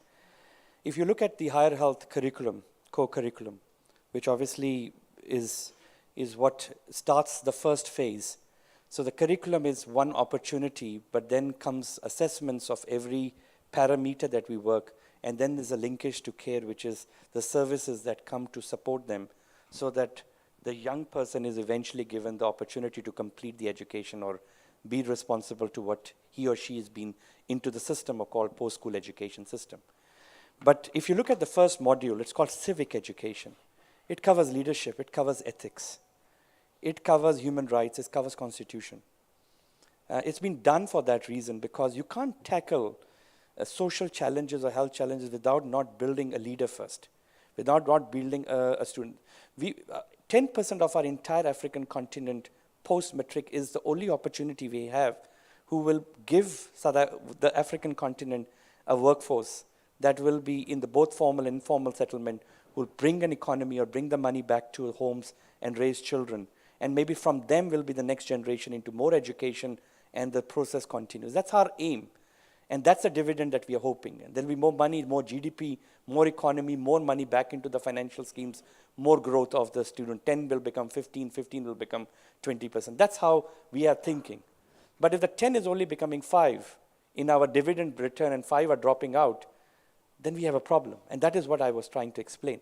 And you're right, sir. Ethics is critical. The other issue now we are going to be thinking about, which I am discussing with NSFAS, is financial literacy. Now, does it come, it's nothing to do with health, but it has a lot to do with health. Right. Do you understand me? And the other question is the issue that you raised about is maybe in future, already I've got 2 investments from European donors who want to talk about climate change. Is this the time for building climate change discussion now for the next generation if we are putting it for social and health? These are all issues. These are other modules that are currently being worked. It takes 5 years to put a module back together into the system. To answer your question, primary schools are working in orienting a young child about their sexual body, their little, but you are talking to a very small child. The age is, unfortunately, that young person at a post-school education. I'm not talking about just universities that you are thinking, which is post-matric. I'm talking about TVET colleges. I'm talking about community education colleges, where we have school dropouts at a very high rate, and they are a second opportunity being given to build a skill and go back into economy. We have about now 1,800 community education training colleges in South Africa. We've got about 300 sites for TVETs across our country, building in the most rural and the peri-urban areas. We've got rural universities now growing at a very fast pace, and that's the right way to build economy. So I think education will never go short. There is no shortcut to education. You can use the word health education. It's actually not health education. It's civic education, it's social education, it's community education, it's ethics education, it's health education. It is a return on investment for a bursary scheme or a financial scheme. Okay. And I think it has to be coincided together. That's my closing remark. Okay, I'm going to give Dr. Boate, no, I'll finish with you, Basani. I'm going to ask Dr. Boate, no, or maybe Mr. Letebele, do you have the holistic development, incorporation of the whole person development in how we run higher education? You covered, no closing remarks? Closing remarks, yes. Yeah. In closing, I can say, Chairperson, this conference is not about us, it is about students. And it is high time that universities really address the health and concerns of our students so that they can graduate alive and healthy. Yeah. Universities should ensure that health programs are also funded and not be relegated to the periphery. Wow. The only boss on campus is the student. Dr. Boateng, please, in the name of making sure that the students are put first because they are the future, do you feel in your closing that we are too much focused on process and compliance that we are forgetting sometimes what the students' needs are? Pretty much, I think in a lot of areas this happens, and I think it is time that some of these things are looked at and addressed. Students' needs are a lot of times ignored. Students' voices are a lot of times ignored. And I think the better we begin to pay attention to student voices, listen to them, and provide them the necessary support they need, the better it will be. Because as we have learned from the presentations, the issue of mental well-being, mental health, has consequences not just for the students, but for colleagues, friends, families, communities, and even at the social level. And so the more we can support people who are in these situations, the better it will be for all of us. Okay. Thank you very much. Basani, you have the last word, answering first the question of clarification about their 360, the amounts that are, and then just your last remarks about where the future is headed and what we can take out of the TVET experience in your space and scale it up as a national or continent-wide formula for success. Okay, thank you. The first question was on the 63%. It's kept by the department because they administrate we use a PESAL system to pay employees. That's a national issue by Department of Public Works. So all government departments use PESAL. So the 63% is kept within the department as they receive it from the National Treasury.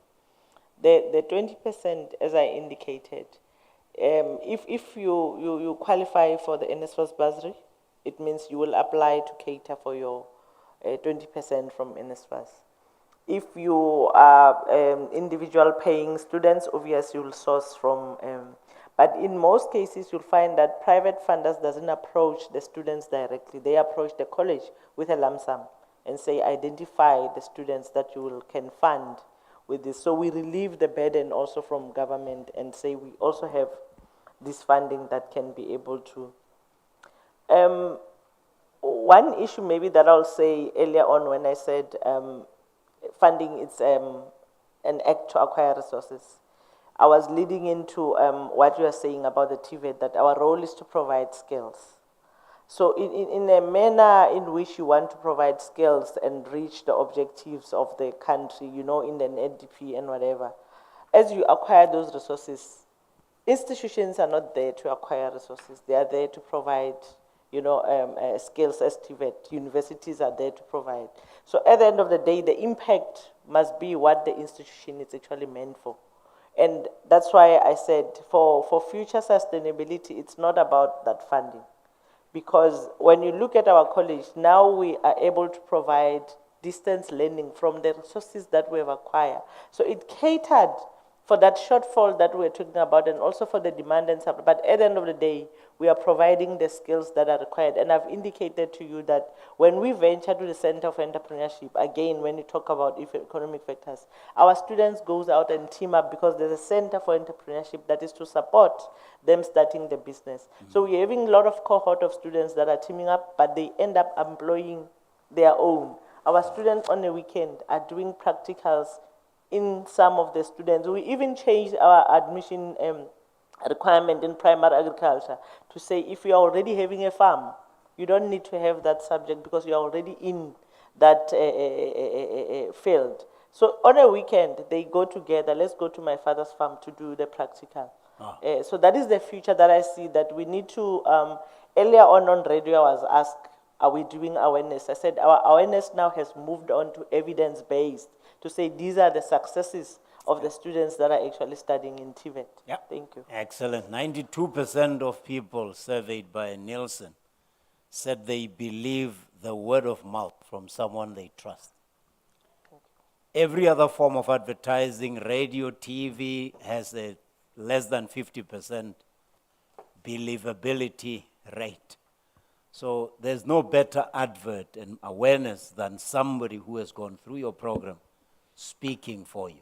Let's thank Dr. John Boateng from SLTF, Mr. Norman Letebele from University of Limpopo, Professor Ramkino Luwali from Higher Health, and Basani Tlekani from Vembe TVET College.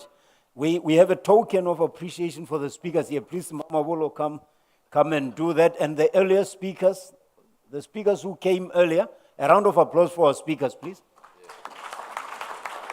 Can I say something? Yes, please, go ahead. Yes. Go ahead. Thank you very much. Firstly, our apologies. Yesterday, speakers, we couldn't give them because the gifts had not arrived. But these are the gifts from AHIFA as a token of appreciation. Two things I would like to say about the gifts. In South Africa, September is Heritage Month. And I've just learned outside that actually the word heritage is only applicable to South Africa in terms of celebration of culture. So rather, it would have made sense if we said this is a cultural month. So we chose these gifts as part of the different cultures we have. Secondly, the second gift, which will just come in shortly, it is a gift carefully selected because it is made by one of the NSFAS beneficiaries. And I think some of you might have known him. His work has featured in Beyonce's videos. His work featured in a couple of films. He developed a lot of material for production. His name is Laduma from Amakosa brand. Thank you very much. So I need assistance in terms of putting these gifts on our guests. If they may please stand up. We have to give you so that you can see how you should use it. Okay. Okay. Who's knowledgeable about that? She is. Okay. Please.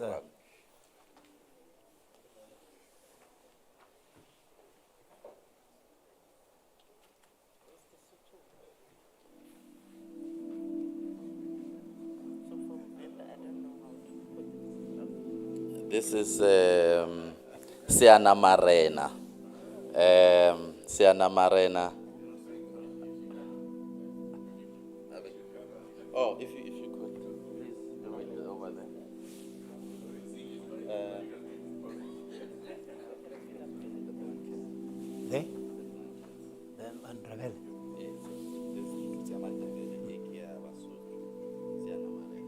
Yeah, you know, he's putting me on the spot. Okay, he's putting me on the spot. As you can see, this blanket here for Mandrevele in South Africa, a very significant group, cultural group, because of they straddle two countries in Zimbabwe and South Africa. They are found in what? KwaZulu-Natal, in Limpopo, in Mpumalanga. You may know the artist Esther Mahlangu as a very famous artist. She's one of the representatives. This one is from Lesotho, the mountain kingdom of Lesotho. And as you know, Maaparakubo, the Basotho are called Maaparakubo, which is just from the cultural practice. In the snowy mountains up there, when people are going out herding cattle and other livestock, they put that, it becomes a Siana Marena in a way.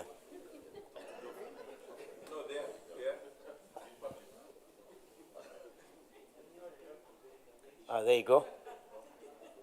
There you go. So when you're wearing this, you have to go to Zambia via Bulawayo.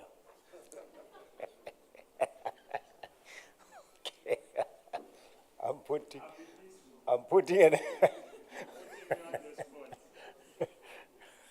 You got to greet the city of kings there.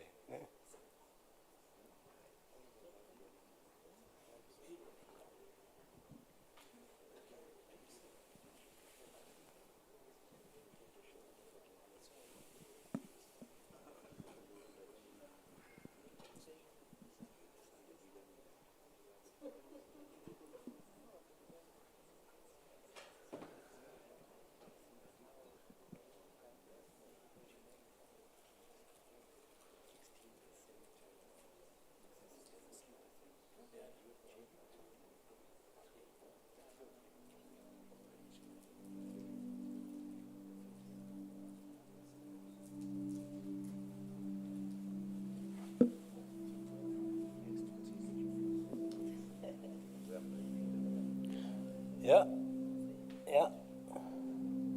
This is going to be a very beautiful picture.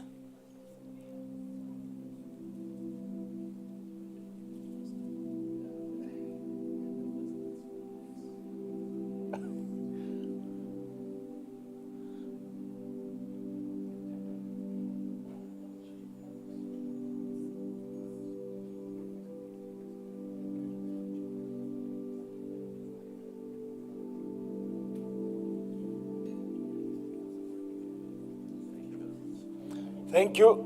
Do you have a group picture? I think you need a group picture here. Yes, please. Step forward and...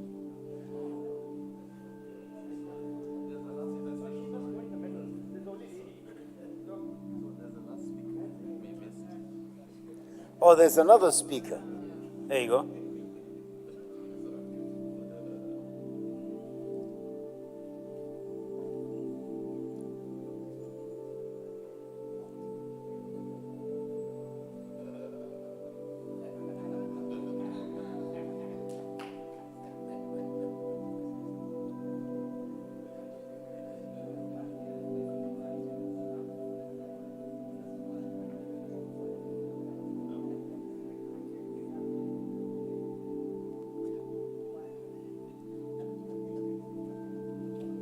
Yeah, there you go.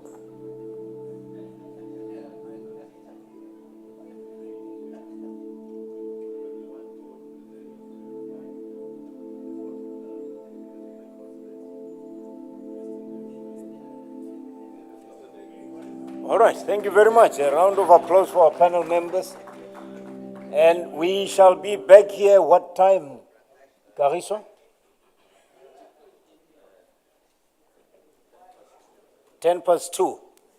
So 14:10, we shall be back here and Tepiso will take over the program. Thank you very much again.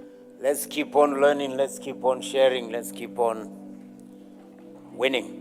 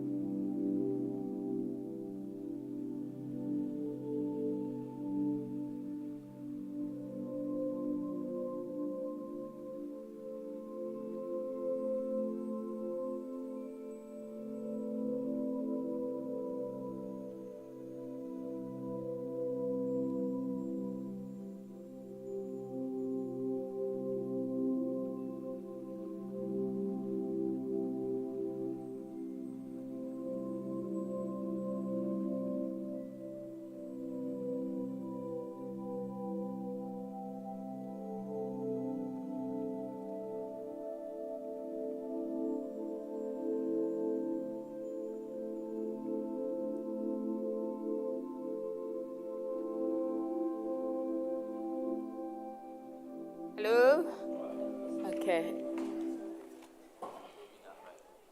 In the interest of time, I did request that we are back here at 2:10. Interestingly enough, somebody said very proudly earlier on this thing of African time, and I'm appalled by that. The fact that we take it so seriously that there's such a thing as African time. I don't know about you, but I think we are very timely on things that we ought to prioritize. So don't wear it like a badge that there's such a thing as African time. Ntate ke tlo mo fine now.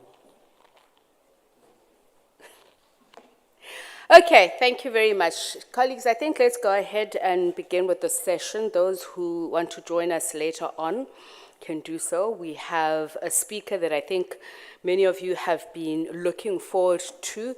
Here in South Africa, she is celebrated, lauded, not only for her outspokenness, but activism around higher education issues.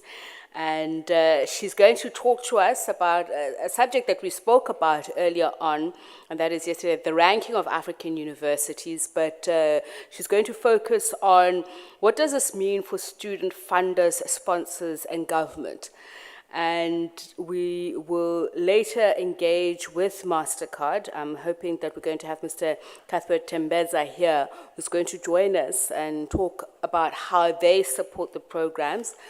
In the interest of time, I'm sure you'll allow me, I don't want to recap on the earlier session. So are we agreed that we can go ahead with this? All right, ladies and gentlemen, please put your hands together for Professor Pakedi. My apologies, Professor Pakeng. She is the Vice Chancellor, Principal, University of Cape Town. Can you believe that, I'm even getting nervous introducing you, falling all over myself. Please give her a warm round of applause. You sure you don't have this? No, I'm looking at this podium and I'm thinking I need someone to something to elevate me a bit. Sure you can. Oh, sorry. I think you're fit for purpose.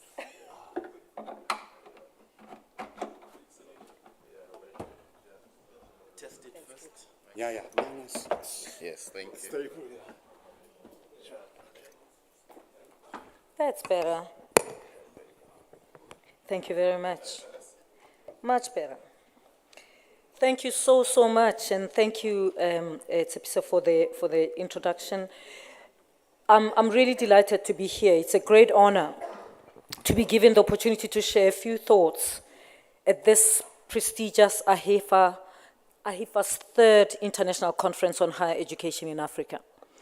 Without much waste of time, I wish to express my sincere thanks to AHIFA's President, Charles Rengera, and the General Council of AHIFA, as well as the National Students Financial Aid Scheme, NSFAS, for inviting me to this important conference. I'm sure they had a long list of people to invite. And the fact that they chose me, I'm grateful, because there's always ideas to share. I have been asked to discuss the implications of ranking models and practices for African universities and how this impacts student funding agencies, government funding, and other sponsors.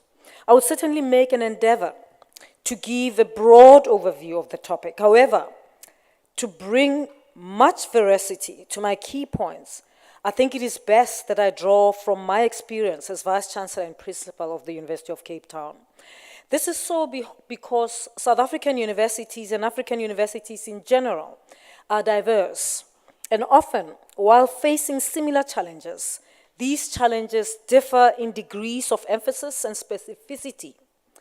They require one to be attuned to the complex array of issues that are specific to each context. Invariably, in many instances, since UCT is a South African university, undoubtedly our story will also find resonance with other institutions in the country, and to some degree, parts of our beloved African continent as well. That is why I consider my input in a broad spirit of collegiality, comradeship, and the unwavering quest for us to hold hands and walk together towards finding lasting solutions for educating African students under sustainable conditions of financial aid and holistic support. Let me start with some backgrounds. Colleagues, I don't want to bore you with too many details on all the major historical entanglements relating to the University of Cape Town's current funding and transformation situation. What is important, nonetheless, is that, like many institutions, UCT is forging ahead and rising to the challenges of socio-political change, especially in South Africa and the rest of Africa. UCT is, of course, fortunate to be in Cape Town, a charming city situated at the northern part of the Cape Peninsula, a seaport, one of the most popular tourist destinations in the world. Historically, like other cities in African countries represented here today, this city also symbolizes the heartbeat of colonialism, racial oppression, apartheid, and so much else that was unjust and violent about our past. No wonder, colleagues, when we gather to reflect on the past and its barrage of injustices, our collective memory of the empire is heavy laden. And at times, it is extremely divisive. I must hasten to emphasize this simple, yet equally complex point, to revisit and critique the past in gatherings such as this one must never be a gesture of pleading victimhood. Instead, as a higher education and student funding agency leaders, we are called upon to look at the past as a classroom, a learning context. The lessons must propel us to be more resolute and to do the best we can to educate African children. Not to rest in the past, but to do better and be better. Now let me get to the subject of rankings and knowledge governance. Can you imagine a world with where no standards are set? There is no way to assess quality, a world where there is no way to assess good service, competence, excellence, and so on and so forth. Just imagine that world. Surely, it is controversial to measure and rank things and people. It's controversial. Whatever you rank, there's going to be some controversy. And so university rankings will have similar kinds of controversies. So I don't want us to waste time talking about controversies of rankings, because whatever you rank, there'll be controversy. So put that aside. There is potential to put undue pressures on universities that don't make it to the rankings, let alone to the top. After all, we often say that beauty is in the eye of the beholder. I know that I'm overstating the point a bit here, but yes, I choose to look at the positive side of university rankings without suggesting that we should obsess with them and drive ourselves crazy, desperately trying to be noticed.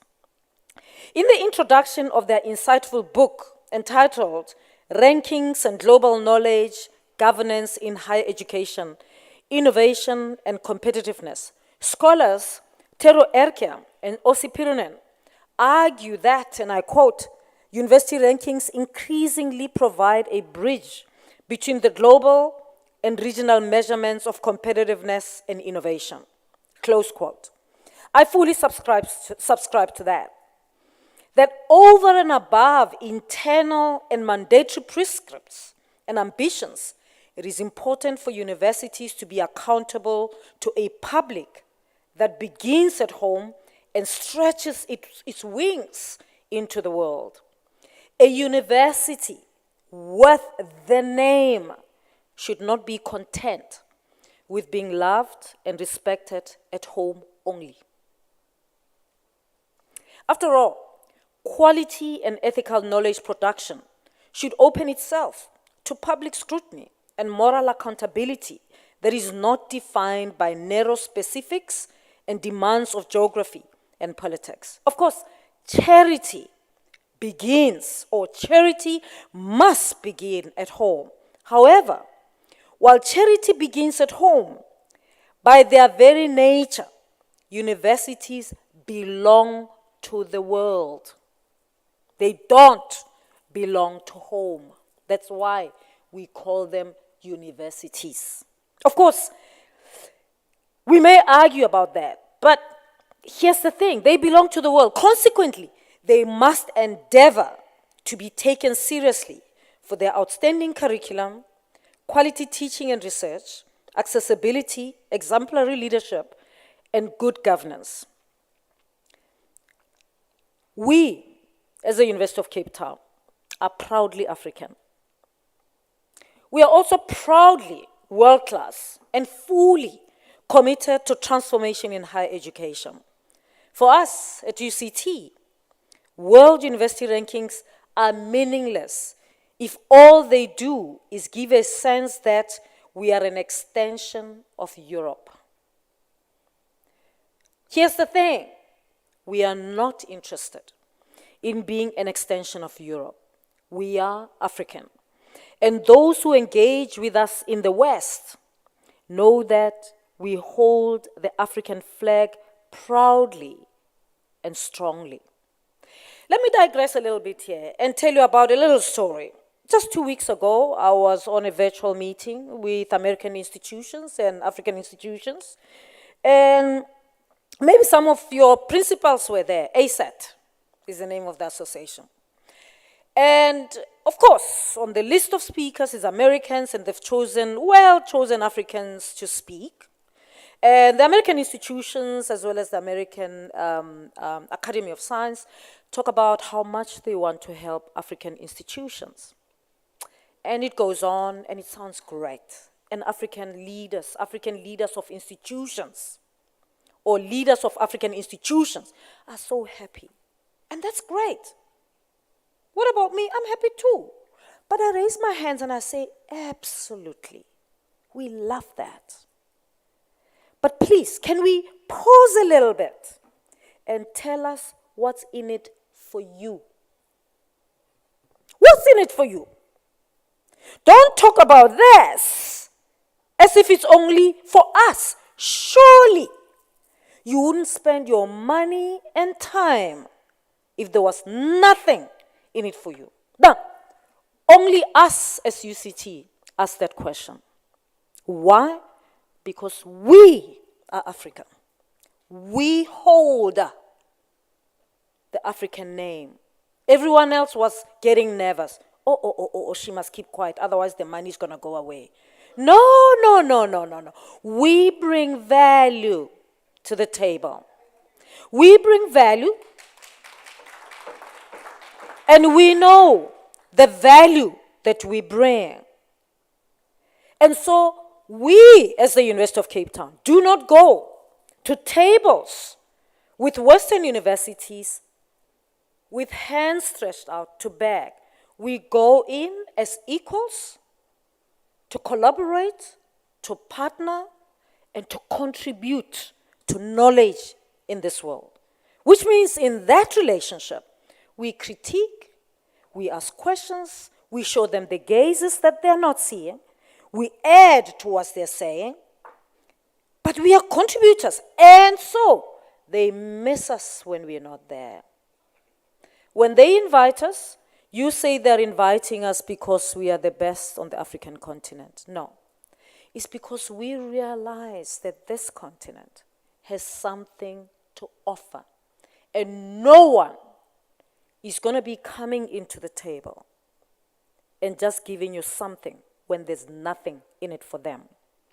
If we allow that to happen, colleagues, we are doing exactly, we are emulating exactly the relationship that our colonizers forged with our forefathers. They were so happy thinking Westerners are here to help them that they didn't want to ask questions, they didn't probe, they didn't bring their perspectives on the table, and we lost. And now we want to get back, but we're doing it the same way.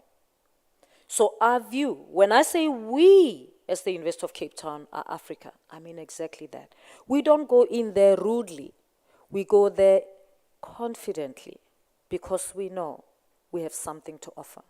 And we know that in the world of partnerships, there's always something in it for the one who brings the money as much as the one who needs it. We say to them, no, we don't have money, but we have other things, and you need them. As many of you probably already heard, early last month, the QS World University Rankings 2022 ranked UCT as top on the African continent and among the top 18% of the best universities worldwide. We are in good company with the best in the world, and we are very happy, especially because we know our presence in the top 20% of universities in the world is Africa's presence. Now, here's the thing. There's no way that all of us are going to be in the top 20% in the world. But hey, there's a disaster if there's no African university in the top 20% in the world.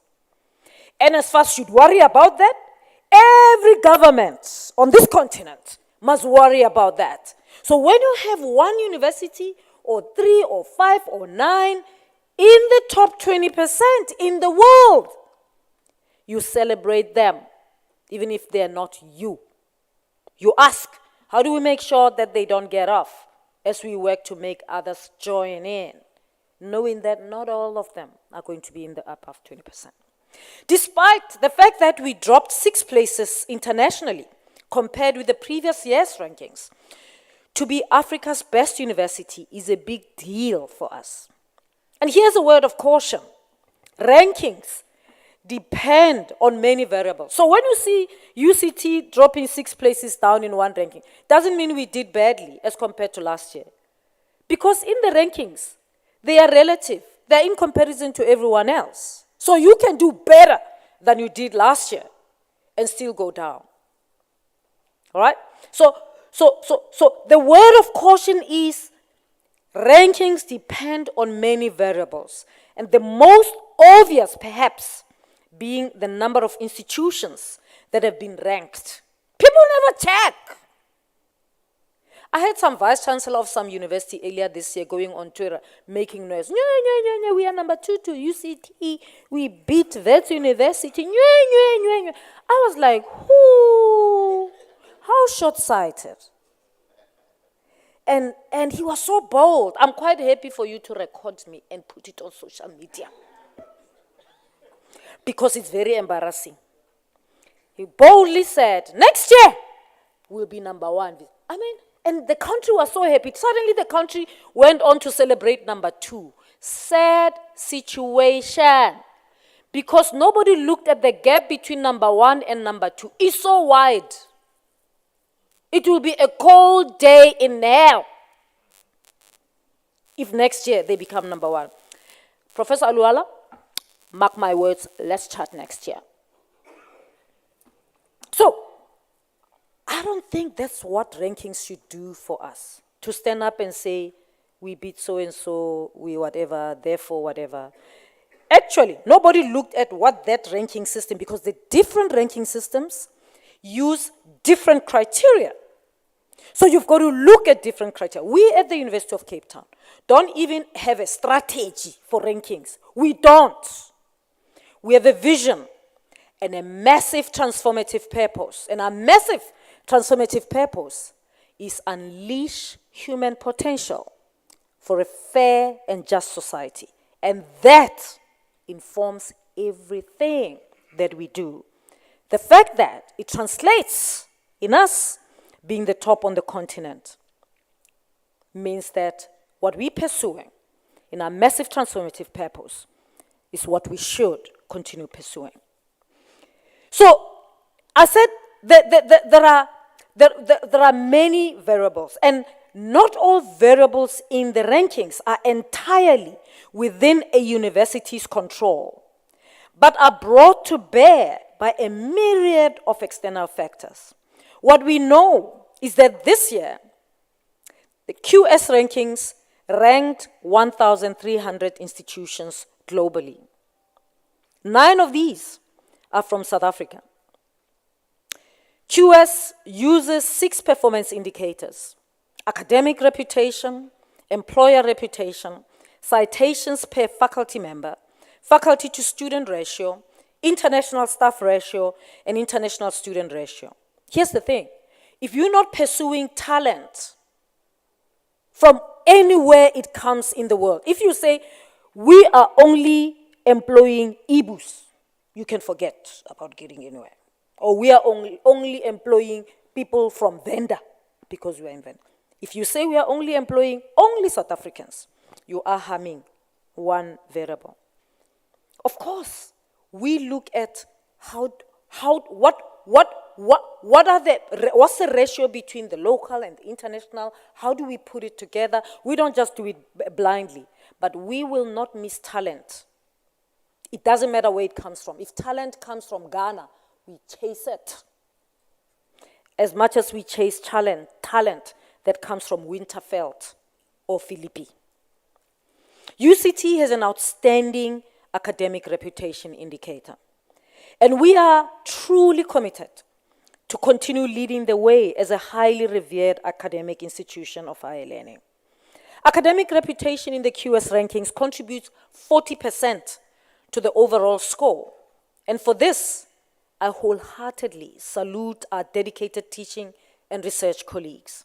Perhaps many of you are not surprised that the MIT in the US is still number 1 in the QS rankings. And for the 10th consecutive time now, MIT has been number 1.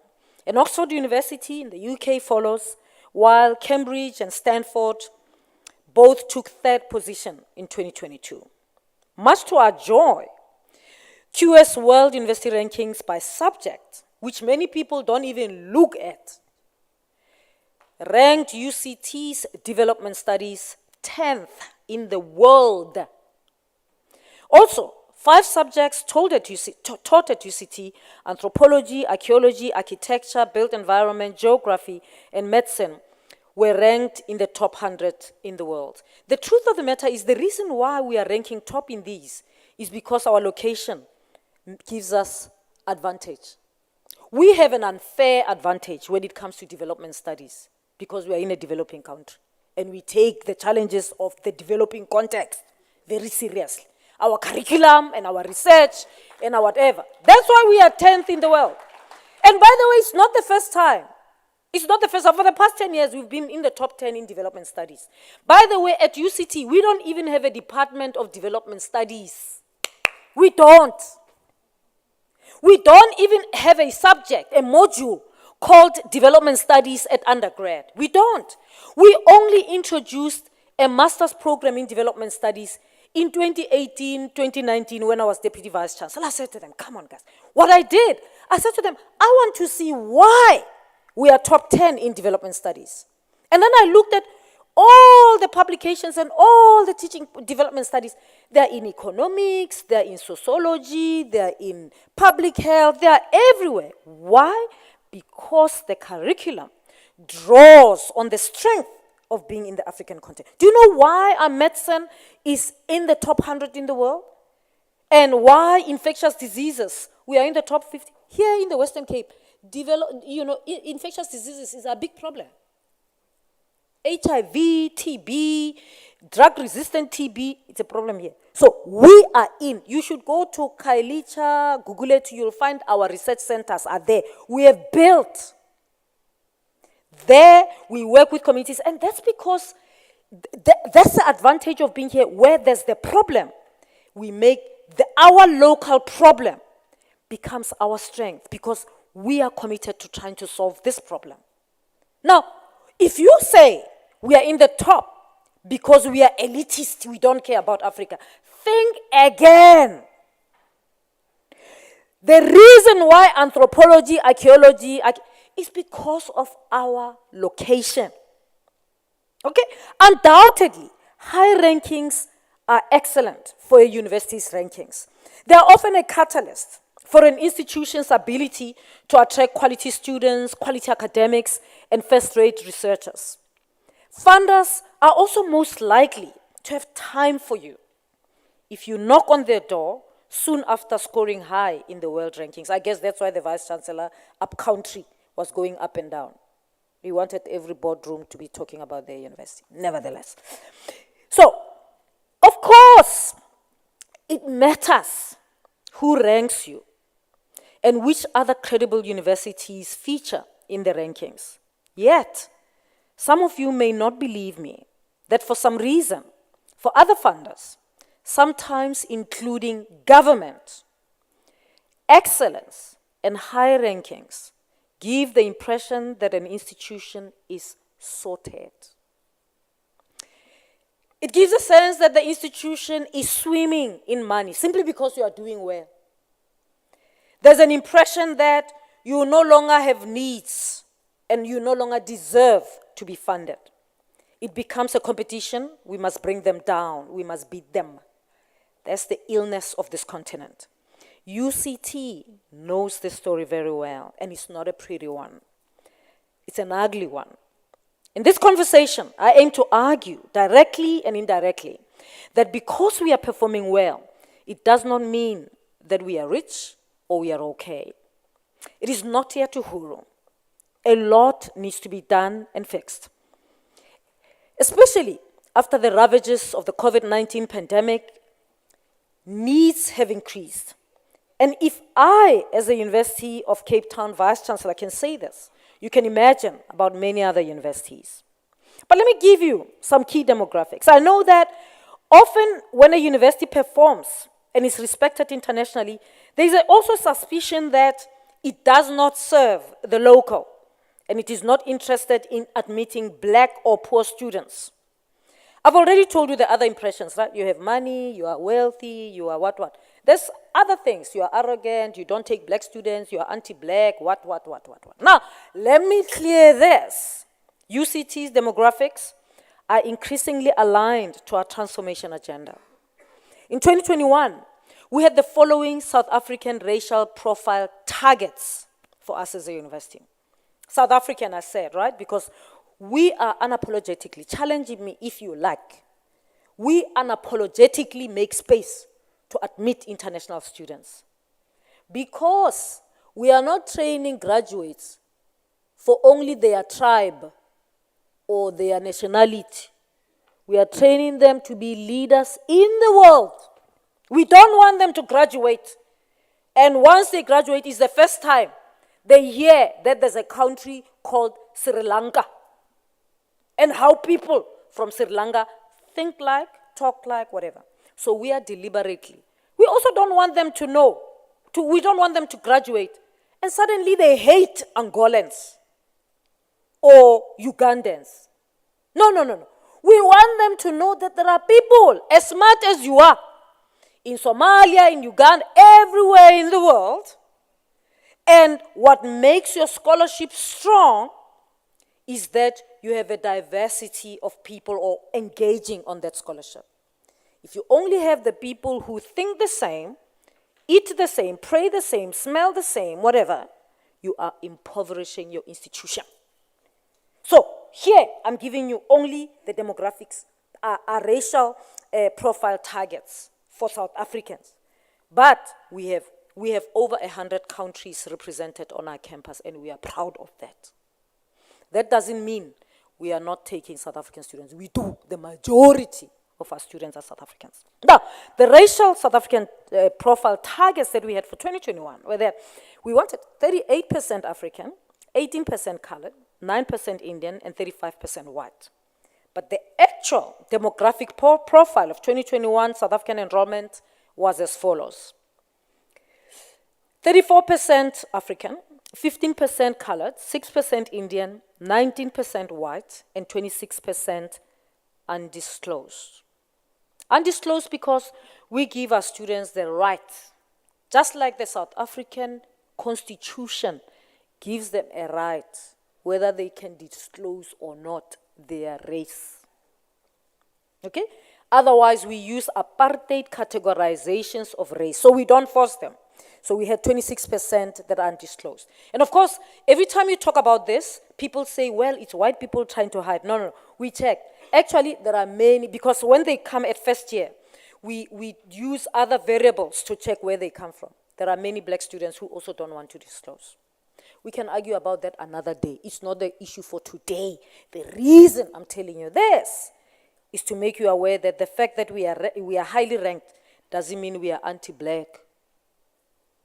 That's the reason why I'm telling you this. Now, let me go on, right? Now, I am pleased that UCT is making major strides as regards transformation. And this is despite the fact that there is a high proportion of students who do not disclose their race. It is their democratic right to do so. Nonetheless, we know that this limits our ability to assess performance in relation to our demographic targets, but we always group them and say these ones haven't. Just like we don't force them to disclose their gender, we don't force them to disclose their race. Well, at the beginning of 2021, we welcomed 4,732 new undergraduate students to UCT. And of these students, 41.4% reported that they were first in their family to attend university. This is a first for us as UCT. And that proportion is a proportion that was constant across all of our 6 faculties.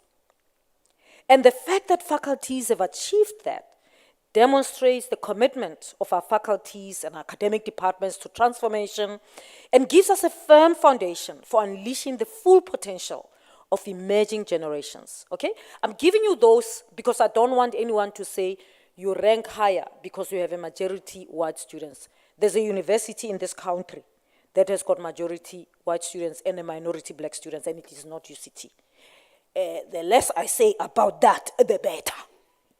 The big question is, how can we, as financial aid providers and universities, ensure that once the student is accepted at the top university, their poverty and disadvantage does not become a badge throughout their stay at university?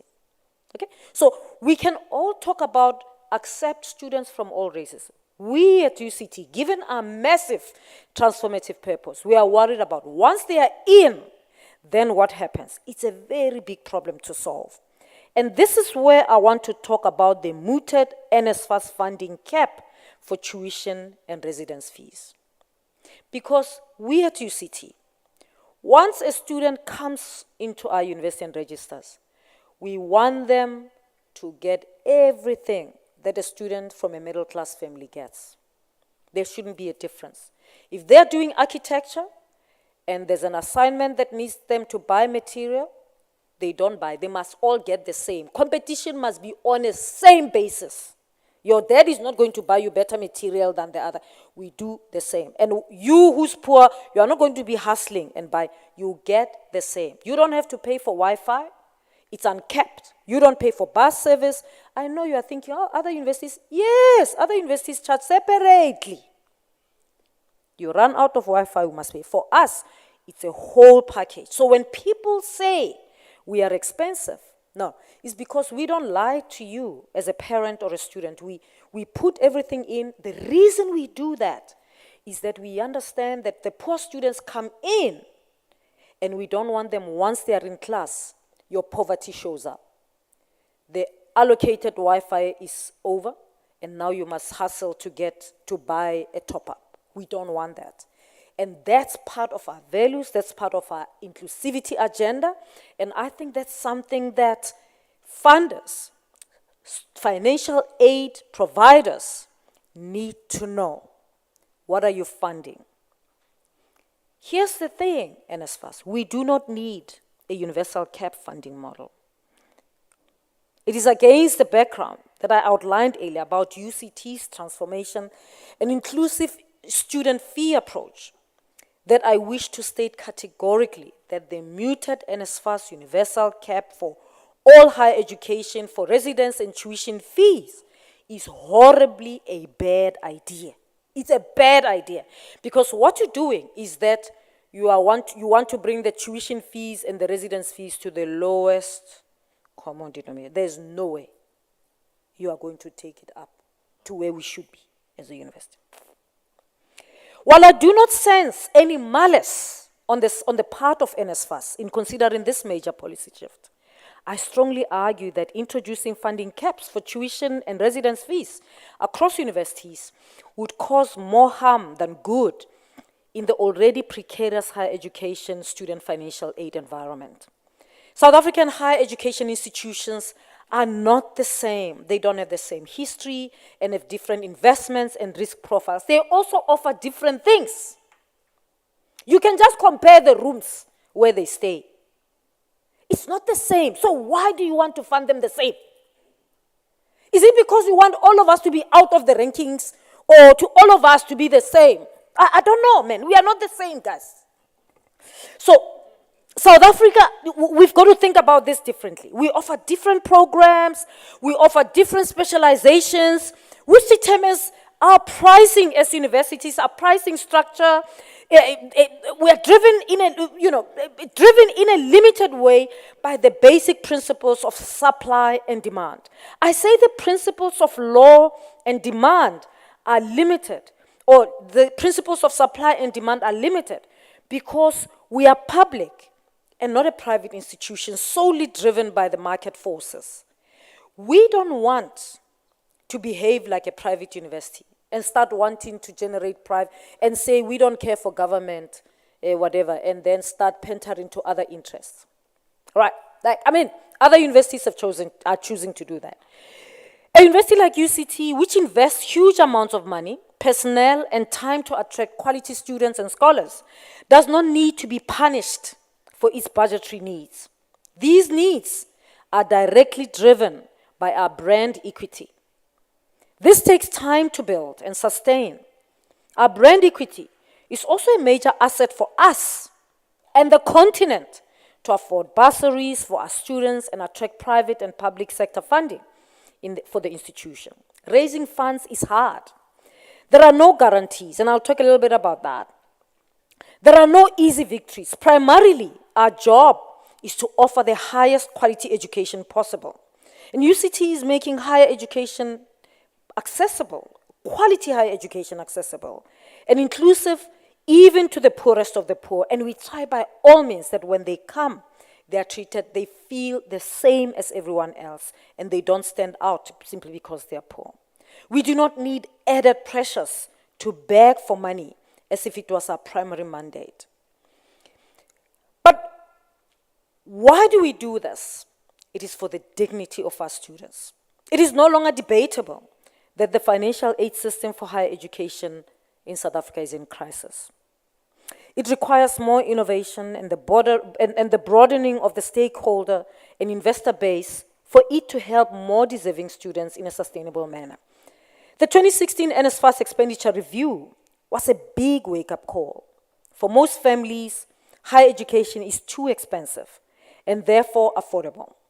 I often tell people who care to listen just how it moves me to walk on campus and see a lot of serious yet jolly young people at work, feeling at home on our campus. Increasingly, a sizable number of these students are black and relatively poor. Our principle at UCT is that every student, no matter his or her socioeconomic background, religion, class, gender, sexuality, etc., must be made to feel at home at our institution. It's a struggle, but it's a struggle we committed to. Well, I also have a particularly soft spot for NSFAS beneficiaries because I know the power of education in changing lives. Education changed my life. The only reason I'm here with you today is because some good Samaritan, sometime in the 80s, found my love and commitment for education worthy of support. And that gave me dignity. I'm sure that is the story of many of you in this room.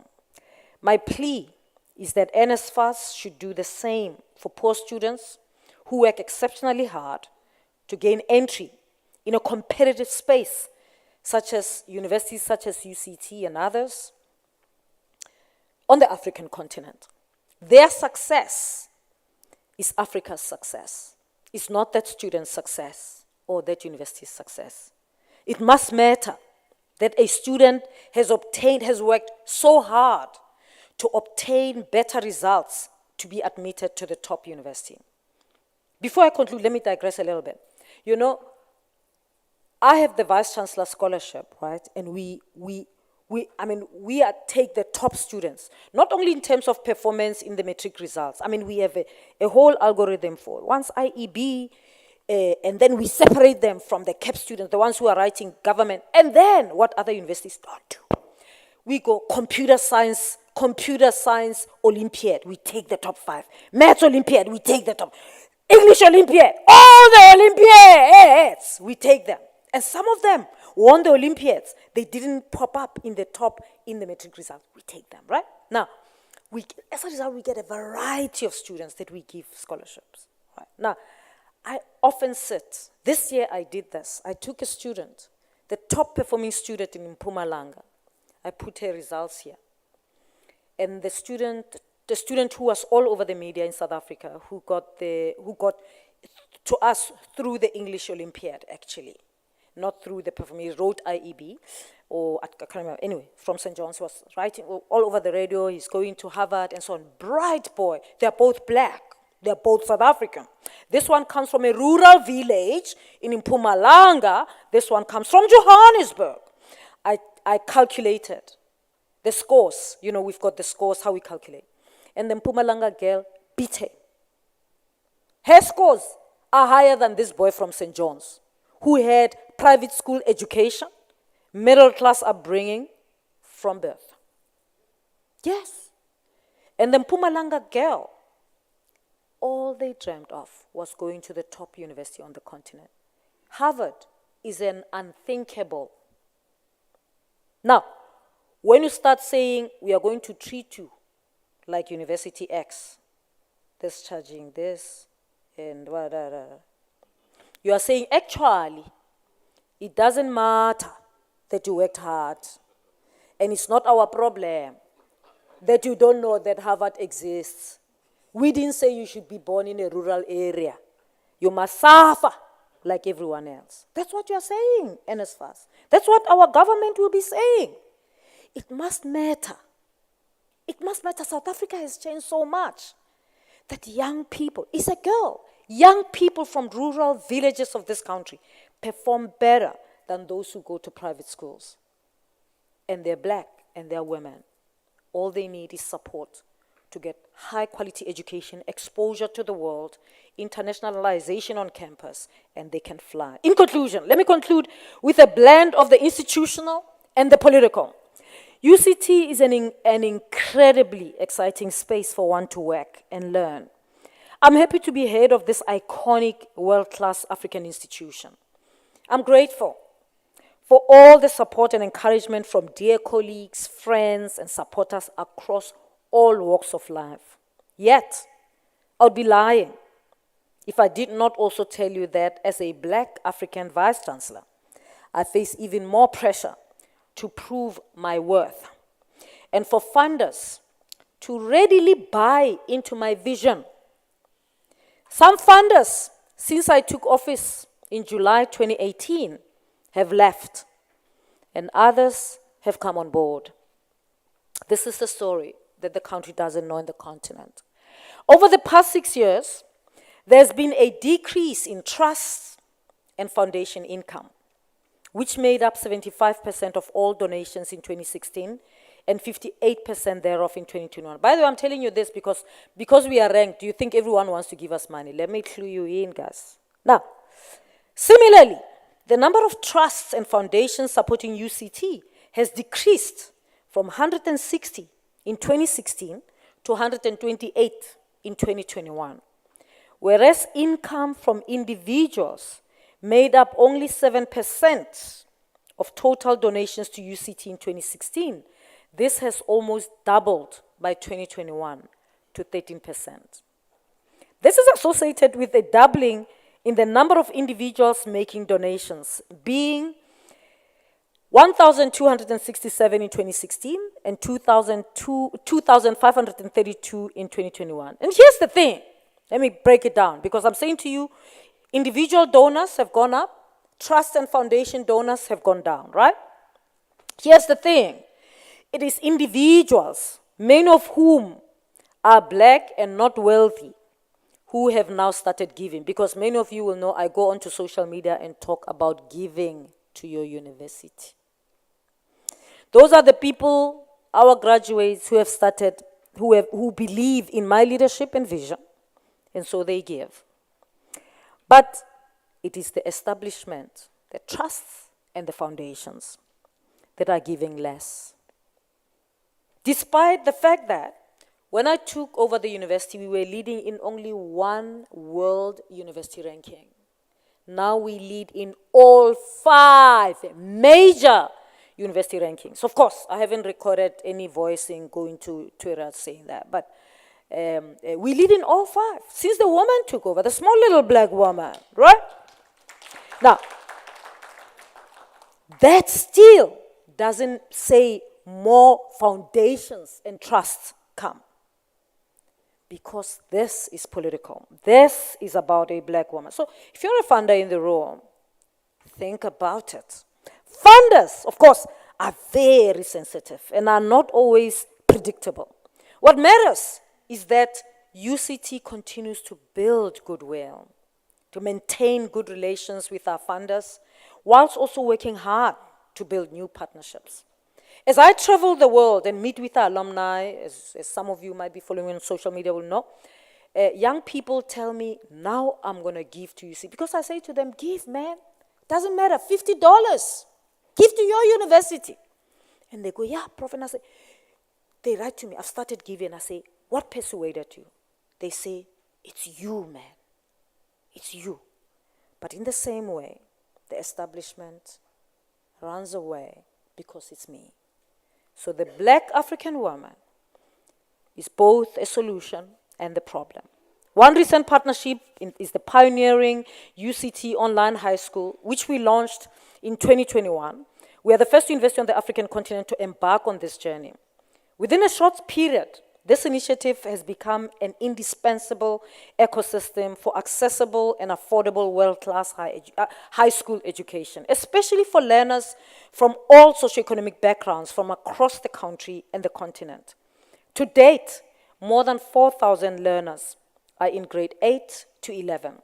In 2023, we will offer grade 12. I know I'm taking too long. I won't go early. We'll shift things. I'll write SMSs, WhatsApps once I sit down. So let's chill a little bit. This is a matter of national importance. It's a matter of continental importance. So let's give it time.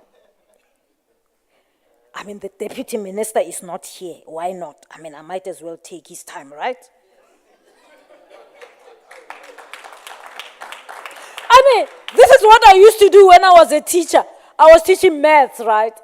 But the students loved me because I'm a damn good teacher, right?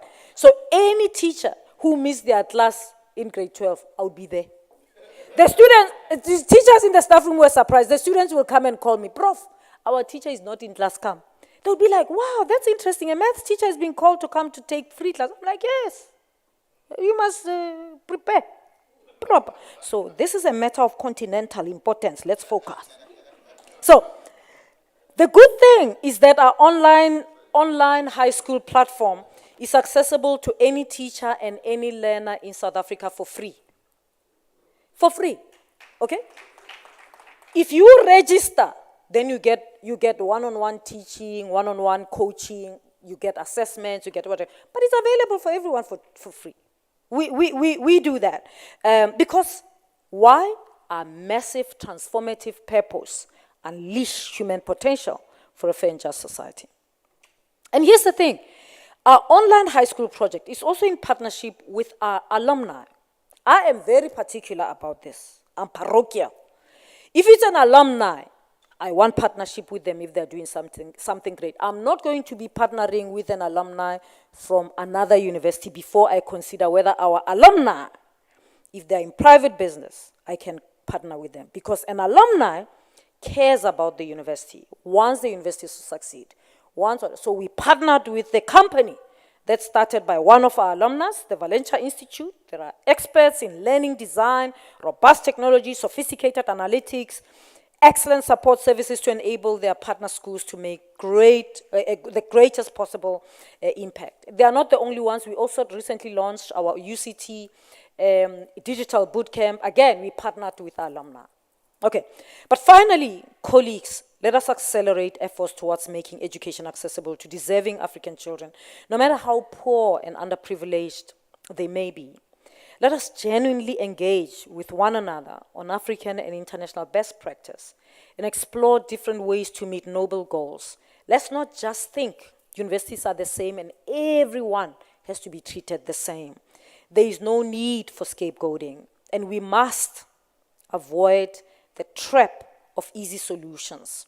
As global markets shrink and African economies weaken, the job losses worsen, our collective resolve must markedly improve the future of Africa's children for the better. We are their only hope, and we dare not linger. Thank you very much.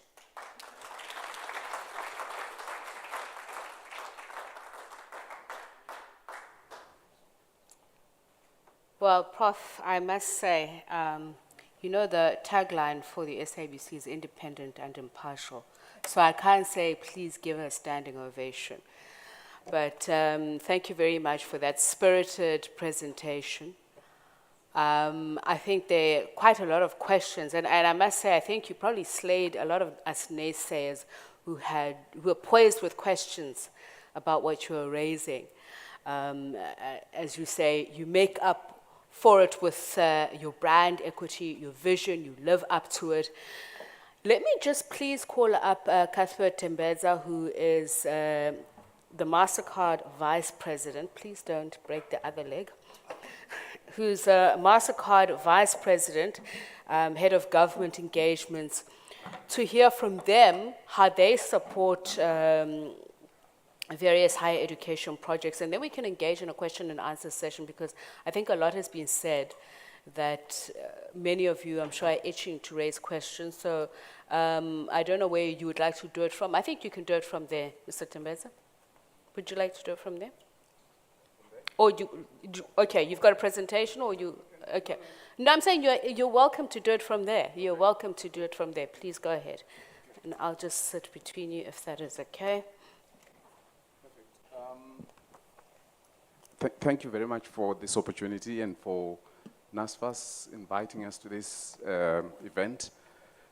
Contrary to what a number of people would think, the moment they hear MasterCard, I'm sure you'll be thinking about a credit card or a debit card, but we're more than that. We are a technology business. Payments just happens to be one of our oldest and most successful business in the past years. So we are involved in education, we're in agriculture. Sorry? Oh, you'd rather, okay. Okay. Do you need the, okay, all right. Yeah, so we are in agriculture, we are in education, we are in cybersecurity, we are in many areas that you would not imagine that you'll find a company like MasterCard operating. What we provide, okay, what we provide is a network. So if we were to be asked in sales language what we do, we don't provide financial services, we don't provide bankers, we provide a network through which participants in the ecosystems, various ecosystems in economies participate. So we've got a network of about 150,000 currencies that are connected via our network, 2.4 billion account holders or customers in 210 customers, 22,000 banks, 4.1 trillion purchases, and 43 billion instructions that are sent through this network every second. So that's the network we provide. And at some point we decided that why should it be only about financial services, and then decided to move into the rest of the services. First of all, before I get into the section about this event, I would like to thank Prof for a very strong statement that she made. I'm originally from Zimbabwe, so I might be leaving my CV with her because it sounds quite inclusive at UCT, right? So, as an observer in this event, there are 4 key areas that I have noticed. That there is a need for somebody to fund the universities, the higher education component of our ecosystems. And there is a need for efficient and timely disbursements of these funds into the various institutions and to the beneficiaries. There's also the aspect of correct application of the funds once they reach the beneficiaries. But then, depending on the schemes that are being run and which country is running, there's also an obligation for those that are assisted to pay back. And I want to say that from the conversations I've had in the past 2 days, I hear a lot of people need to be helped. We need to lift people from poverty. And I think there is agreement across Africa in terms of the need to lift people from poverty. But I'm not hearing enough about teaching these same children responsibility, accountability, and honoring obligation. So in those systems that are providing, I'm a product of the Robert Mugabe loan and grants, and it said, Tsepiso did mention yesterday that there is this sex for education talk in Zimbabwe. And it's true, I've seen it on social media. There are children that are protesting the raise of school fees without any support in Zimbabwe. And it's true that they have to end up in some of these unfortunate circumstances. But for those countries, but how did Zimbabwe end there? Zimbabwe ended there because nobody monitored the obligation, the responsibility, and accountability element of this cycle. And somebody again yesterday raised the issue of sustainability of these programs. And it's important for us to make sure that we're building a culture of responsibility, accountability, and just a culture of honoring obligations. The very same students that you are sponsoring will drive a BMW that's worth more than the house they live in and pay up that BMW without paying up the loan obligation for the education, the best that created them and gave them that privilege. So that is the component that I see there is less and less emphasis in the conversation that we've been having. I also would like to agree with the fact that when institutions come in, there's the case of the Zambian partnership with a solution provider who is dealing with the collections of the loans. That is great, that is important, and it's important for us to monitor the cost element, yes, when it comes to disbursing these funds to the students and making sure that they are not loaded with too much when it comes to the fees. But hey, when it comes to the collection of these monies, we picked you up from the village, we gave you an education, you got a job now, you better pay and also learn to pay the fees. So it cannot be about excuses of poverty throughout the cycle. If we picked you up from poverty, we gave you an education, you got a job, you got to pay your part so that we can also carry the next generation. This is the part that I did not hear emphasis on. And why am I talking about this? It's because the part of sustainability is built out of fairness. So I used to work for the World Bank, and we used to do a lot of free programs. And we then realized that people don't value free things. So the moment you give these students free money, there's no obligation to pay it back. There are some who will not value it because there is no there's no sweat, there is no also responsibility ahead of them. So I would like to insist that we start thinking about that. I'll give an example of current work that we're doing, albeit under certain restrictions because this is in progress. I'm here because we're talking to NSFAS and we're trying to support them with giving an interoperable card to students, which will enable students to have the freedom to also start planning about what they do with money when they have money and handle money responsibly. And where we come in as MasterCard is we have access to data. So if the students are going to be making use of a card after receiving these funds, we are able to look at the data behind where they are spending this money, how they are spending this money, and that should then inform the NSFAS strategy in terms of how they disperse the money to these students. Otherwise, they will create unnecessary layers of wanting to talk to this landlord here, buying food for parcels or whatever for students here, without necessarily taking chances with trusting the child. So one of the key things that will come out of the program that they're doing is data insights.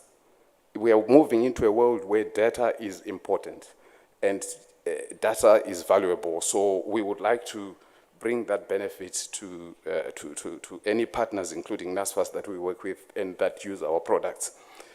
Then the next element I want to touch on before I sit is the power of partnerships. It's okay for us to sit in here and talk about this and complain that there's no people coming to fund and so on. At MasterCard, we've got things like donation platforms. I'm sure you have bought in supermarkets or seen products that are written for every product you're going to buy, $1 goes to XYZ. And people raise millions in those kinds of arrangements. We've got platforms that do that. So we could have a platform that says, for every purchase that you do of a Unilever product, R1 goes to UCT. And that could be run at university level. It could be run at NSFAS level across all universities. It could be run at continental level across your association gathered here today. So these are some of the things that we do. We could support with these card schemes. And, you know, there's something that I'm always at pains to understand. I know that we are keen to promote African and local stuff, but at the same time, we want to achieve international economies and standards. It's not going to happen if we continue to be stuck with closed-loop systems.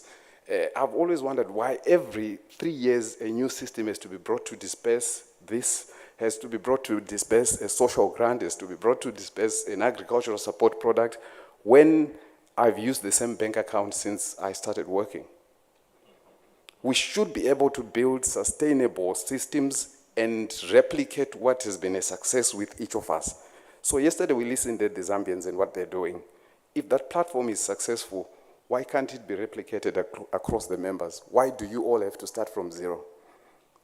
Right? And then from that angle, we need to learn to share. Owning is expensive, because the cost of owning these days is so high, because by the time you finish or get the best utility of whatever you own, the technology has changed. Things have moved on. But if you don't own and you just use, it is the responsibility of the owner of the platform to give you the latest technology. So these are things, I'm just bringing these things as an observation from the discussion we've been having. Then when it comes to, lastly, I want to speak about the issue of the assets that you're sitting on as part of governments already. You've got the departments of Home Affairs, you've got the departments of taxes. Those guys, for those that are running loan programs, they know how to find us. I was once a beneficiary of a loan for education, and they knew how to find us. The moment I got a tax number, I also got a reminder that I'm on the database that owes the education system. The moment I wanted to get a passport, this is how perfect Zimbabwe used to work. I would be reminded that if I am leaving the country, I have to confirm that I'm still resident in the country as I renew my passport. And that alone would point them to where I'm currently working, and I get to make a payment. But it's even better these days. We've got the technology here. We can provide you with technology that allows people to pay at any time, anywhere, when they can make the payment or they have the resources to make the payment.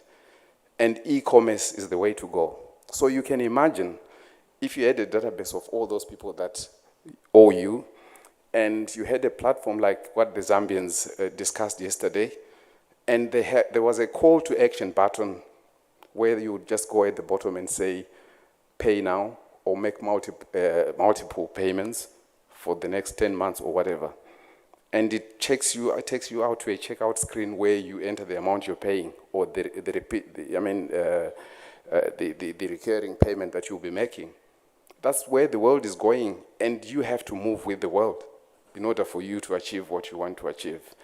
And as MasterCard, the government engagements team, we have been mandated to provide any technology that's required by government agencies to support the activities that you are carrying out in the various agencies, including this one, at much at preferential rates to enable you to cut down on the capex investments that's required to do so. So I'm open for discussion with anyone of you to see how we can collaborate on this matter and help you teach our children to be more responsible. Thank you. All right, thank you, Mr. Timmins. All right, so I'll open it up to the floor, and perhaps let me just pick up on a point that you made. We're speaking about consumer, in this case, student financial literacy, leveraging of data, proper intergovernmental cooperation on harnessing all of this data. And I want to throw it back to Professor about, you mentioned that while you're doing such amazing things, okay, you'd like to sit here. While you're doing such amazing things, you're not necessarily attracting the funding that you should be. And we can go through the various reasons why. But most importantly for me, I was thinking about government's quintile ranking, for instance. And a report on it once said that it actually tends to mess up the data in terms of how government decides to allocate data. You're speaking about the positioning, geographical positioning of UCT, for instance. And part of the findings of that report is that if government is giving money to a child in, say, a higher quintile or even lower quintile school, it's based on per child funding. But whereas that child may be poor, but going to school in a rich area. So I want to understand how some of that affects you. Sources of revenue that you may have, as you said, perhaps property tax. Is that maybe the reason, some of the things that obfuscate the real picture of the availability of resources for you? No, not really. I mean, when it comes to, the reason, by the way, I was mentioning the location is such a huge advantage in terms of who we recruit. Top staff members, live working here for obvious reasons, as I said. But also, it's a good place in terms of research. So the top oceanographer would rather be here. We are at the meeting point of two oceans. You don't find that anywhere in the world, So it's a beautiful holiday destination, but it's also an amazing context for research, whether you're in health sciences or anthropology or whatever. It's just that. So that's why I was making the location. But in terms of, I'm talking about we're not attracting that from private donors. Every time, if I go to a donor and I said, we want to do, like we wanted to do a Black Academics Advancement Program when I joined UCT. And I said, damn, we need transformation here. We need Black academics to rise to the professorship quickly. How do we do this? So I approach a donor and I say, here's a proposal. Here is how it's going to work. This is how. They say, wow, we love this. But you don't have as many problems as University X. And I say, this is not a problem of University X. It's a problem of UCT. You want UCT to transform. I want you to. They say, yeah, but it won't be good for us to be seen to be giving UCT 200 million rand. So please, go away and get other universities on board so that And then indeed, I go, I get all the universities, we work with the NRF becomes the holder, we take the back seat. Now we are no longer the leader of this project, which I don't mind. The NRF is now doing grants because the other universities didn't necessarily stand up to say they want this. First of all, they don't apply. Dates come and go. We apply, boom, because we want this, right? So everything that we do, it's amazing. Everything, if it's a South African donor, it's worse. South African donors are the worst because they feel guilty about supporting UCT rather than supporting a previously black university. Okay. There's guilt, right? But all of them bring their children to me. Right? And there isn't, it's guilt from apartheid. There isn't a thinking about, do you want UCT to go down? Or do you want, they think, no, you'll be fine. Okay? Internationally, it's different. There are donors internationally who say, I studied here. There's a donor who said to me, I studied at UCT, I played for the IKEs, and I want you to transform. And your transformation must start with the IKEs. So here's Canadian dollars. You must transform this team. So when I was there at the beginning of this year, he said, transformation. I bring him videos. Nay, whatever, look, what are we doing? And he says, absolutely. I'm in again for another 5 years. It gives scholarships to students, and then it supports rugby at UCT. He's not bothered about other universities because his loyalty is to the university. He's an alumni. He's an individual donor. So that's different. So it's that kind of a company is very difficult. These banks in South Africa, oh no, we are not their number one. These telcos and whatever, it's very difficult because they have to go to a committee and then the committee says, no, but what about University X? What about you? It's the same thing with the government. They think we are fine. I just wanted to understand the disparities in the funding. And I mean, you mentioned various things, and I'd like to bring up more panelists. I think I should move so that we can invite the Professor Nombo, Deputy Permanent Secretary, Ministry of Education of Technology, Tanzania. Oh, okay, we'll get another chair there. And Mr. Tijoro, who's chairperson of NSFAF in Namibia, to join the conversation. So you mentioned earlier on, Prof, the thing about, in terms of the indicators, the prestige perception. And I'd like to come to you, Mr. Tebeza, to talk about the subject differentiation. Does it matter for you when you look at funding and where it ought to go to if you were to support such causes, higher education? I mean, Professor made a very compelling argument about why UCT stands out, and also in relation to how they use to their benefit the localization of their projects. Okay. All right, thank you. For us, it's really an issue of who takes the initiatives that we support seriously and who actions it.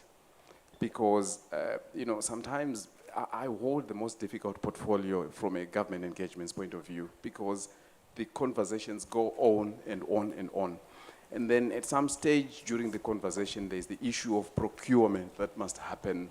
So you can come up with a brilliant idea and build a plan in terms of how you would execute and implement and who would be the qualifying institutions.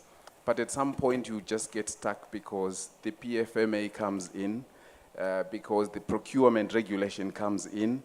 And sometimes when you have forgotten about the project and you're probably thinking, let me use my time elsewhere, then there is a bit of movement and then something pops up again.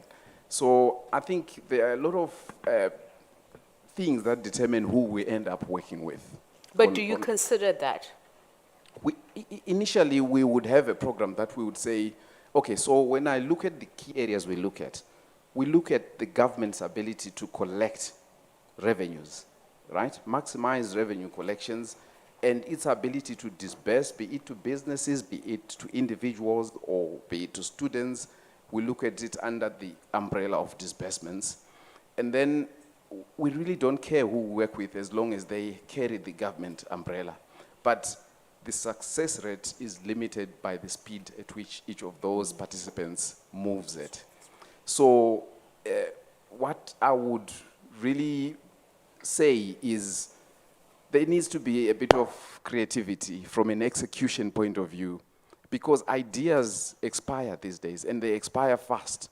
So you could be talking about implementing a solution for supporting student disbursements, and the technology will die before you implement at the rate at which our government partners move. So that is the biggest concern, but we do not choose to say we will work with this specific institution. If it's an area that we have agreed to focus on as MasterCard, we will consider everybody. So some of the rankings use myriad indicators, as you mentioned, Professor Packing, including, for instance, subcategories like teaching, research, volume and reputation, research impact, innovation, and international outlook, including citations and who you have as your co-authors, whether or not they are international. I believe that sometimes even brings in more money. Professor Nombo, are these some of the challenges that you would have experienced as Tanzanian if you are trying to, let's say, looking at your curriculum, keep it a little bit more homegrown, authentic, quote unquote? Yeah, thank you very much. Good afternoon, and thank you for according me this opportunity to be part of this panel. We have had a very good discussion here since yesterday. And talking of university ranking, I like what the professor, Madam Professor here said. There's nothing which could exist without standards, right? So we have to have a standard somewhere which is going to help us assess ourselves as to how better we perform. And I think these standards are the ones which help us to know what the areas which need to be improved. I pick from what Professor from Kenya presented yesterday, that how is the quality of our publications? How is the quality of our research undertakings? How is the quality of our programs? And the ranking tells us that we need to improve on the quality of whatever we do so that we match up with what is accepted to be as a standard of a university. We are saying university is a universal phenomenon, so you cannot just be looking at it locally. We have to look at it globally. Thank you. And I understand that the dangers of navel gazing and staying too much insulated in your outlook. But I think some of the criticism has been rankings according to whom and based on what. And that's why I'm asking about this issue on the type of research that you do and how that impacts on your institution, how you're ranked, whom you bring in on the research. As I said, and you can correct me, Professor Packing, if I'm wrong, that some say if you even have international co-authors, you're likely to get more money as an institution or the project that you're doing. For instance, they say research grants for science subjects are often given bigger budgets than those, no matter the quality, for social science, arts, humanities, research, etc. So I was just wondering about the Tanzanian experience from that, if you have anything to add. But Professor Packing, I see you are ready to. I want to correct, because there's so much naivety. Okay, now here's the thing. The research that we have in this country, in health sciences, in sciences, we can't even afford it. Because it will take the whole budget of the NRF and probably the whole budget of the DST. Because with sciences, you need equipment, it's expensive. Okay, that is why people who do research in health science, natural sciences get more money. Okay. And that's why there are grant applications, there are proposals, requests for more money.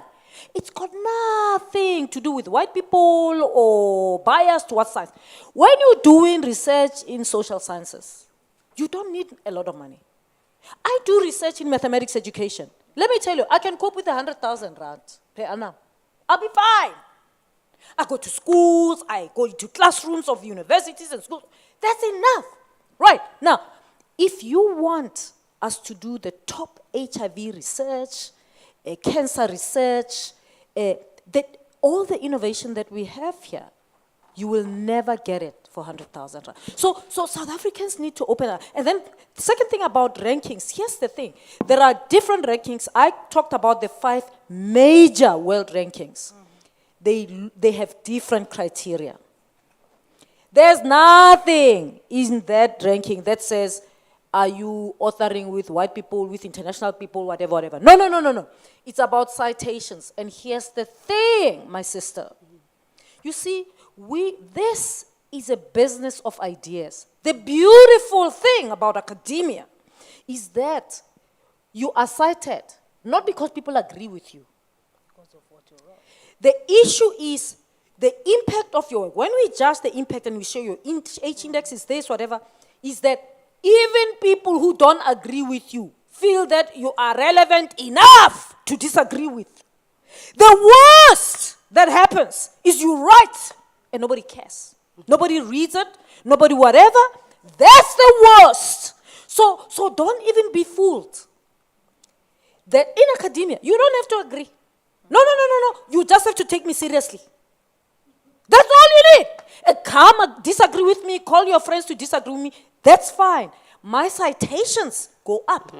And so in the rankings, they will also show the top cited people in the world. We have 3 of them at UCT who are cited in the world. We have the highest in the country. Now, the Department of Higher Education and as far as should be very pleased with that. Okay, it's got nothing to do whether they are black or white or whatever. It's whether people read your work and they talk to it, because it's an interaction when we write and people cite you or not. So that's sort of the difference. Where, of course, it's unfair, and it's not in the QS, because QS doesn't check, I think QS doesn't check how many Nobel winners you have had in the university. THE checks. Right. How many Nobel winners have you had? Whether they are science, they are peace, they are whatever, it doesn't matter.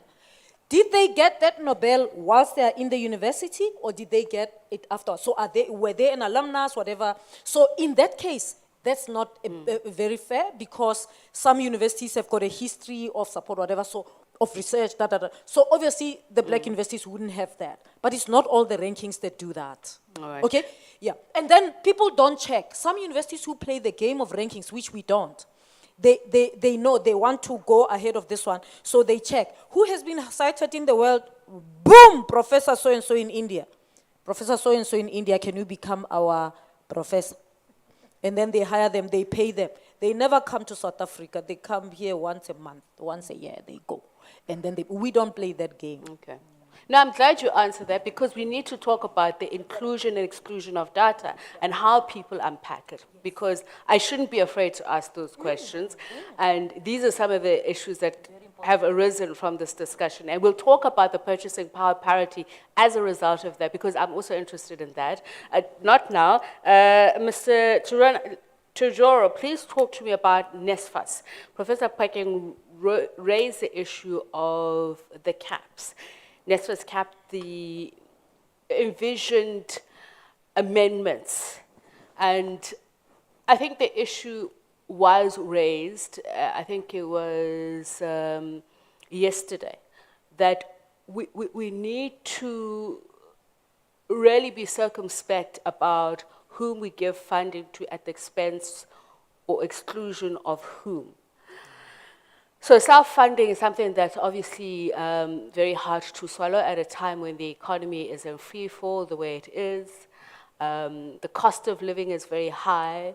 Everybody's feeling the pinch. And I think a lot of people still feel like you're still not clear on who you think is able to fund themselves if they feel that they are still in the same position. Professor Peking raised the issue that they want equity at the university. No student should go in there with the mentality that I'm not good enough. They want to create an even playing field. What is the discussion around those issues Maybe in first, Namibia? Yeah, first of all, thank you for affording me the opportunity.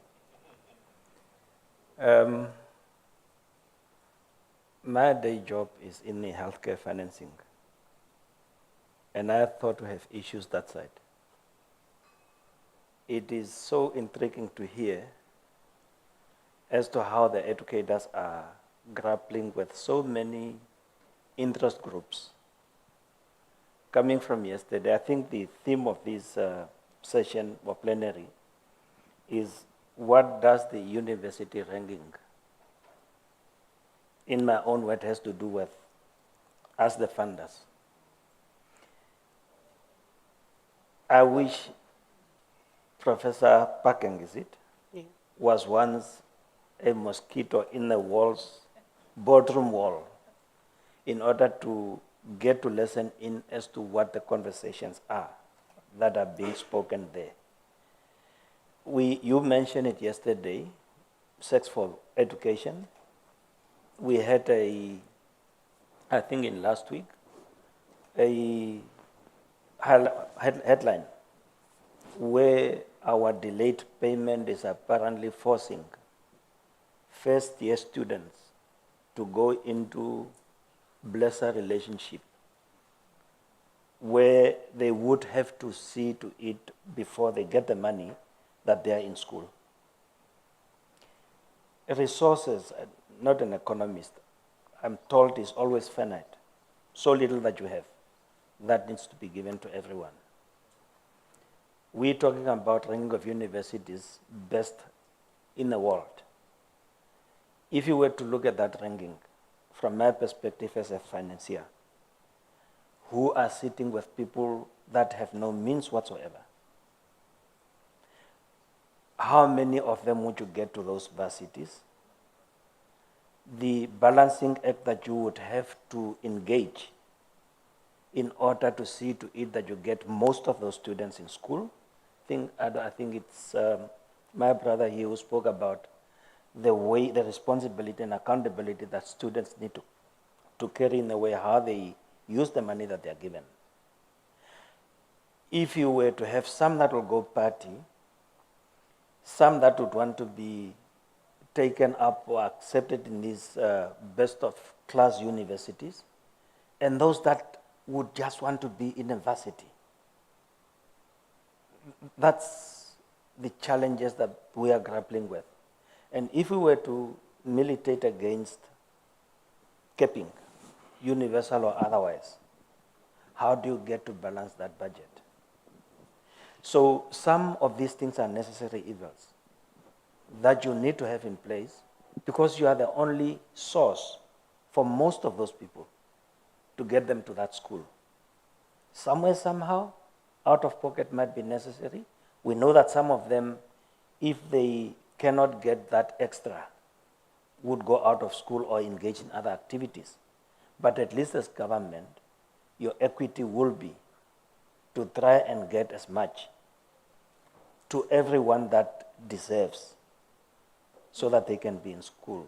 Maybe those are some of the voices that one would want to live in the house. And we're going to take questions in just a moment, but is there a criteria just in terms of what is regarded deserving? And I'm asking this against the backdrop of, and making that interconnectedness. We were speaking to Victor earlier on, and he was speaking about funding, that there's a remittance approach to it for students sometimes, those competing priorities. Looking at some of the indicators, for instance, they talk about specializations. And I'm thinking, if we're talking about challenge-led curricula or subjects, do any of those things enter into your mind about then, even if you're discussing capping Of course, yes. We do have a full array of criteria that one consider when you are to award grant or loan to any of these students that applies. You have individual, looking at the person, means testing. where you're coming from, what your parents can afford. Fortunately, in our country, we also have a priority field of study that would determine which of the field of studies for this year or for this number of year would be considered high. And there is a formula that Kennedy and them, the CEO, are using in order to determine as to who's to get, in order to try and bring that balance. Okay. Let me not be selfish and hold the panel. I'm taking questions. Any takers? Please raise your hand. The microphone is roving. You'll forgive me if I don't see you because of this podium here, but I've got a very tall gentleman here with eyes and ears, 5 and I can reach. No questions? Okay, we do have. Of course, my favorite professor. I was thinking of you. I hadn't forgotten you. Why were you thinking? Why were you thinking about my Because this is the subject that I know you're about to light a fire. Thank you very much, Professor Faking. Thank you very much for your commentary. It's actually a continuation of the debate we had yesterday about university rankings. And we did, I am sorry I said that even if UCT is doing very well on the continent, globally there is a problem because the figures were not speaking very well. I was talking about it very generally and saying that there aren't many universities outside of South Africa that feature the way UCT and 6 others feature, which is a very commendable job. But a couple of questions. What do universities in South Africa do for government to have a commitment to higher education? You are one country where the Ministry of Education has got even journals that are recognized for publications. I don't think there is any other country in this room, other than South Africa, has got a listing of journals. So the last time I counted your journals in South Africa that are accredited, or, well, that's not the right, approved for publications. It was over 3,000, but of course, I'm looking at all the disciplines. What is it that you South Africans universities have done to have this commitment from the Ministry of Education, and to recognize that actually publications and the business of ideas matter, because that's what we are simply saying. You couldn't not be recognized if you are not in a business of making very good ideas as UCT. So what is it that you have done for the government to hold that commitment? The second question has got to do with, you talked about trust and foundations as a major source of funding, but it's on decline, individuals are on the rise. But you didn't mention whether you generate any money from commercialization of your knowledge products, the patents. What is it, individual income other than fees and the rest? Where else what are your other sources of revenue? Have you got any patents in UCT that are a source of major income? What's a % of income is that, right? And my final question has got to do with the trust and the foundations that have shaped out. Let me use a correct term. What was the motivation of them shaping out of funding UCT? Was it a ratio approach to your situation or what? I'm sorry, I'm using a very bad language, but I would like to understand why that particular context. Thank you. Okay, thanks, Professor. Anybody else? President? Thank you for the presenters for that wonderful illumination, but I just wanted to turn the curve around you, Professor Parking. In regard to UCT, with the high school fees or tuition fees that you are charging, and I know you are not apologetic about it, as you said, but how do we increase equity and access to a good university like UCT, given the cost issues? By the way, what is the total enrollment of UCT now? And do you have a limit per class? For example, when you reach a certain class level, you say, I don't have a ratio. I mean, I can't go beyond that ratio, so that then you have a students working. And I need to congratulate you. In March, I visited UCT, and I thought that it is an upper suburb. It's not a university, the way it is built. So I don't know you maintain also that infrastructure to that level. Mr. Mastercard, what's a masterstroke we require to get into Zimbabwe as AIFA? We have tried, we have knocked that country for more than 5 times. Remember, the spirit of AIFA is that leaving nobody behind, including Somalia, and we will go there. With the policymakers like these ones, we will try to go there. But there is an island remaining here, and we don't know how to penetrate into that country. So I leave it to you again, and the local, because you are based here, to see how you work out and penetrate the Mugabe Fund. Thank you. Dr. Boateng? I would like Prof. Faken to comment on incentives that are provided to faculty to motivate them to publish. I have read that in South African universities, if you make a publication in a reputable journal, there are some incentives that are paid to you directly. And I wanted to hear more on this, so others can learn from this. Okay, so I think we're just going to get responses there. Professor Packing, those questions are for you, but our colleagues can also weigh in thereafter. Mr. Tembeza, I think you can also respond to President's question on how to infiltrate Zimbabwe. Okay. Let me start with the question about rankings and other African universities not showing up. There are many different rankings. In fact, yesterday someone sent me another list of rankings that looks at where the high net worth individuals, which universities do they come from, okay?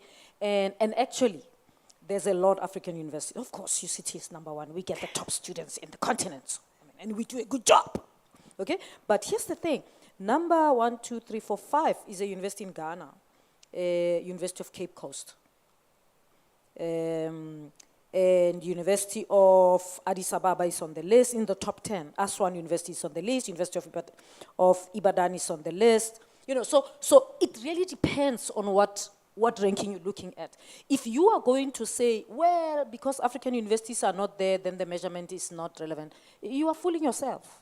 You don't do that with your shoes, with your suits, with everything you eat and whatever. You want the top standard. So we must know that measurement is there, and we can't say we just this or that. So there's a variety.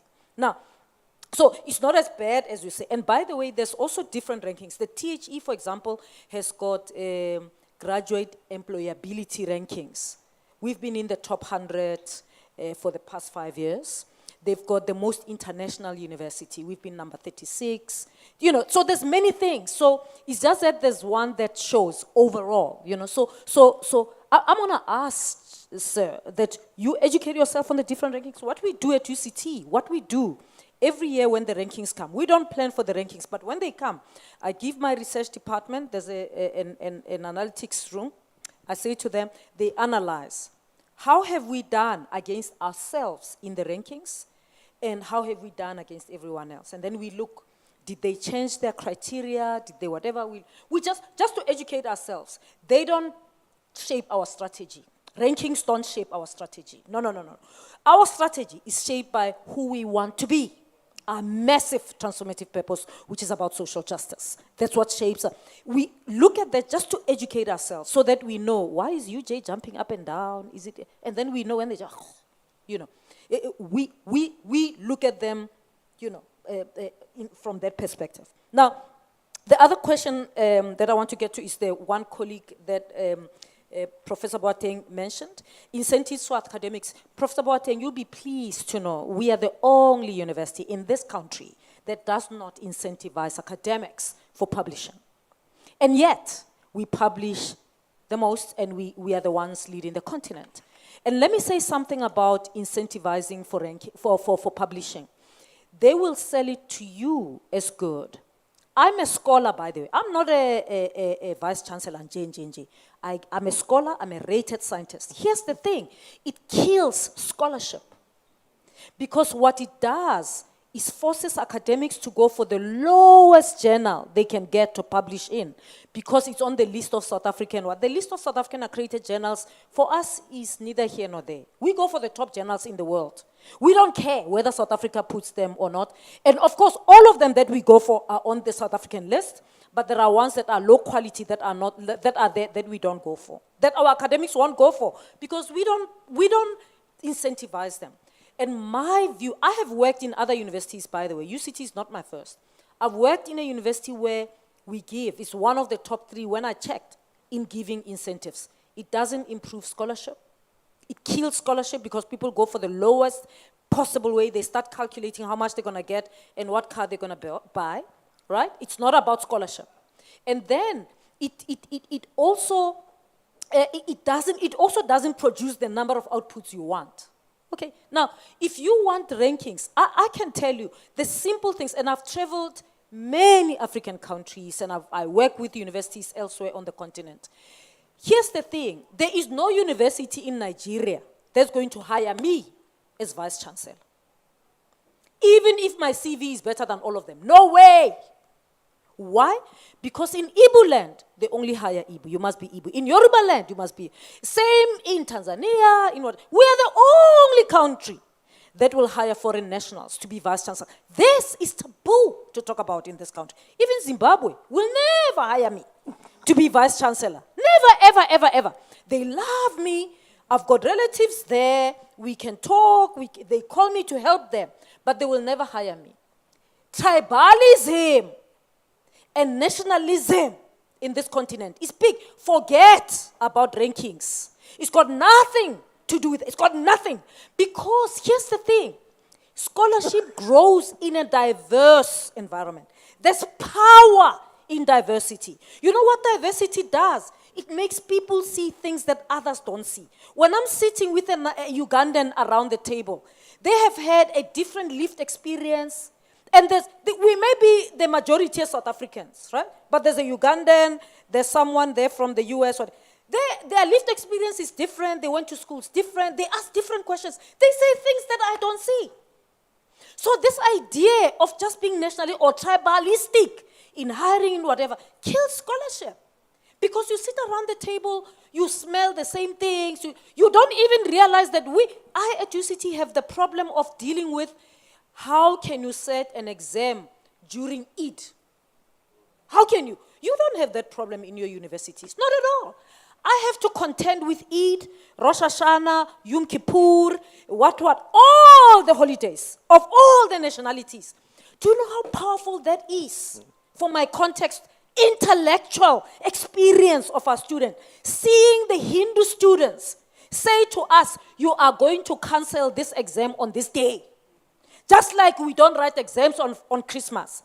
It's powerful. I love it. It creates a problem because I have to make sure that I accommodate it. But it's powerful. The fact that some holidays don't have a date, they have to go with the moon and whatever. Our students learn a lot. They don't learn the same in your university. So there's something powerful about that you need to realize. And I'm saying African universities will never show because internationalization is an important part of rankings. Prof, I'm going to cut you short because... I've made my point. I've made my point. But let me finally say, by the way, I sit in many boardrooms. Because I think my colleague here thinks that I'm just an academic. I'm an academic, but I serve as a trustee on many boards in South Africa. I've just come back from a MasterCard Foundation where the CEO of the MasterCard Foundation called a few vice chancellors to think with. Because they're celebrating 10 years and they're thinking of the next 10 years, okay? I was in that group, right? So I know the boardrooms. And when I'm in the boardrooms, I give my voice, okay? I can hear that fly on the wall, right? I understand, right? But it's important to hear the other voice. That's a very educated voice. That's not a voice of populism. There's a good reason young people want to cancel me in this continent, but I'm uncancelable.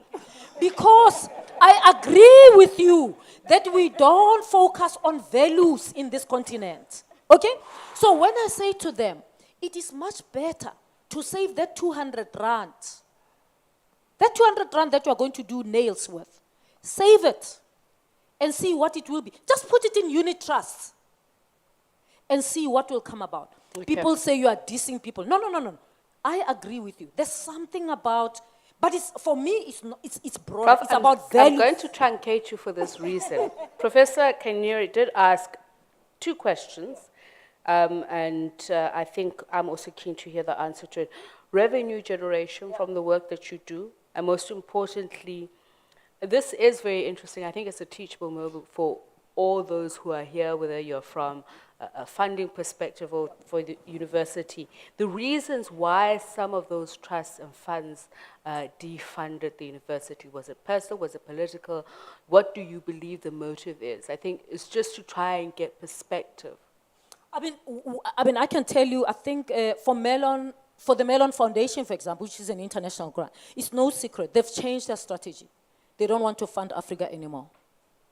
They are funding now American projects. I mean, if you never got Mellon grants, you don't even know what I'm talking about. We got them, right? So now we miss, but that was a big bulk. For other funds in the country, you know, my suspicion can only be that you have a vice chancellor who's black, who's African. You're not sure whether. You know, and other people, I have a lot of opposition, right? But there's a lot of support as well. As you know, I've got the second term, and I got 78% vote in Senate, right? Which is massive, right, at UCT, right? Now, here's the thing. It is massive. Now, here's the thing. It's not everyone who will support someone who comes with a transformation agenda. Because a transformation agenda is scary, man. And not everyone has got the benefit of sitting with me like this. And people can hear what I think. They hear snippets, they hear rumor there, they hear rumor there. They think I drive this transformation agenda that says, break everything, burn everything down, and let's start afresh. And so people are being cautious. And the reason why, I mean, I go around the world and meet with them is precisely to get them to know me, to understand in whose hands the university is in, and why they should support us. That my view of transformation is that transformation goes with excellence to ensure sustainability. Excellence without sustainability is not sustainable at all. Now, I think it's that when leadership changes, everyone comes into a space with their networks, their brand. If you grew up poor, like me, your mother was a domestic worker like myself. You started school under a tree like myself. You don't come into the job with family networks, political what. None of my people went to Robben Island or they were whatever. You know, my dad died too early because he drank too much alcohol. I mean, you know, I was saved by education, right? Now, people say, where does she come from? And of course, I'm a square peg in a round hole. So people get scared, right? Now, her earrings are a little bit too big. She's too colorful. But frankly speaking, this is Africa. I'm the only Africa that's willing to be Africa. Other people are scared to be Africa. I'm not scared to be. So that scares people. As I said, donors are not easy. Donors have to gain confidence. And I can see when I meet with them. I mean, I'm meeting with them, some of them this year in May in the UK. And the donor says, I've got so much confidence in you. They saw me for the first time in 2019, right? This is 2022. We've got so much confidence in you. Generation. And look, I'll give you this much. Revenue generation. Revenue generation. We generate income from we've got many other activities. We've got 2 hotels that we are run. We've contracted Marriott to run them. We generate income from that. During COVID, we've got a lot of our startups, K Biofarm, SIT Technologies, and whatever in the health sciences. And here's the thing: many of them, the ingenuity is completely African. It would never have happened if they were not here. Just one example: rheumatic heart disease affects people on the African continent differently from how it affects people elsewhere in the world. Elsewhere in the world, in the Western countries, people get rheumatic heart disease at a later stage when they are older. And so innovation in the West came up with valves that are made from animal tissue. And then they started, in Africa, we started implementing that, and then we realized that actually our patients are younger, and so they outlive the artificial valves and they die. So our scientists at UCT came up with an innovation to come with artificial valves that are made from polymer material. First of all, now it's even friendlier, right, to animals and so on. And that, those valves outlast the patient. And now the West is taking them. In all our innovations are, now we make money from those kinds of, so we've got a lot of innovations. I can't give you a figure. I didn't know that you are going to ask us how big is my purse. But let me tell you, we've got a lot of, but it's not enough. Because we don't take the money. So if the money, one of our hotels is at the business school, we give the business school to manage that, the business school then does it. One of them is an observatory, you know. So we do have that, and a university must have that. And as I'm talking to you, we are busy working on others. So brace yourself. We are a very innovative university. So Professor Nombo, I'm going to give you the opportunity to talk to us very briefly, just from the Tanzanian perspective, broadening the investor base. How can you do that? And perhaps even just share with us some of your own unique challenges and the discussions that are underway. I'll say that as I limp off the stage very quickly, but please go ahead. Yeah, thank you very much. In Tanzania, we know ranking is being done, and surely most of our universities are not seen in the picture. But for me, I take that as a challenge to see where our colleagues are, so that we also assess ourselves and see what do we need to produce for the society, so that we produce publications, citations, good students, so that we also feature in the ranking of universities. So I think for me, not being in that map is a challenge to our country, that we produce quality products so that we become into, we also become part of the global ranking.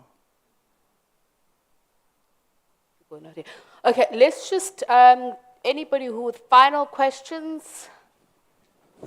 Going once? Chair, I'm going to go, but I know that colleagues said, what have we done to our government to support us in this way? We did nothing. Our government has got a social conscience. That's what it is. Okay. We don't force them. Our government is committed that way. They know it's not enough. They do all they can. As in, yes, I think this is where we're going to leave it, taking that everybody is sated, no questions. I do apologize for turning my back on you. As you know, my mobility challenges, I do spin in a different way. Everybody happy? No questions? All right. Please give them a warm round of applause, the panelists. Professor Parking, thank you very much for being here. I know it was not an easy day for you, but we really do appreciate you coming here. Ladies and gentlemen, please give them all a warm round of applause. You can. Let me then, as we wrap up, call on the CEOs to please come onto the stage. Thank you. Thank you. And I'm going to ask the sound guys to please help me. We're going to need, I think, there's 7, so I can sit down. Okay, I think.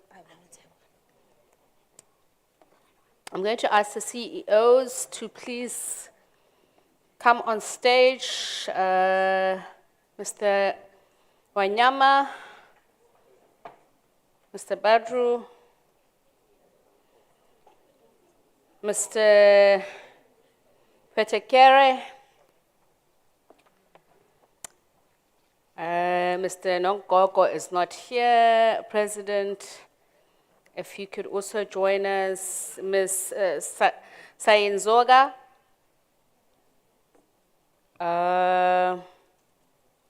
Ms. Rakeketsi. Nana Yeboah, please join us. Mr. Kadume, Mr. Tafa, and Mr. Ndabulula. I'm not sure who's here and who's not, but if you are present, please come. And what we're going to do as a quick close, we're just going to get remarks from the CEOs, their impressions of the discussions and the envisioned outcomes if it was a success. Jeffrey Munari, if you could also please join us.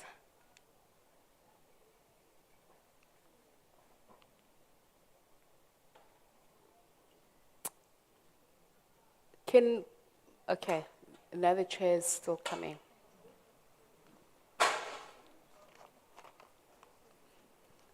If that is the South African flag, it says a lot of you, sir.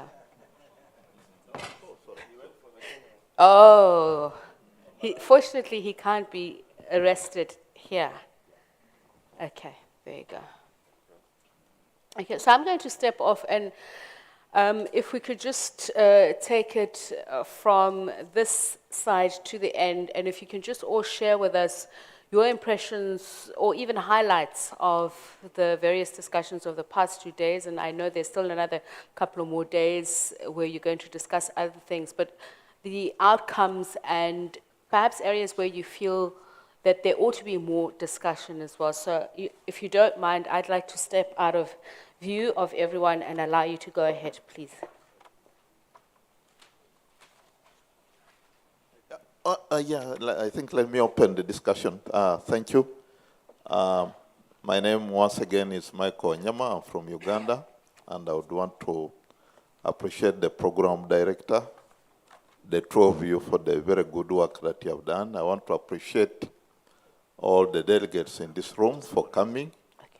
I want to appreciate South Africa, the CEO and his entire staff for organizing this conference. Yes, so that I'll just be brief. We are talking about sustainability of the funding schemes.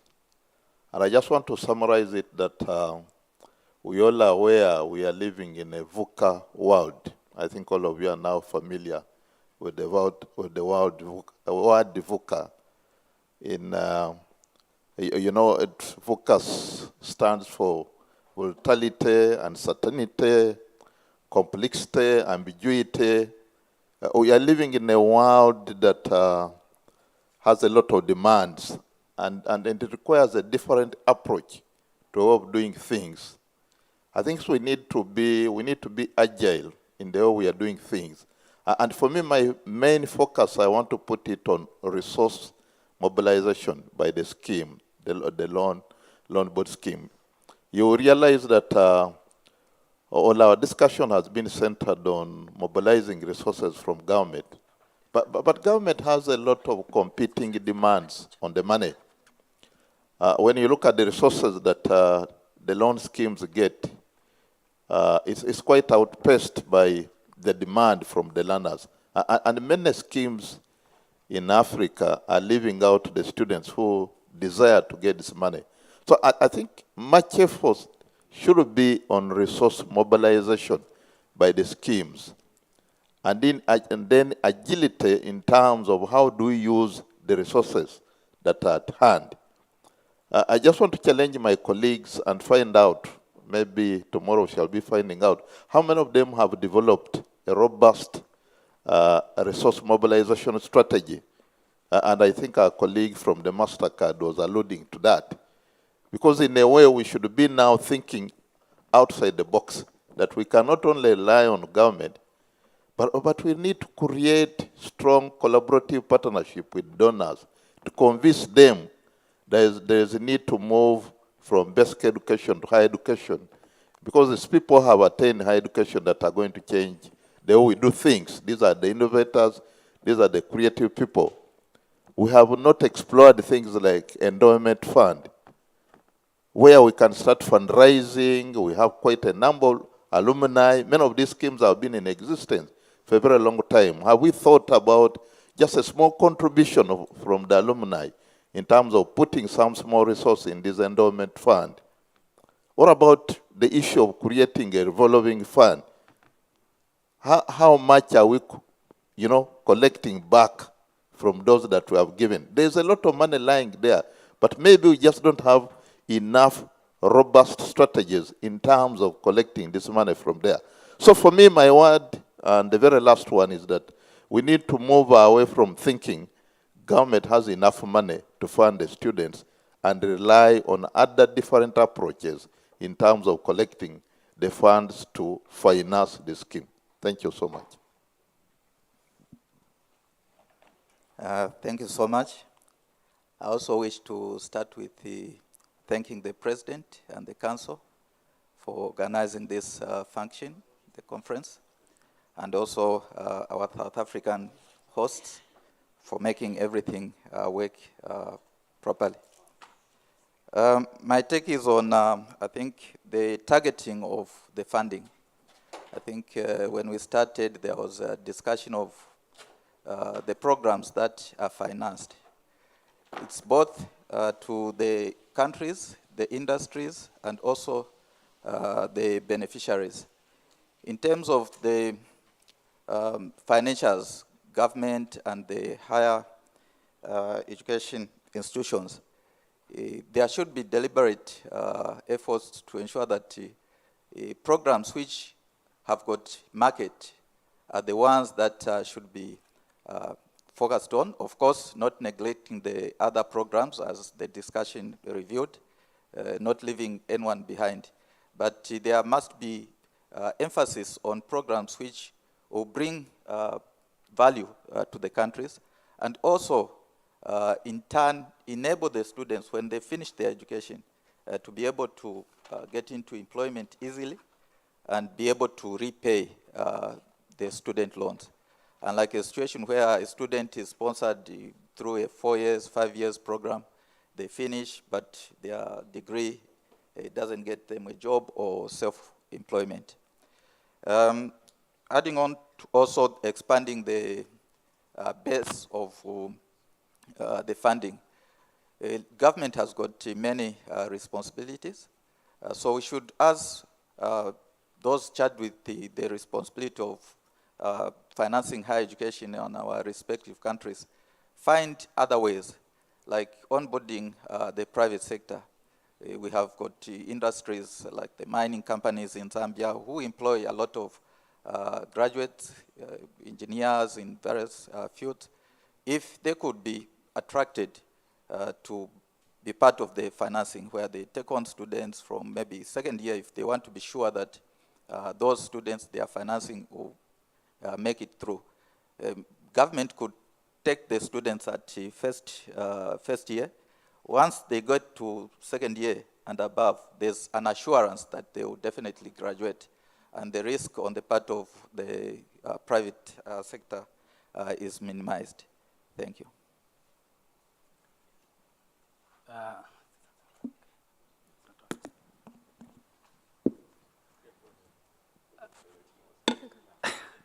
Okay. Thank you so much, and maybe I'll try to link what we discussed here for the last 2 days with a take as Rwanda. How should we go for financing of higher education?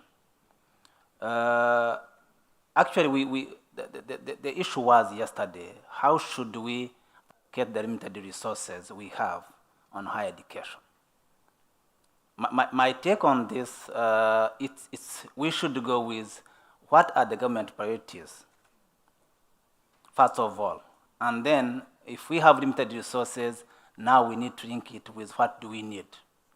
Maybe, for example, of Rwanda, we don't normally finance whoever comes to seek for finances in the higher education scheme. We always consider which priority areas of the government and how are they related with which a student is going to study. And then it's given a certain percentage to qualify to access the scheme. So there's a saying, you allow me, in Kinyarwanda, they say, udafite arya nk'umurwayi, meaning when you don't have something to eat, you eat as a sick person. So meaning we don't have enough to cover what we want, but if we are sick, how should we treat the little we have to get at least cured? So as my take on this, and maybe we need to encourage our colleagues and members. First of all, let's just define what we want as a nation, and how should we allocate the little resources we have to ensure that the little we have can drive our economic development in terms of the areas we focus on. Maybe you allow me, one thing to mention, I will just maybe give an example. Yesterday, the chairman talked about education, higher education being economic driver. If we need to drive our economy, we shouldn't leave behind the financing of higher education, but not only financing. How do we link what we finance, the skills we finance, with the economic areas that we need to develop? So that's to me, that we need to look at it. Financing, yes, but what are the data do we have as financing agencies? Because we have awareness of having a data on each and every skill in our nations that we finance, so that we can link it with the development areas of our respective nations. Lastly, I think we've been challenged for the previous speaker on health and wellness. Maybe we've been doing it as institutions. How do we support our staff in terms of health and wellness? But we haven't thought on the area of the students we are financing. To me, it's a challenge we need to take home. How should we support those students we are financing in regard to wellness and their health? Because if we don't actually work on them today, we'll be fighting to work on it when they're employers. And at the end of the day, in that journey, we have lost many. Losing the skills, but also losing the funds that can be a return on investment, but also we reinvest it in other generations. Thank you so much.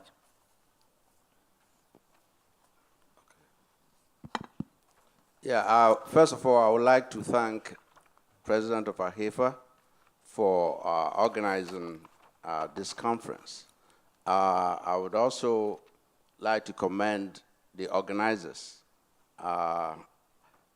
that we planned this conference years ago, and COVID and other things. So we are all happy that it has come this successfully. All the delegates who are here and the invited guests, we've had very riveting speeches and a whole lot of things food for thought. I think our first thing is that we, as AHEFA, we should maybe take another look as to the sequencing of our programming. I believe like tomorrow, we're going to do country presentations. You see, when we meet as AHEFA, we meet to learn from each other, look at how different countries are doing stuff, and learn best practices. We cannot keep that to ourselves. So that should have been here for other observers to know what other countries are doing. For instance, with MasterCard Foundation talking about teaching responsibility of borrowers. Other countries are doing it. Okay, it's not like you borrow and you don't pay. And doing maybe financial literacy, linking students to let students know that when you borrow and you pay, you are burdened credit history.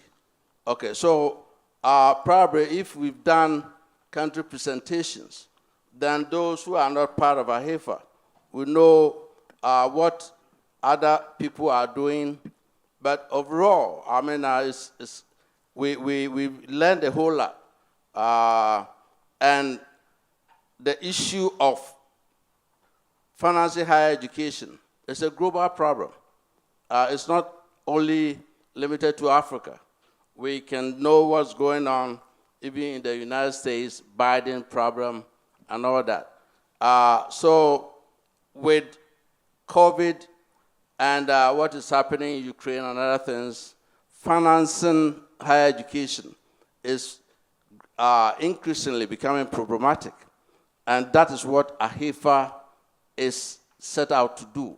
That periodically we meet, we brainstorm, we share ideas, and we go back and do good practices.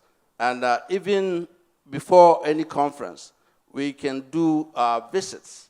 We visit member countries and learn from there. Our goal is to, like the president mentioned, we wanted to bring the entire continent of Africa together in a heifer. It's a challenge that the MDP committee takes seriously, and we working on it. Hopefully, the MasterCard Foundation guy would bring Zimbabwe on board, but we are still reaching out to bring in more members so that next time we meet again, it's not going to be 11 members, maybe 15, 20 as we go along. But I'm glad, those of us who brought our board members and others, it's a good experience for them so that when we go back, they can sell. But another thing that we have to begin doing is that when we go back to our various countries, we should be briefing our ministries, briefing our governments, so that it doesn't become an issue that we scramble to get the attention of the government when we are about to host a heifer. So that is another takeaway that we should take. When we go back, those who came with their board members, it's easy. You brief the board, you brief the minister, and we get the government know that there's something going on in Africa, and we need their continental support. Thank you. Yeah, I think I should amplify from where my colleague from Ghana is ending. One, as the loans board, the financing agents managing the revolving fund, we, these moments are, helping us to reflect on the future. And actually, this one in particular, having met after COVID, actually is an opportunity for us to think on the transformation agenda moving forward, building on various experiences that we have, been shared here. And of course, understanding that the membership of IHEFA is like, a typical family, where you have the firstborns, the middleborns, and the lastborns. And of course, each of those bring in, various experiences, whereas you have the lastborns, the Malawi, the Zambia, the firstborn, the Ghana, the Kenya, the relatively next in the middle, the Tanzania, for instance, of course, the Rwanda, the lastborn, the taller, the shorter, the biggest. Each of those have some, experiences and uniqueness that they bring into the membership. So these should help us to package IHEFA as a product as we prepare to start pushing our way into the AU, into the several other regional, integration, and obviously at some point into the UN. So that means moving forward, we just have to reposition IHEFA to become more relevant, to become more visible, to be, recognized as a game changer in this business of financing. That's one. Two, I think now and moving forward, it reminds us that there are key players which will make definitely what we do successful in the name of universities. We probably never, I wouldn't say taken them seriously, but gotten them to be part of our conversation than how we are supposed to do this.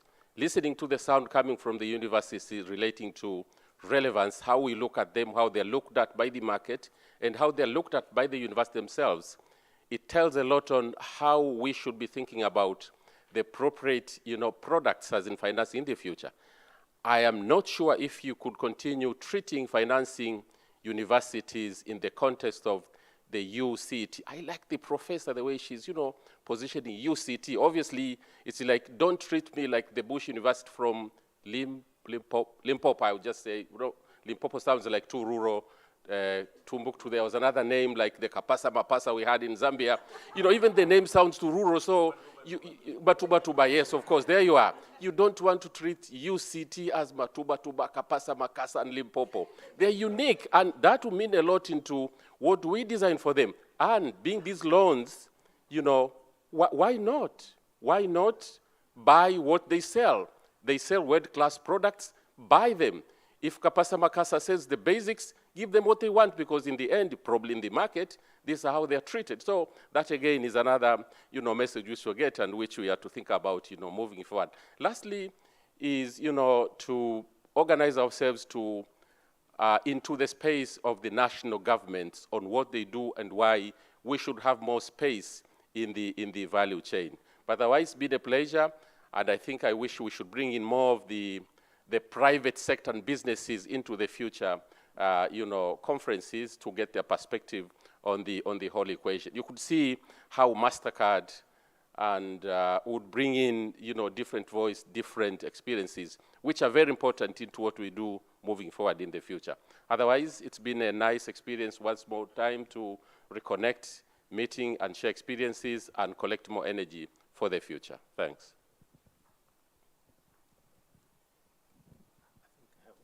You have this. Go ahead.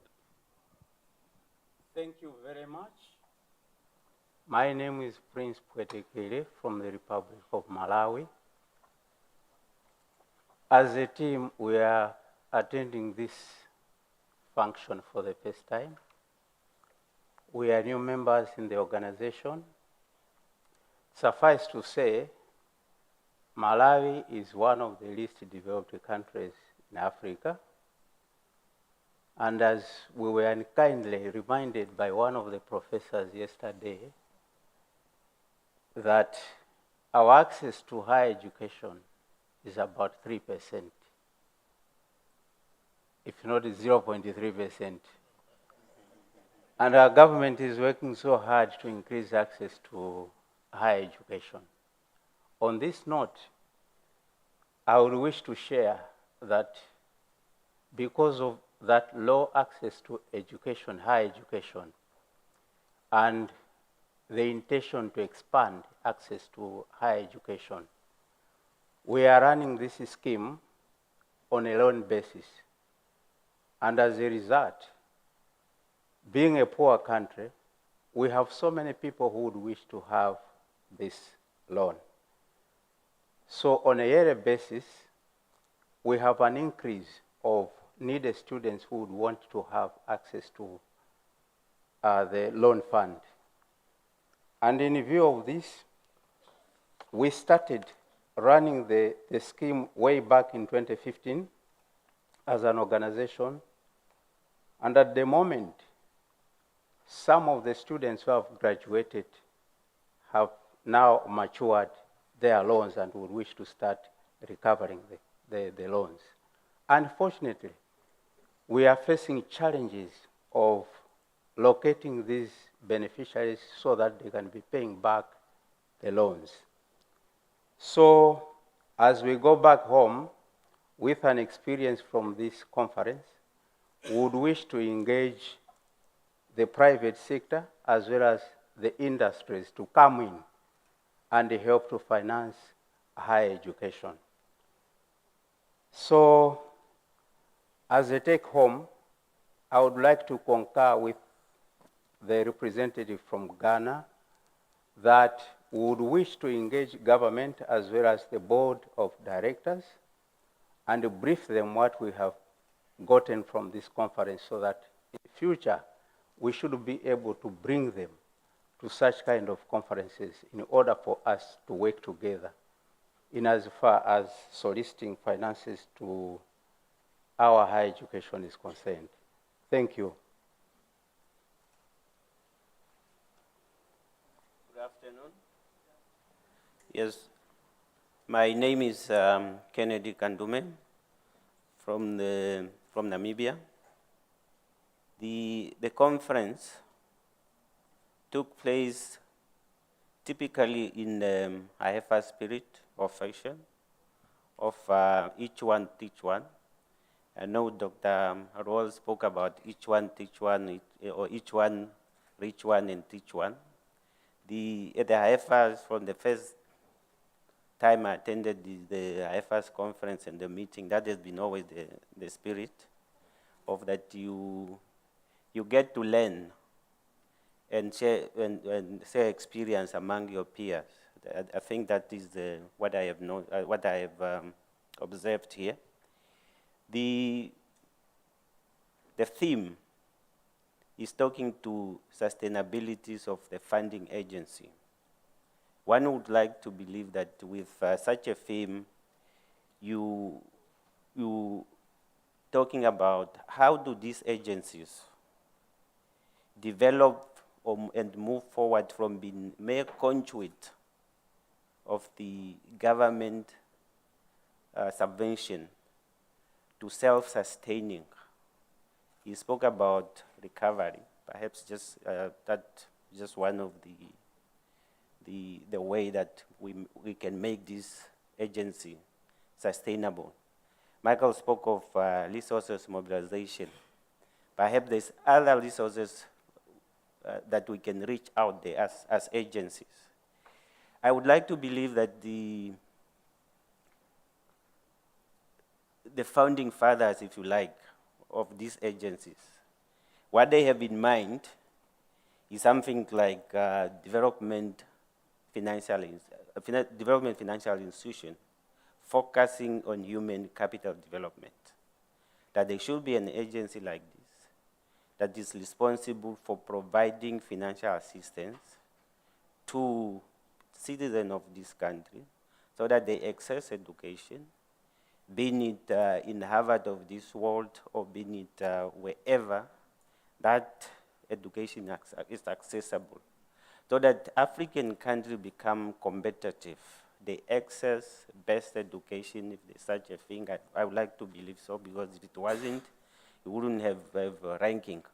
I don't know how many of us, our country, our agents will be able to afford to send somebody to Harvard, for example, to study robotic, the technologies, or even to send people in space.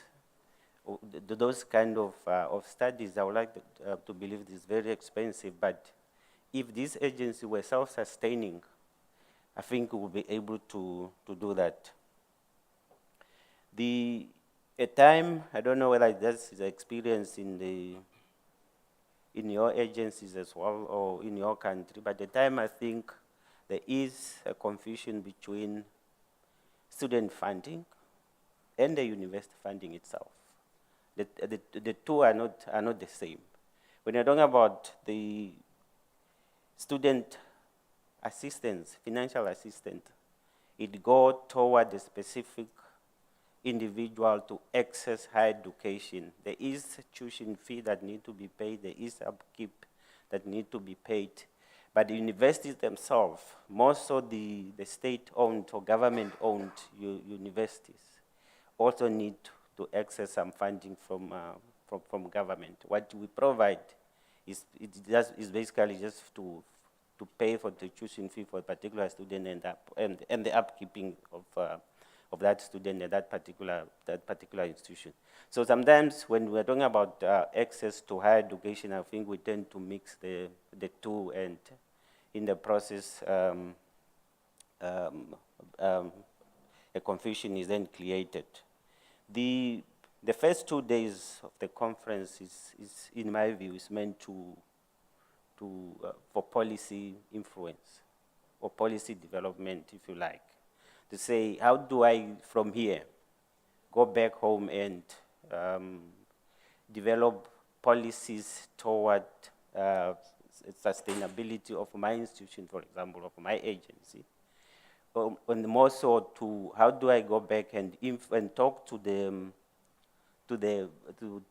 government in general, the ministers, members of parliament, permanent secretaries, to influence a particular policy. I think it's a pity that this year we don't have ministers attending. In a previous conference, we have, I think, 3 or so ministers that attended, member of parliament who attended, and so on. I think as going forward, we should try to have maybe as many as people at that level attending this policy. But moreover, he spoke about chairperson of the board who are here among us, that who are then entrusted or requested to take this to their appointing authority or to the principals. Yeah. Lastly, maybe I should just take this opportunity to say, yeah, we look forward to host same event next year, but with a qualifier that everything else being equal. Thank you.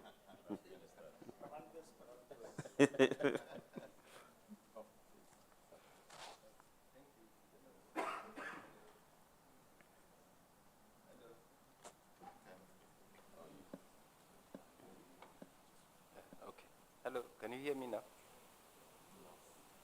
Hello.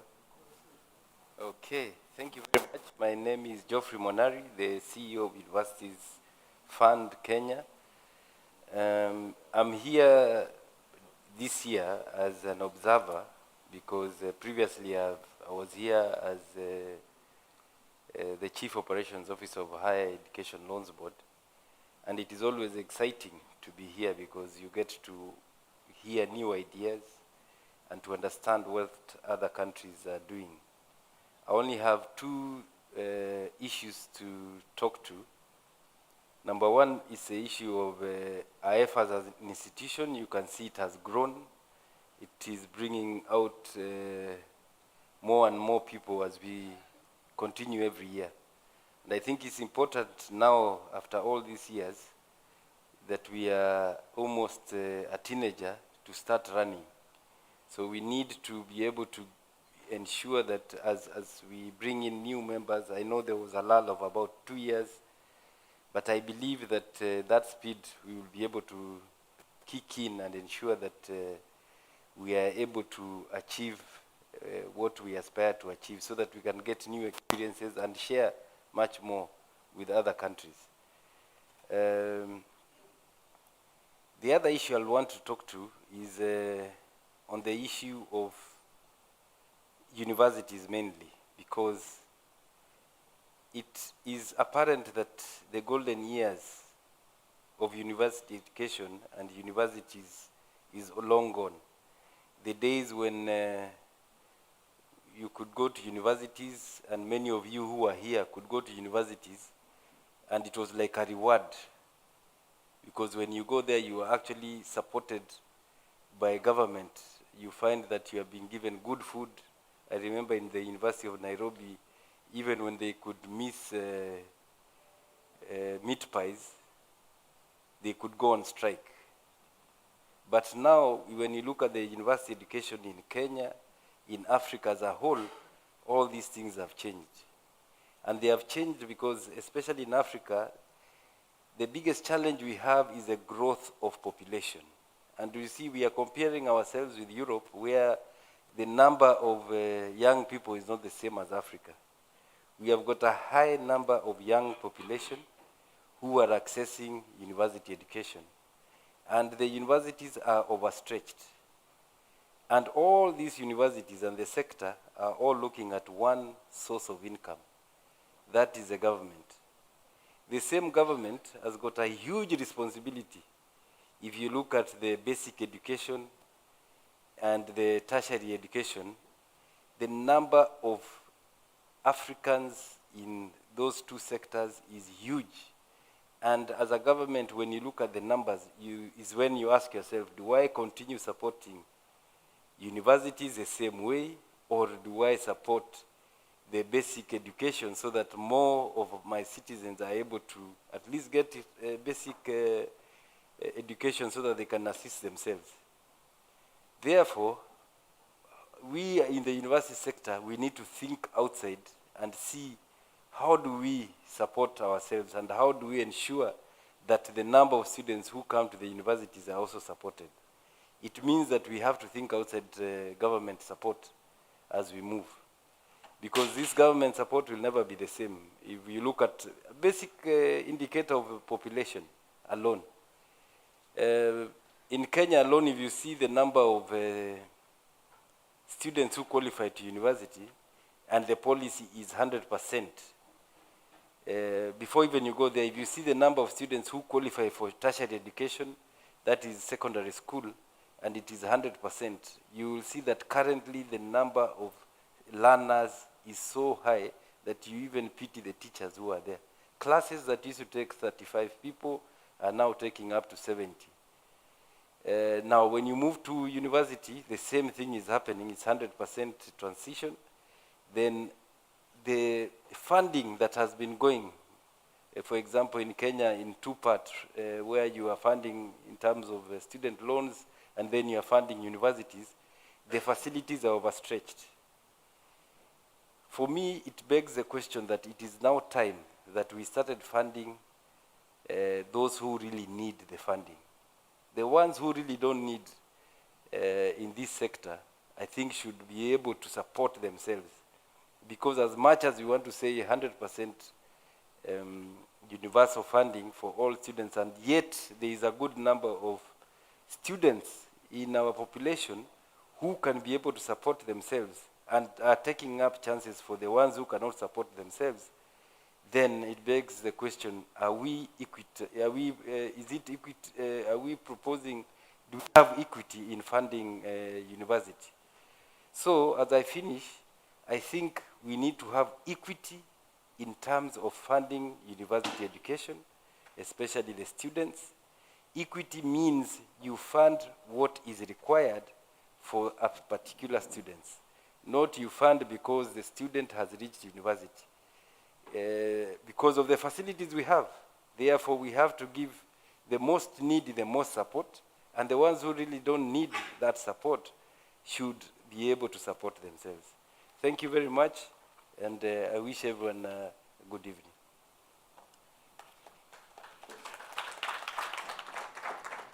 Thank you very much to our CEOs and those representing the CEOs not present. Thank you very much for sharing your outcomes. I don't know if you can hear me. I am speaking as loud as I possibly can because obviously my microphone is not being switched on. But thank you. If I could ask you to please give us the stage. Thank you.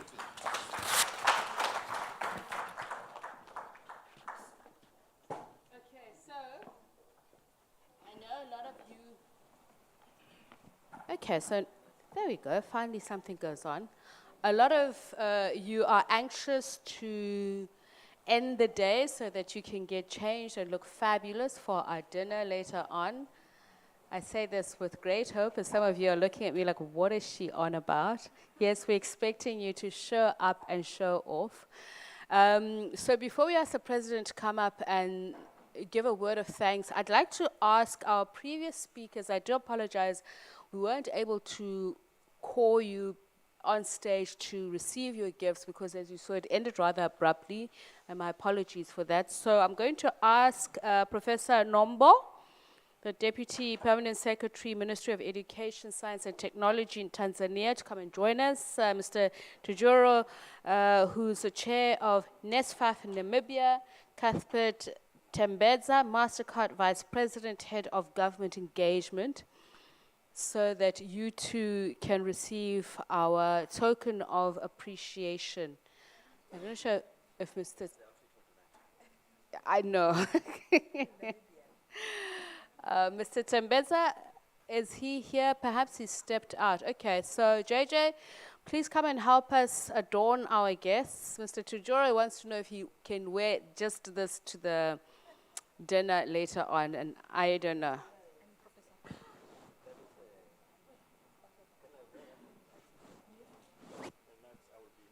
And certainly not least, Professor Kanyinga, this one was chosen by me myself. Please come up and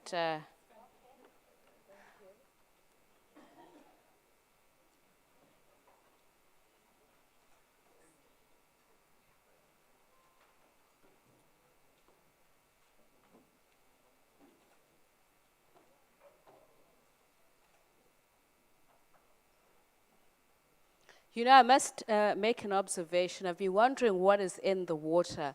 I don't know how many of you have heard glasses fall or get smashed during the conference. Any of you heard that?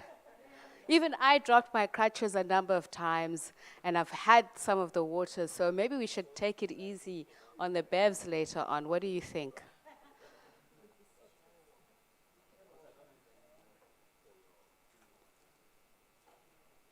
You know, at a celebration, we go, "Li, li, li, li, li, li, li, li,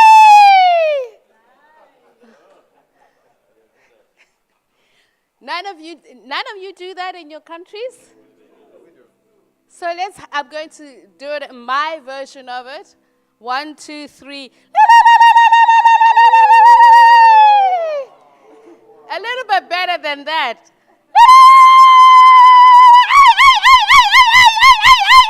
Come on.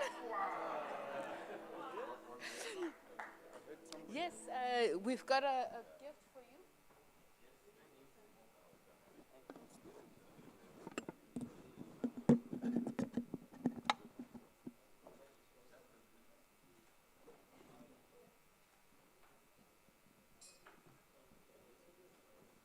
I believe, Mr. Tembeza, you have to produce a MasterCard with credit in it for me for you to get your gift.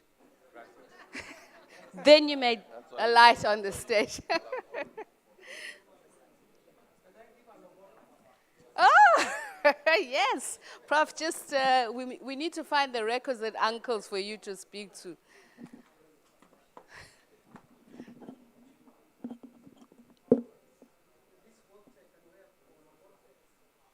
Yes.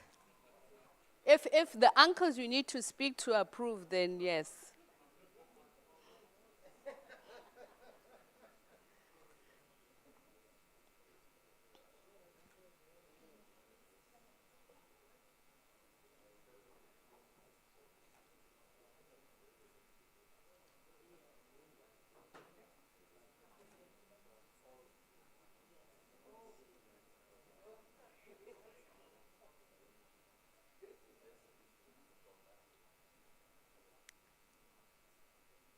I've got a secret for the 4 of you. Nobody else got this extra.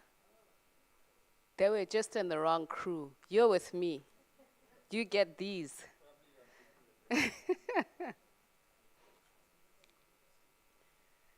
Okay, let's just give them an opportunity for a quick group pick. That's true.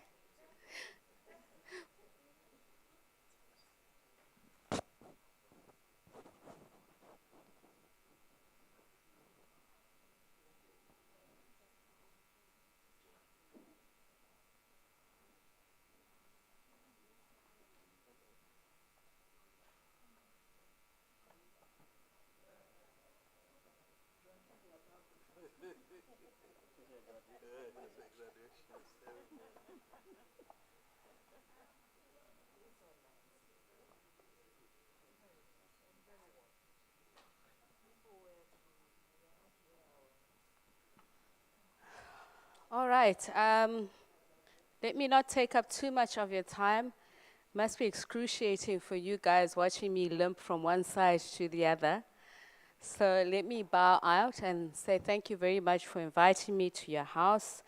I'm going to ask the SASCO president as well as NESFA's board member, Mr. Bamaya Matiwani, to come and give you a vote of thanks. And I'm sure he'll also give you more details about the dinner later on. I believe you're buying drinks, is that correct? Okay. So,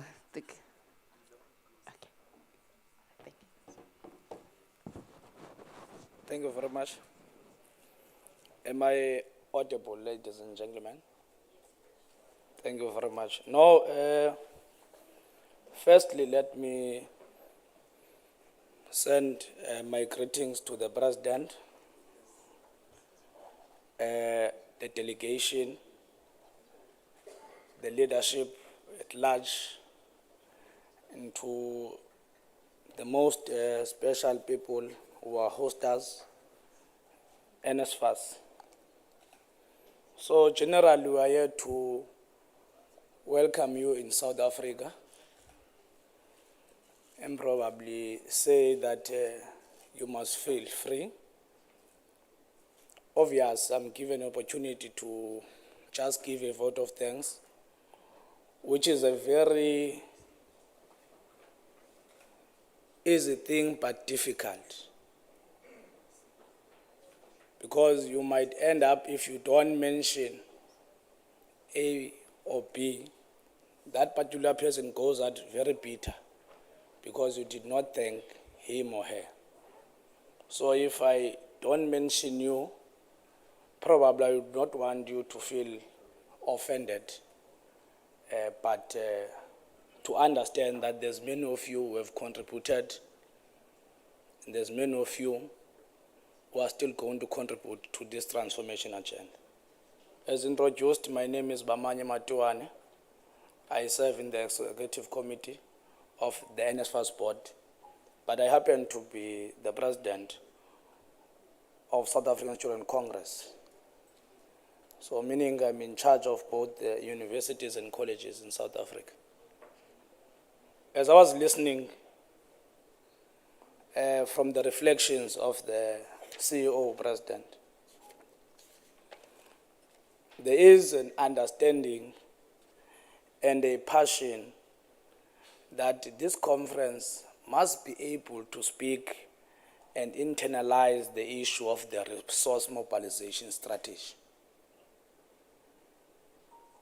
And there is an appreciation that as much as we have government funds, we need to mobilize outside government as to intensify the strategy to fund our students.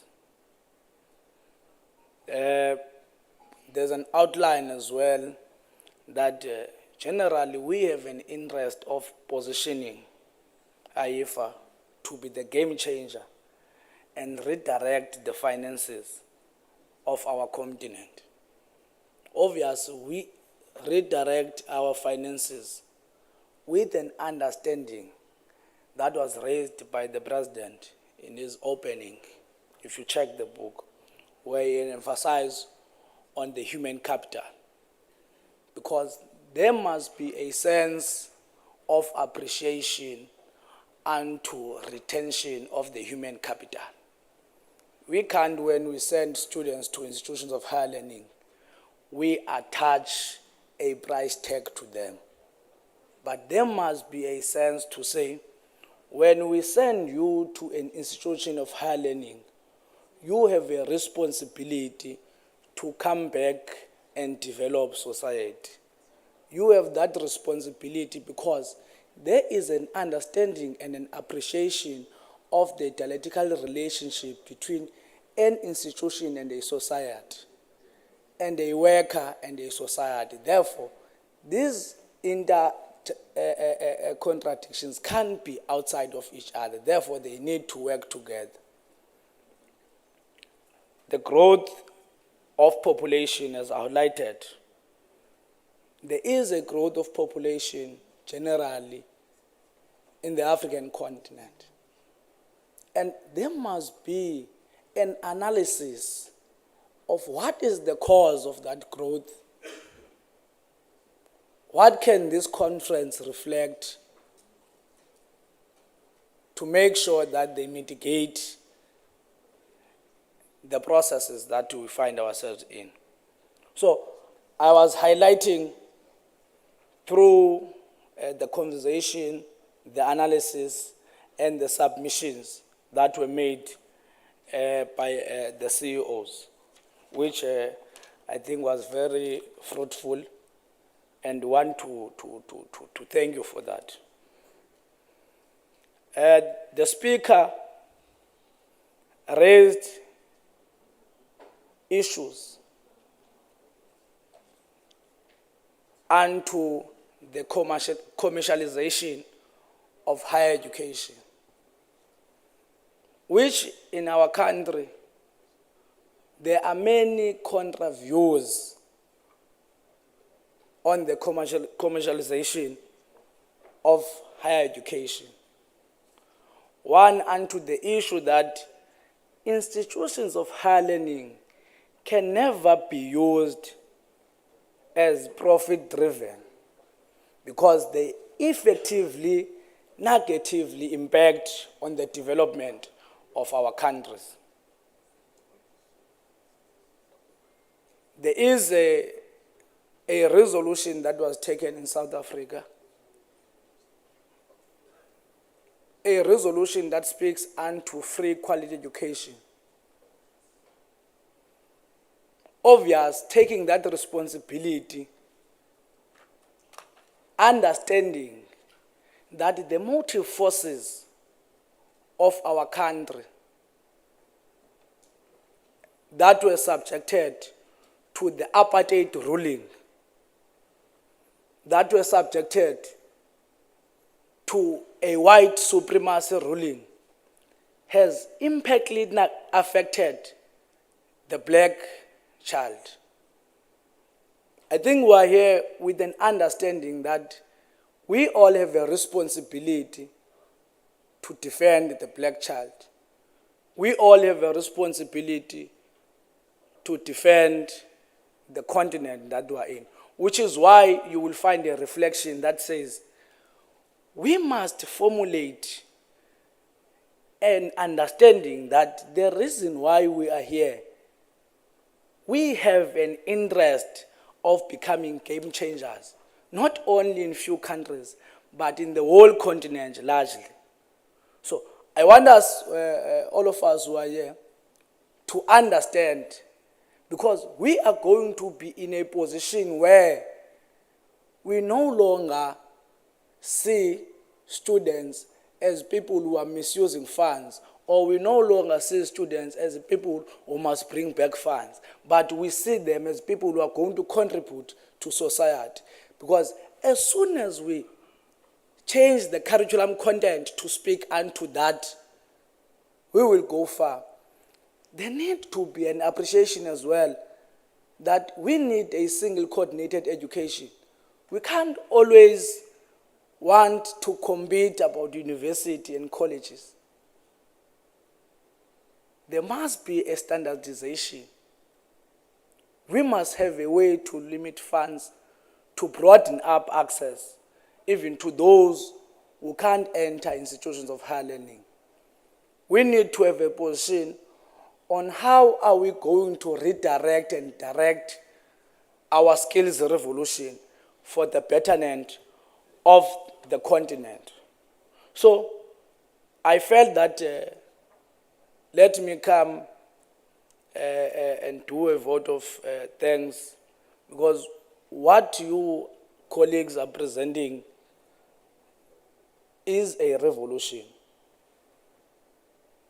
a question of power, and it seeks to reflect on the kind of state we are trying to consolidate, the kind of the continent we are trying to consolidate. Obvious, we are driven by popular movements for transformation. So whatever that we do ought to be in line with the leading government of that particular country. But I think I've listened to many of you. I would not want to think or doubt your capacity. I think that we have the great leadership here inside, and this leadership will be able to change the world. So in those few words, I think let me thank you and allow NSFAS to come and probably give the direction if where are we going to go from here. Then we'll meet in the dinner. I thank you very much.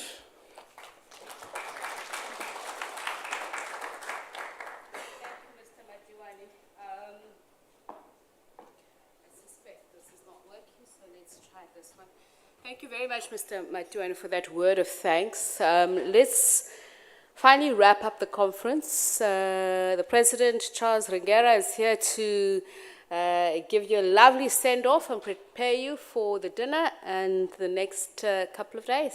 Please give him a very warm round of applause.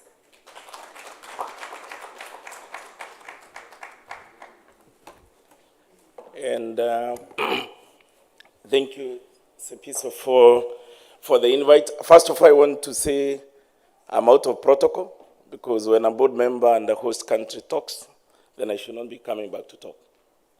That is called protocol and procedure. But you bear with us for now to break it up so that I can then say what were the outcomes that we were looking forward to and what we have been able to hear from the CEOs who are members of the various member bodies, what they anticipated to get and what we have been able to get out of it, and what is the way forward as we end into the AGM tomorrow and also looking forward into Namibia next year. One of the key things that I've learned very clearly was the issue of this conference needs maybe to change focus, but I don't think it will change from maybe international conference to knowledge sharing. People are coming from various areas so that you can say in my jurisdiction, this is what we do. And that was the key, essence of why IFA was actually formed. As Kenneth Kadume talks about our, the vision carriers, that is what they intended, that we needed to start sharing knowledge. We are still sharing knowledge, I want to believe. But now, and in Malawi, we were able to break the knowledge sharing from this continent. We went to Asia by inviting PTPT and Malawi. We've been trying in this conference to get World Bank on board. They have not been able to come through, and IFC. And I'm looking forward to those international bodies like UNESCO, IFC, World Bank, discussing with us more intensely on what we need to do. We were with them in Elmina in Ghana, World Bank. And also in Malawi, I think somebody came from World Bank, and I think that is one of the areas that we need to look at, just like you hear the VC talking about where the resources could be for sharing out these resources. We have learned about revolvability and sustainability of these funds, and just as the topic goes, and I think it's a major concern given the limited fiscal space. In South Africa, they call it fiscus. As even the fiscus continue to diminish, what do we need to do to get more resources for this? But still, fundamentally, government has to come in and, do the bigger job. Still, I see resource mobilization coming in, but they will come in a small way. We are at crossroads, ladies and gentlemen. Is it grants or is it loans? Or is it an hybrid? When it is an hybrid, who takes what? How much does grant take? How much does loans take? That has to be completely through data, understanding our data, see exactly at what point do we then have revolvability coming in, and how do we move it forward. For the policymakers who are here, I think one of the key things that we have discussed is we think there is an institutional attack on the institutional autonomy of these bodies. Unfortunately, like we said, we have not heard a lot from the policymakers from within the country. We do hope that ordinarily, like in Kenya, I try to bring a number of parliamentarians because it is easy to start the conversation with them there, and then you take it all the way to the cabinet. Unfortunately, we didn't have a parliament. I think they are sitting after general elections. We didn't have a cabinet, so I had limited number of politicians. You remember Zambia, there were quite a number of them. I want to encourage everybody who will have a parliament by then in Namibia.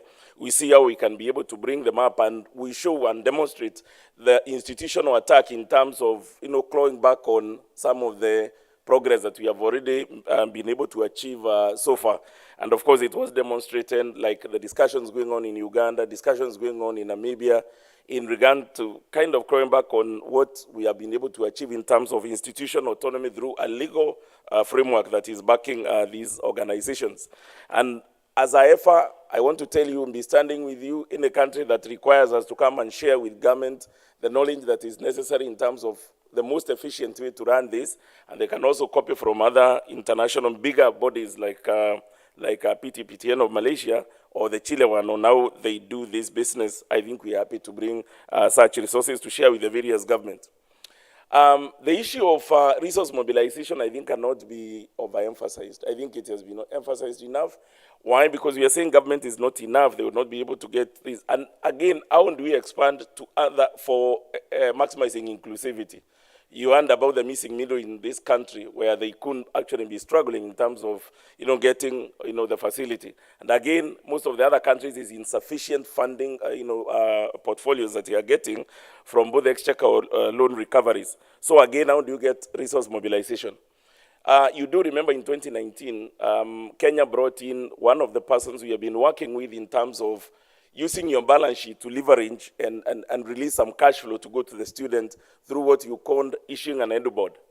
I've been reporting to IFA and GC in General Council that indeed, yes, we are progressing on that. We've gotten a bit of headwinds, but I'm happy that soon we'll be appointing a transaction advisor. We'll be looking at our balance sheet and saying, this is an old book. We can release it to the market for the traders to trade with it, social funders, that is, and then they give us the cash and we give the students so that they can be able to go to school.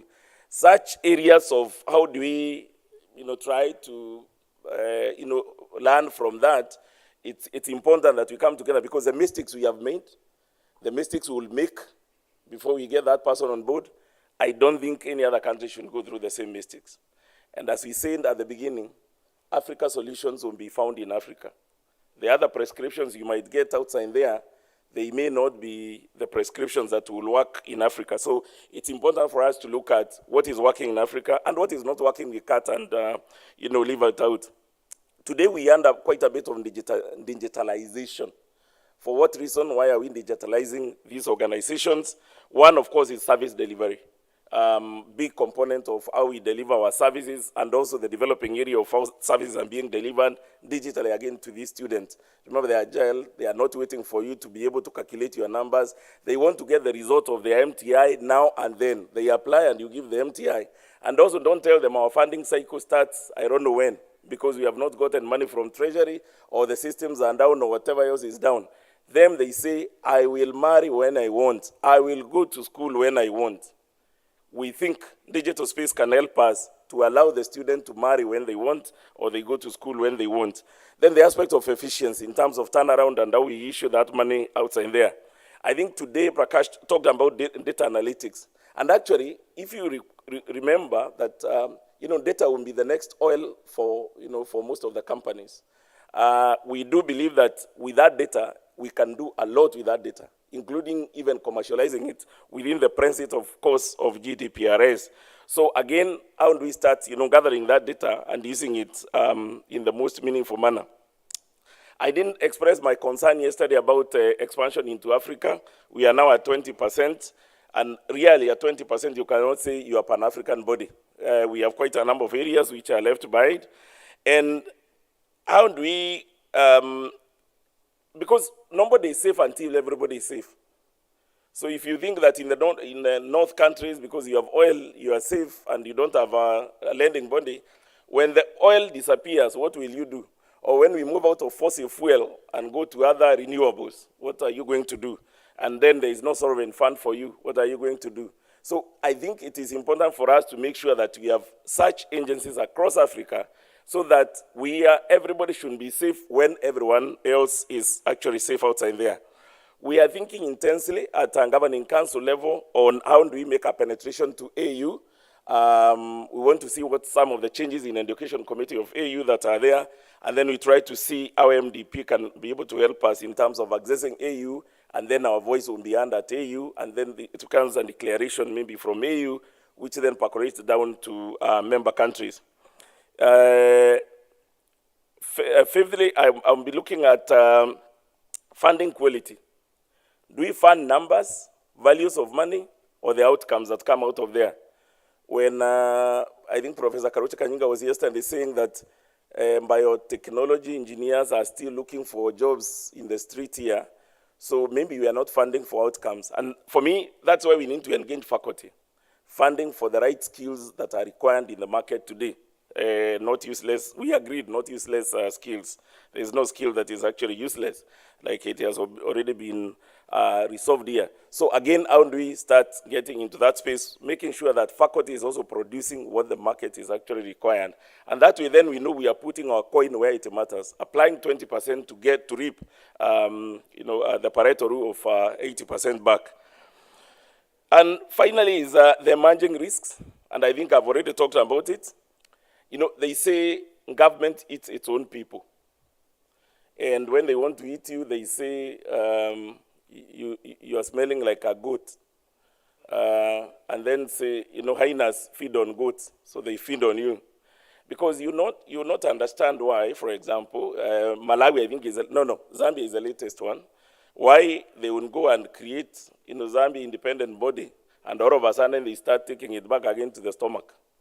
Doesn't make a lot of sense. So government is actually eating its own people. So government policy for me is big.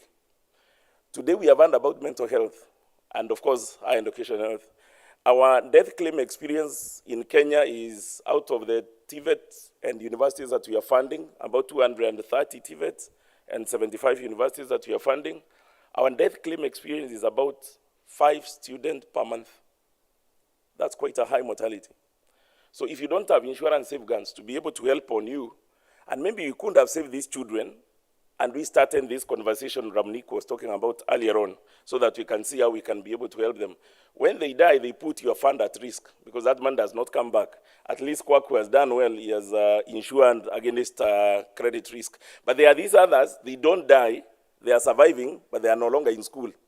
So chances of you, because they have not completed, chances of you getting that money back, even from an insurance company, because you have already only insured for credit risk, then becomes a problem. And then finally, lack of fiscal space or fiscus, I think is a big thing. Most of the government are battling with debts. My own country, we are taking up to 65% of the national budget towards the repayment of loans. And therefore, that leaves a very small space for development, social protection aspect like education, and also payment of salaries, the operation expenses of government. So relying on government, I think, is planning on hope, and hope is not a strategy. Ladies and gentlemen, I think the program has come to an end this evening, and I want to thank you for the attention you have given to the various speakers. We had a bit of mishaps here and there in terms of starting, but I think all that starts well ends well. At this juncture, I just want to say we close it here until tomorrow when we start the next level of the annual general meeting, which is the normal things that we need to do. And I will only say that I hope to see each and everyone again in Namibia at such a time.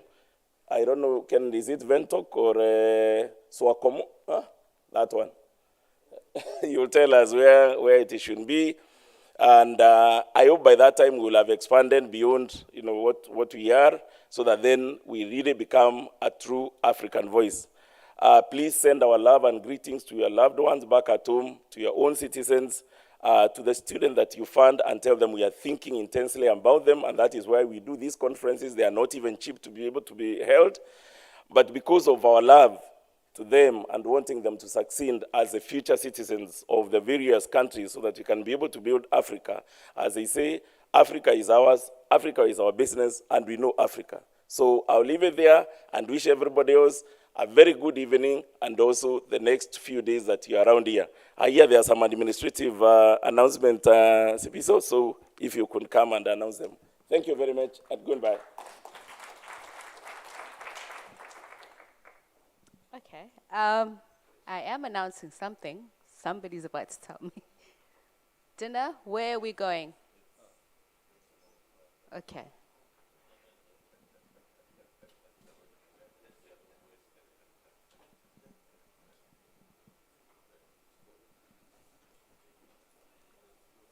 Good evening, ladies and gentlemen. Oh, wow. People are looking forward to dinner and they're ready to go, right? Okay. So this evening is the Heritage Dinner, and so we will be, it's going to be held upstairs where we're having lunch. So that has been converted to the dinner, and there'll be entertainment. We are expected to go back to our rooms and follow the instructions that Zeph had given us before we came, which is to wear something that has got some traditional or cultural outfit. If you have that, I think people like Professor Kanyinga have decided to become South African for this particular event. But dinner will begin at 6:30, so we have about an hour to be able to go and freshen up, and it'll be at 2.6, exactly where we were for lunch. So enjoy your evening, and see you there in an hour.